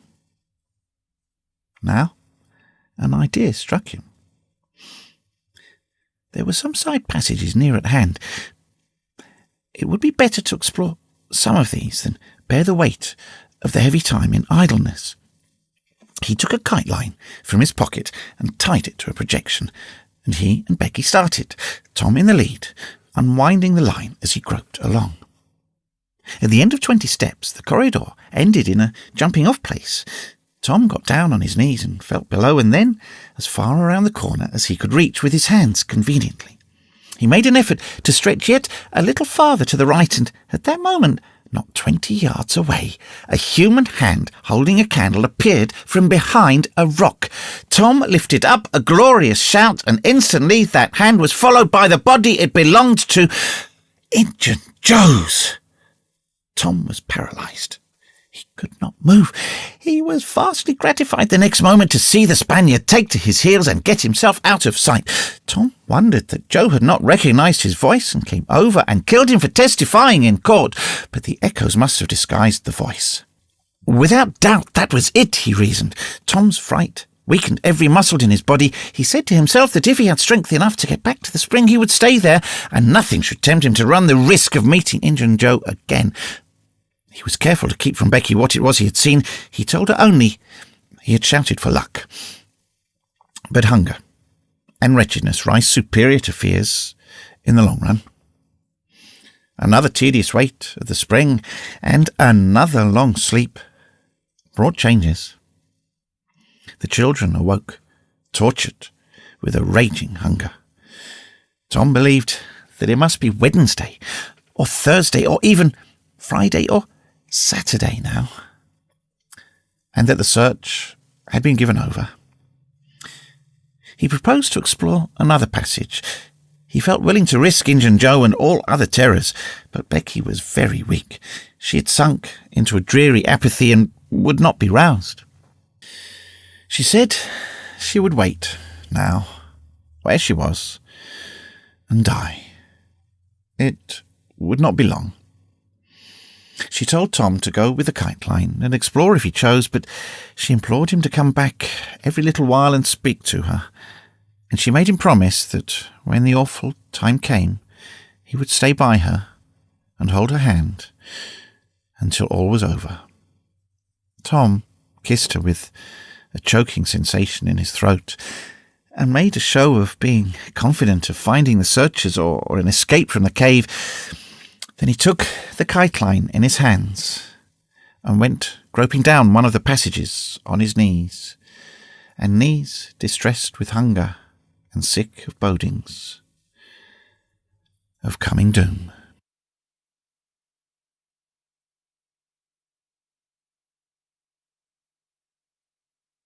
Chapter 32. Tuesday afternoon came and waned to the twilight. The village of St. Petersburg still mourned. The lost children had not been found. Public prayers had been offered up for them, and many a private prayer that had the petitioner's whole heart in it. But still no good news came from the cave. The majority of the searchers had given up the quest and gone back to their daily avocations, saying that it was plain the children could never be found. Mrs. Thatcher was very ill, and a great part of the time delirious. People said it was heartbreaking to hear her call her child and raise her head and listen a whole minute at a time, and then lay it wearily down again with a moan. Aunt Polly had drooped into a settled melancholy, and her grey hair had grown almost white. The village went to its rest on Tuesday night, sad and forlorn. Away in the middle of the night, a wild peal burst from the village bells, and in a moment the streets were swarming with frantic half-clad people who shouted, "Turn out! Turn out! They're found! They're found!" Tin pans and horns were added to the din. The population massed itself and moved toward the river, met the children coming in an open carriage drawn by shouting citizens, thronged around it, joined its homeward march, and swept magnificently up the main street, roaring huzzah after huzzah. The village was illuminated. Nobody went to bed again. It was the greatest night the little town had ever seen. During the first half hour, a procession of villagers filed through Judge Thatcher's house, seized the saved ones and kissed them, squeezed Mrs. Thatcher's hand, tried to speak but couldn't, and drifted out, raining tears all over the place. Aunt Polly's happiness was complete, and Mrs. Thatcher's nearly so. It would be complete, however, as soon as the messenger dispatched with the great news to the cave should get the word to her husband. Tom lay upon a sofa with an eager auditory about him and told the story of the wonderful adventure, putting in many striking additions to adorn it withal, and closed with a description of how he left Becky and went on an exploring expedition, how he followed 2 avenues as far as his kite line would reach, how he followed a third to the fullest stretch of the kite line, and was about to turn back when he glimpsed a far-off speck that looked like daylight, dropped the line, and groped toward it, pushed his head and shoulders through a small hole, and saw the broad Mississippi rolling by. And if it had only happened to be night, he would not have seen the speck of daylight and would not have explored that passage any more. He told how he went back for Becky and broke the good news, and she told him not to fret her with such stuff, for she was tired and knew she was going to die and wanted to. He described how he laboured with her and convinced her, and how she almost died for joy when she had groped to where she actually saw the blue speck of daylight, how he pushed his way out at the hole and then helped her out, how they sat there and cried for gladness, how some men came along in a skiff, and Tom hailed them and told them their situation and their famished condition. How the men didn't believe their wild tale at first because, said they, you are 5 miles down the river below the valley the cave is in. Then took them aboard, rowed to a house, gave them supper, made them rest till 2 or 3 hours after dark, and then brought them home.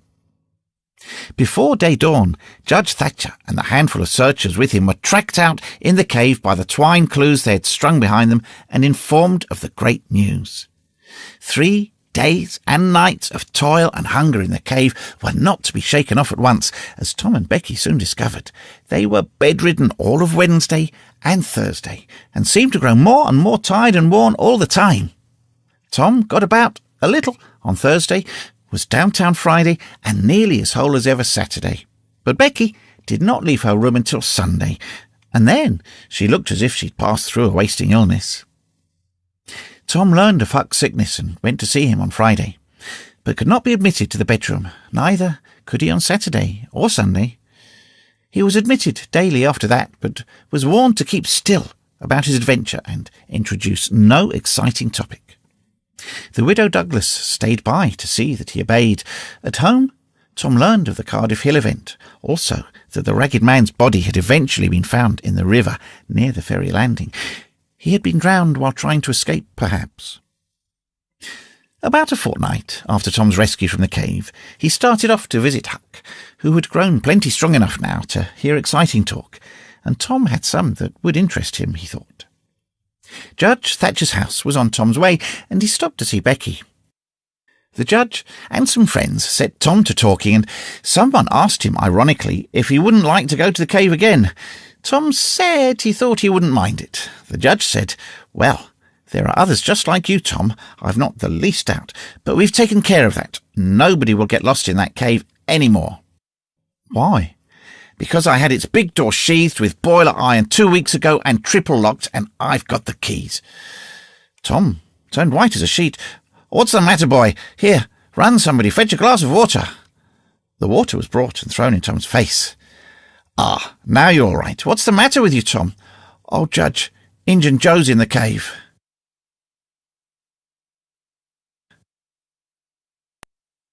Chapter 33. Within a few minutes, the news had spread, and a dozen skiff-loads of men were on their way to MacDougall's cave, and the ferryboat, well filled with passengers, soon followed. Tom Sawyer was in the skiff that bore Judge Thatcher.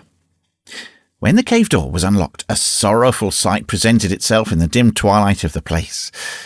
Injun Joe lay stretched upon the ground, dead, with his face close to the crack of the door, as if his longing eyes had been fixed to the latest moment upon the light and the cheer of the free world outside. Tom was touched, for he knew by his own experience how this wretch had suffered. His pity was moved, but nevertheless he felt an abounding sense of relief and security now, which revealed to him, in a degree which he had not fully appreciated before, how vast a weight of dread had been lying upon him since the day he lifted his voice against this bloody-minded outcast. Injun Joe's bowie knife lay close by, its blade broken in two. The great foundation beam of the door had been chipped and hacked through with tedious labour. Useless labour, too, it was, for the native rock formed a sill outside it, and upon that stubborn material the knife had wrought no effect. The only damage done was to the knife itself. But if there had been no stony obstruction there, the labour would have been useless still, for if the beam had been wholly cut away, Injun Joe could not have squeezed his body under the door, and he knew it. So he had only hacked the place in order to be doing something, in order to pass the weary time, in order to employ his tortured faculties. Ordinarily, one could find 6 bits of candle stuck around in the crevices of this vestibule left there by tourists, but there were none now. The prisoner had searched them out and eaten them. He had also contrived to catch a few bats, and these also he had eaten, leaving only their claws. The poor unfortunate had starved to death. In one place near at hand, a stalagmite had been slowly growing up from the ground for ages, builded up by the water drip from a stalactite overhead.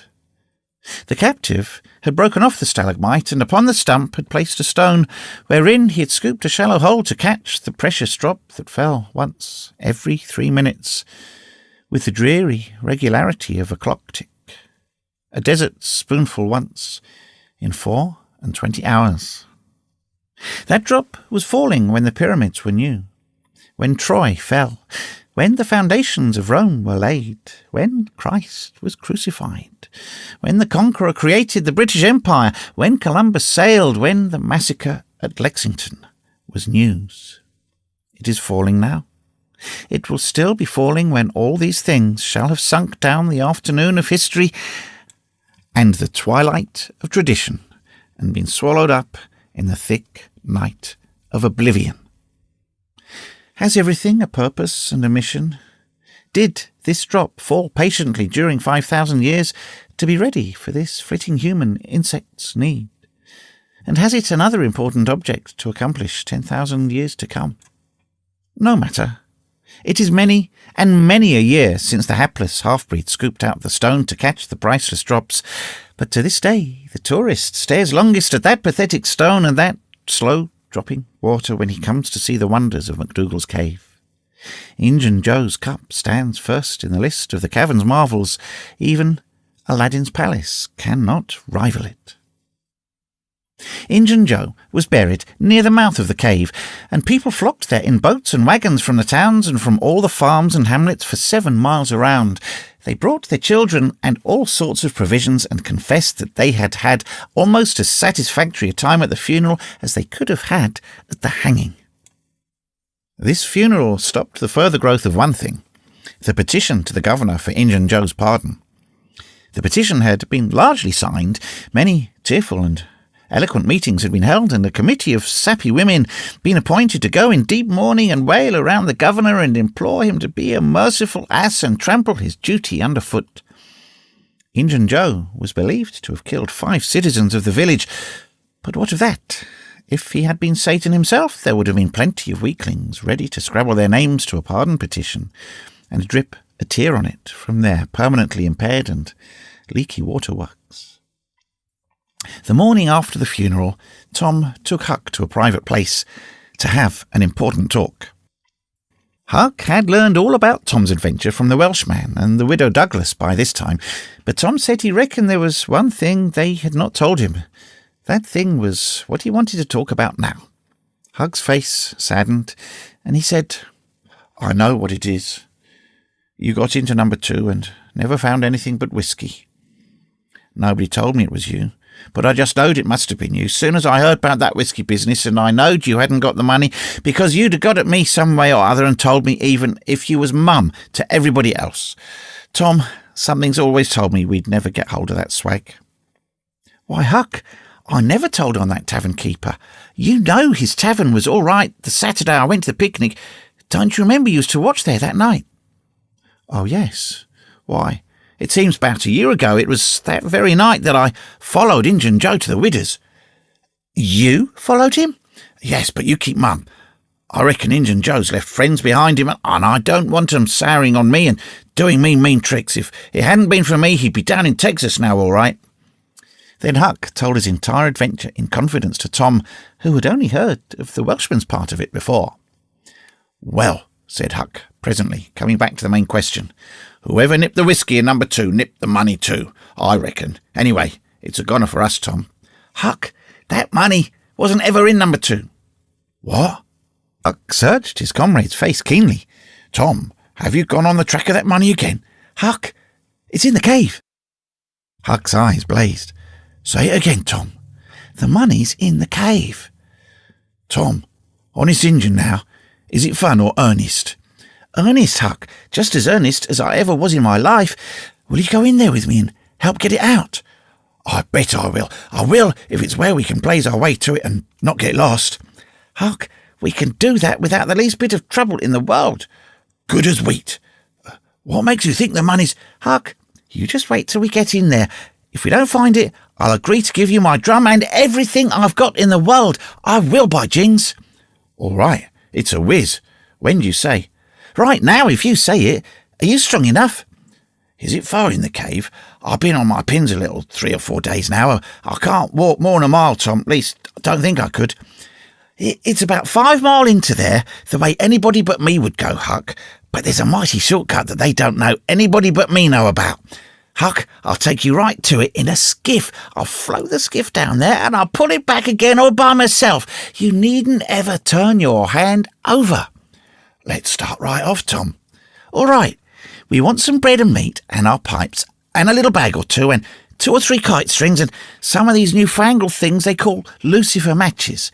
I'll tell you, many's a time I wished I had some when I was in there before. A trifle after noon, the boys borrowed a small skiff from a citizen who was absent, and got under way at once. When they were several miles below Cave Hollow, Tom said, "Now, you see this bluff here looks all alike all the way down from the Cave Hollow. No houses, no woodyards, bushes, all alike. But you see that white place up yonder, where there's been a landslide? Well, that's one of my marks. We'll get ashore now." They landed. "Now, Huck, where we were standing, you could touch that hole I got out of with a fishing pole. So see if you can find it." Huck searched all the place about and found nothing. Tom proudly marched into a thick clump of sumac bushes and said, "Here you are. Look at it, Huck. It's the snuggest hole in this country. You just keep mum about it. All along, I've been wanting to be a robber, but I knew I'd got to have a thing like this, and where to run across it was the bother. We've got it now, and we'll keep it quiet, only we'll let Joe Harper and Ben Rogers in because, of course, it's got to be a gang, or else there wouldn't be any style about it. Tom Sawyer's gang. Sounds splendid, don't it, Huck?" "Well, it just does, Tom. And who'll we rob?" "Oh, most anybody. Waylay people, that's mostly the way. And kill them?" "No, not always. Hive them in the cave till they raise a ransom." "What's a ransom?" "Money. You make them raise all they can off from their friends, and after you've kept them a year, if it ain't raised, then you kill them. That's the general way. Only you don't kill the women. You shut up the women, but you don't kill them. There's always beautiful and rich and awfully scared. You take their watches and things, and you always take your hat off and talk polite. They ain't anybody as polite as robbers. You'll see that in any book. Well, the women get to loving you, and after they've been in the cave a week or 2 weeks, they stop crying, and after that you couldn't get them to leave. If you drove them out, they turn right around and come back. It's so in all the books." "Well, it's really bully, Tom. I believe it's better than to be a pirate." "Yes, it's better in some ways, because it's close to home, and circuses and all that." By this time, everything was ready, and the boys entered the hole, Tom in the lead. They toiled their way to the farther end of the tunnel, then made their spliced kite strings fast and moved on. A few steps brought them to the spring, and Tom felt a shudder quiver all through him. He showed Huck the fragment of candlewick perched on a lump of clay against the wall, and described how he and Becky had watched the flames struggle and expire. The boys began to quiet down to whispers now, for the stillness and gloom of the place oppressed their spirits. They went on, and presently entered and followed Tom's other corridor until they reached the jumping-off place. The candles revealed the fact that it was not really a precipice, but only a steep clay hill, 20 or 30 feet high. Tom whispered, "Now, I'll show you something, Huck." He held his candle aloft and said, "Look as far around the corner as you can. Do you see that, there, on the big rock over yonder, done with candle smoke?" "Tom, it's a cross." "Now, where's your number 2? Under the cross, eh? Right, yonder's where I saw Injun Joe poke up his candle, Huck." Huck stared at the mystic sign a while, and then said, with a shaky voice, "Tom, let's get out of here." "What, and leave the treasure?" "Yes, leave it. Injun Joe's ghost is around about there, certain." "No, it ain't, Huck. No, it ain't. It would haunt the place where he died, out at the mouth of the cave, 5 miles from here." "No, Tom, it wouldn't. It would hang around the money. I know the way of ghosts, and so do you." Tom began to fear that Huck was right. Misgivings gathered in his mind, but presently an idea occurred to him. "Looky here, Huck. What fools we're making of ourselves. Injun Joe's ghost ain't a-going to come around where there's a cross." The point was well taken. It had its effect. "Tom, I didn't think of that, but that's so. It's luck for us. That cross is. I reckon we'll climb down there and have a hunt for that box." Tom went first, cutting rude steps in the clay hill as he descended. Huck followed. 4 avenues opened out of the small cavern which the great rock stood in. The boys examined 3 of them with no result. They found a small recess in the one nearest the base of the rock, with a pallet of blankets spread down in it. Also an old suspender, some bacon rind, and the well-gnawed bones of 2 or 3 fowls. But there was no money box. The lads searched and researched this place, but in vain. Tom said, "He said, under the cross. Well, this comes nearest to being under the cross. It can't be under the rock itself, because that's set solid on the ground." They searched everywhere once more, and then sat down, discouraged. Huck could suggest nothing. By and by, Tom said, "Looky here, Huck. There's footprints and some candle grease on the clay about one side of this rock, but not on the other side. Now what's that for?" "I bet you the money is under the rock. I'm going to dig in the clay." "That ain't no bad notion, Tom," said Huck with animation. Tom's real Barlow was out at once, and he had not dug 4 inches before he struck wood. "Hey, Huck, you hear that?" Huck began to dig and scratch now. Some boards were soon uncovered and removed. They had concealed a natural chasm which led under the rock. Tom got into this and held his candle as far under the rock as he could, but said he could not see to the end of the rift. He proposed to explore. He stooped and passed under. The narrow way descended gradually. He followed its winding course, first to the right, then to the left, Huck at his heels. Tom turned a short curve by and by and exclaimed, "My goodness, Huck, looky here!" It was the treasure box, sure enough, occupying a snug little cavern along with an empty powder keg, a couple of guns in leather cases, 2 or 3 pairs of old moccasins, a leather belt, and some other rubbish, well soaked with water drip. "Got it at last," said Huck, ploughing among the tarnished coins with his hand. "My, but we're rich, Tom." "Huck, I always reckon we'd get it. It's just too good to believe, but we have got it, sure. Say, let's not fool around here. Let's snake it out. Let me see if I can lift the box." It weighed about 50 pounds. Tom could lift it after an awkward fashion, but he could not carry it conveniently. "I thought so," he said. "They carried it like it was heavy. That day at the haunted house, I noticed that. I reckon I was right to think of fetching the little bags along." The money was soon in the bags, and the boys took it up to the cross rock. "Now, let's fetch the guns and things," said Huck. "No, Huck, leave them there. They're just the tricks to have when we go robbing. We'll keep them there all the time, and we'll hold our orgies there too. It's an awful snug place for orgies." "What orgies?" "I don't know, but robbers always have orgies, and of course we've got to have them too. Come along, Huck. We've been in here a long time. It's getting late, I reckon, and I'm hungry too. We'll eat and smoke, then we'll get to the skiff."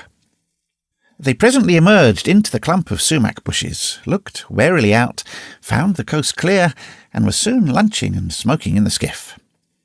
As the sun dipped toward the horizon, they pushed out and got under way. Tom skimmed up the shore through the long twilight, chatting cheerily with Huck, and landed shortly after dark. "Now, Huck," said Tom, "we'll hide the money in the loft of the widow's woodshed, and I'll come up in the morning and we'll count it and divide, and then we'll hunt up a place out in the woods from where it will be safe. Just you lay quiet here and watch the stuff till I run and hook Benny Taylor's little wagon. I won't be gone a minute." He disappeared, and presently returned with the wagon, put the 2 small sacks in it, threw some old rags on top of them, and started off dragging his cargo behind him. When the boys reached the Welshman's house, they stopped to rest. Just as they were about to move on, the Welshman stepped out and said, "Hello, who's that?" "Huck and Tom Sawyer." "Good. Come along with me, boys. You're keeping everybody waiting. Here, hurry up. Trot ahead. I'll haul the wagon for you." "Why, it's not as light as it might be. Got bricks in it, or old metal?" "Old metal," said Tom. "I judge so. The boys in this town will take more trouble and fool away more time hunting up 6 bits worth of old iron to sell to the foundry than they would to make twice the money at regular work. But that's human nature. Hurry along, hurry along." The boys wanted to know what the hurry was all about. "Never mind, you'll see when we get to the Widow Douglas," Huck said with some apprehension, for he was long used to being falsely accused. "Mr. Jones, we haven't been doing nothing." The Welshman laughed. "Well, I don't know, Huck, my boy. I don't know about that. Ain't you and the widow good friends?" "Yes, well, she's been good friends to me, anyway." "All right, then. What do you want to be afraid for?"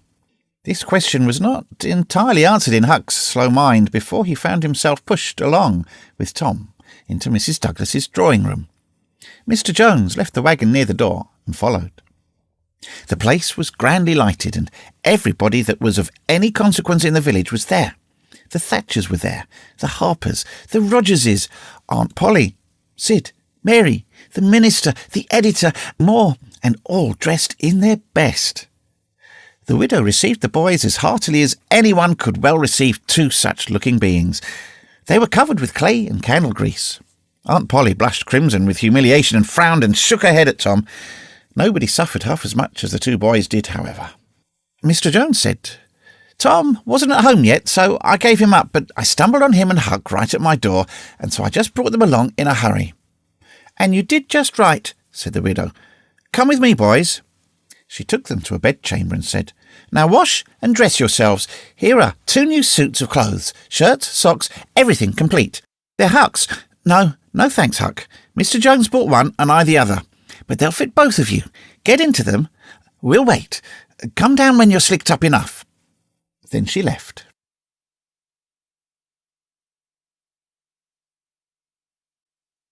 Chapter 34. Huck said, "Tom, we can slope if we can find a rope. The window ain't high from the ground." "Shucks, what do you want to slope for?"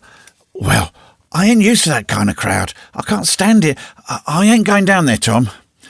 "Oh, bother. It ain't anything. I don't mind it a bit. I'll take care of you." Sid appeared. "Tom," said he, "Aunt has been waiting for you all the afternoon. Mary got your Sunday clothes ready, and everybody's been fretting about you. Say, ain't this grease and clay on your clothes?" "Now, Mr. Siddy, you just tend to your own business. What's all this blowout about anyway?" "It's one of the widow's parties that she's always having. This time it's for the Welshman and his sons on account of that scrape they helped her out of the other night. And say, I can tell you something if you want to know." "Well, what?" "Why, old Mr. Jones is going to try and spring something on the people here tonight, but I overheard him tell Auntie about it. It's a secret, but I reckon it's not much of a secret now. Everybody knows, the widow too, for all she tries to let on she don't. Mr. Jones was bound Huck should be here. Couldn't get along with his grand secret without Huck, you know." "Secret?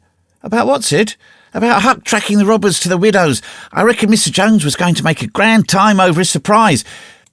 But I bet you it will drop pretty flat." Sid chuckled in a very contented and satisfied way. "Sid, was it you that told?" "Oh, never mind who it was. Somebody told. That's enough." "Sid, there's only one person in this town mean enough to do that, and that's you. If you had been in Huck's place, you'd have sneaked down the hill and never told anybody on the robbers. You can't do any but mean things, and you can't bear to see anybody praised for doing good ones. There, no thanks, as the widow says." And Tom cuffed Sid's ears and held him to the door with several kicks. "Now go and tell Auntie if you dare, and tomorrow you'll catch it." Some minutes later, the widow's guests were at the supper table, and a dozen children were propped up at the little side tables in the same room after the fashion of the country in that day. At the proper time, Mr. Jones made his little speech, in which he thanked the widow for the honour she was doing himself and his sons, but said there was another person whose modesty, and so forth, and so on. He sprung his secret about Huck's share in the adventure in the finest dramatic manner he was master of, but the surprise it occasioned was largely counterfeit, and not as clamorous and effusive as it might have been under happier circumstances. However, the widow made a pretty fair show of astonishment, and heaped so many compliments and so much gratitude upon Huck that he almost forgot the nearly intolerable discomfort of his new clothes in the entirely intolerable discomfort of being set up as the target for everybody's gaze and everybody's laudations. The widow said she meant to give Huck a home under her roof and have him educated, and that when she could spare the money, she would start him in business, in a modest way. And Tom's chance was come. He said, "Huck don't need it. Huck's rich." Nothing but a heavy strain upon the good manners of the company kept back the due and proper complimentary laugh at this pleasant joke. But the silence was a little awkward. Tom broke it. "Huck's got money. Well, maybe you don't believe it, but he's got lots of it. Oh, you needn't smile. I reckon I can show you. You just wait a minute." Tom ran out of the doors. The company looked at each other with a perplexed interest and inquiringly at Huck, who was tongue-tied. "Sid, what ails Tom?" said Aunt Polly. Well, There ain't ever making of that boy out. I never." Tom entered, struggling with the weight of his sacks, and Aunt Polly did not finish her sentence. Tom poured the massive yellow coin upon the table and said, "There, what did I tell you? Half of it's Huck's and half of it's mine."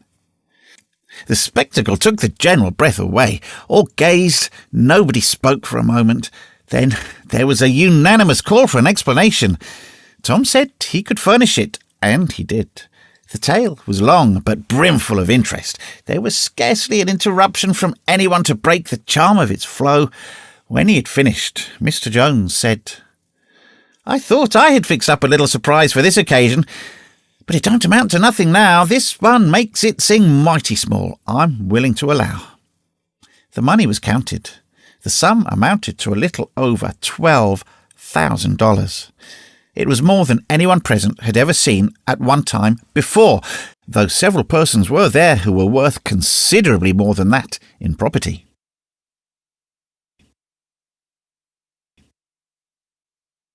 Chapter 35. The reader may rest satisfied that Tom's and Huck's windfall made a mighty stir in the poor little village of St. Petersburg. So vast a sum, all in actual cash, seemed next to incredible. It was talked about, gloated over, glorified, until the reason of many of the citizens tottered under the strain of the unhealthy excitement. Every haunted house in St. Petersburg and the neighbouring villages was dissected plank by plank, and its foundations dug up and ransacked for hidden treasure. And not by boys, but men, pretty grave, unromantic men too, some of them. Wherever Tom and Huck appeared, they were courted, admired, stared at. The boys were not able to remember that their remarks had possessed weight before, but now their sayings were treasured and repeated. Everything they did seemed somehow to be regarded as remarkable. They had evidently lost the power of doing and saying commonplace things. Moreover, their past history was raked up and discovered to bear marks of conspicuous originality. The village paper published biographical sketches of the boys. The widow Douglas put Huck's money out at 6%, and Judge Thatcher did the same with Tom's at Aunt Polly's request. Each lad had an income now that was simply prodigious, $1 for every weekday in the year and a half of the Sundays. It was just what the minister got. No, it was what he was promised. He generally couldn't collect it. $1.25 a week would board, lodge and school a boy in those simple days, and clothe him and wash him too, for that matter. Judge Thatcher had conceived a great opinion of Tom. He said that no commonplace boy would ever have got his daughter out of the cave.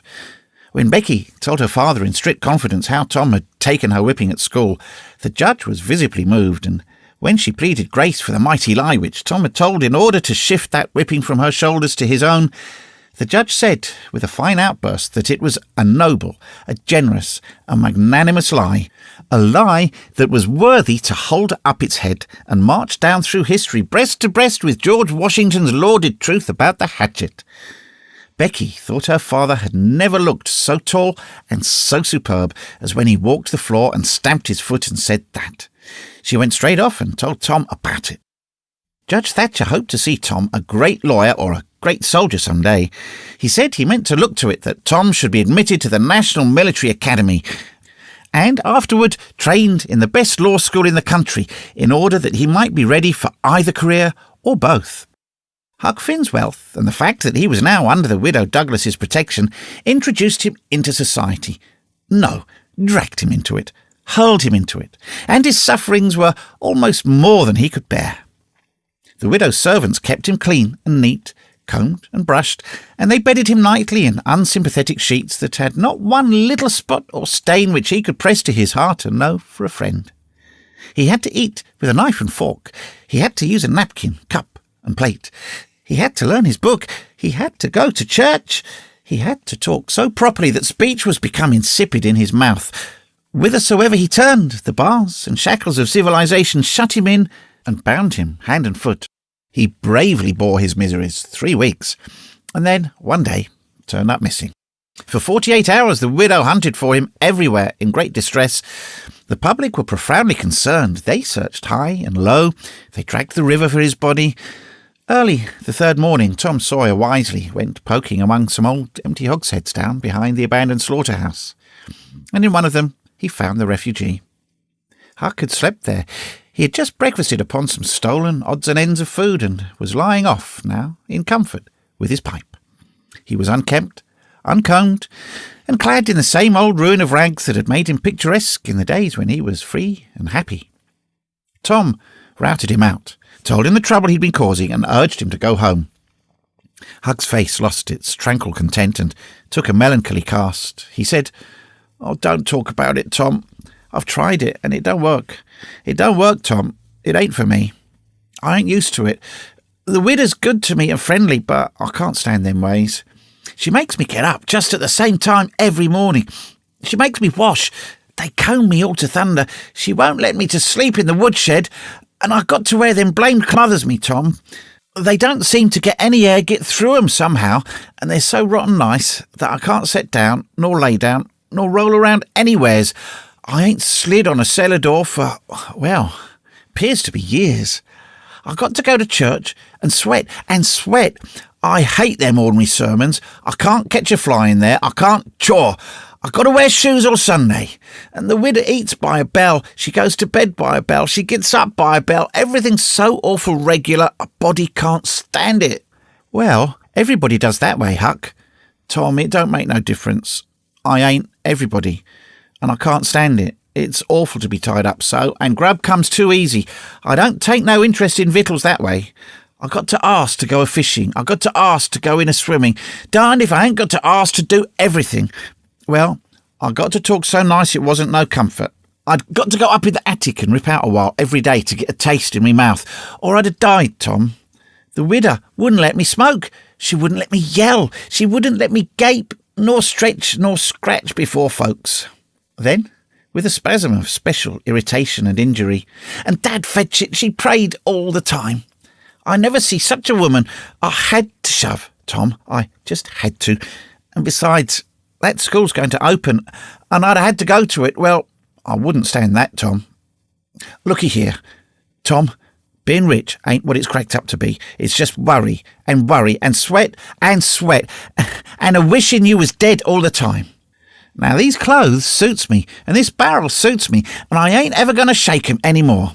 Tom, I wouldn't ever got into all this trouble if it hadn't been for that money, and that you just take my share of it along with you and give me a 10-center sometimes. Not many times, because I don't give a dern for a thing, though it's tolerable hard to get, and you go and beg off me with a widow.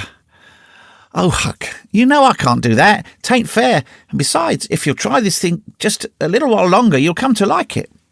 "Like it? Yes, the way I'd like a hot stove if I was to sit on it long enough. No, Tom, I won't be rich, and I won't live in them cussed smothery houses. I like the woods, and the river, and the hogsheads, and I'll stick to 'em too. Blame it all, just as we'd got guns and a cave and all fixed to rob, here this darn foolishness has got to come and spoil it all." Tom saw his opportunity. "Looky here, Huck, being rich ain't going to keep me back from turning robber." "No? Oh, good licks. Are you in real deadwood earnest, Tom?" "Just as dead earnest as I'm sitting here. But, Huck, we can't let you into the gang if you ain't respectable, you know." Huck's joy was quenched. "Can't let me in, Tom? Didn't you let me go for a pirate?" "Yes, but that's different. A robber is more high-toned than what a pirate is, as a general thing. In most countries they're awful high up in the nobility, dukes and such." "Now, Tom, hain't you always been friendly to me? You wouldn't ship me out, would you, Tom? You wouldn't do that now, would you, Tom?" "Huck, I wouldn't want to, and I don't want to. But what would people say? Why, they'd say, 'Tom Sawyer's gang, pretty low characters in it.' They'd mean you, Huck. You wouldn't like that, and I wouldn't." Huck was silent for a time, engaged in a mental struggle. Finally he said, "Well, I'll go back to the widow for a month and tackle it, and see if I can come to stand it, if you'll let me belong to the gang, Tom." "All right, Huck, it's a whiz. Come along, old chap, and I'll ask the widow to let up on you a little, Huck." "Will you, Tom? Will you now? That's good. If she'll let up on some of the roughest things, I'll smoke private and cuss private and crowd through or bust. When you get going to start the gang and turn robbers—" "Oh, right off. We'll get the boys together and have the initiation tonight, maybe." "Have the which? The initiation? What's that?" is to swear to stand by one another and never tell the gang's secrets, even if you're chopped all to flinders, and kill anybody and all his family that hurts one of the gang. That's gay. That's mighty gay, Tom, I tell you. Well, I bet it is. And all that swearing's got to be done at midnight, in the lonesomest, awfulest place you can find. A haunted house is the best. But they're all ripped up now. Well, midnight's good anyway, Tom. Yes, so it is. And you've got to swear on a coffin and sign it with blood. Now that's something like. Why, it's 1,000,000 times bullier than pirating. I'll stick to the widder till I rot, Tom, and if I get to be a regular ripper of a robber and everybody talking about it, I reckon she'll be proud she's naked me out of the wet. Conclusion. So endeth this chronicle. It being strictly a history of a boy, it must stop here. The story could not go much further without becoming the history of a man. When one writes a novel about grown people, he knows exactly where to stop, that is, with a marriage. But when he writes of juveniles, he must stop where he best can. Most of the characters that perform in this book still live and are prosperous and happy. Some day it may seem worthwhile to take up the story of the younger ones again and see what sort of men and women they turned out to be. Therefore, it will be wisest not to reveal any of that part of their lives at present.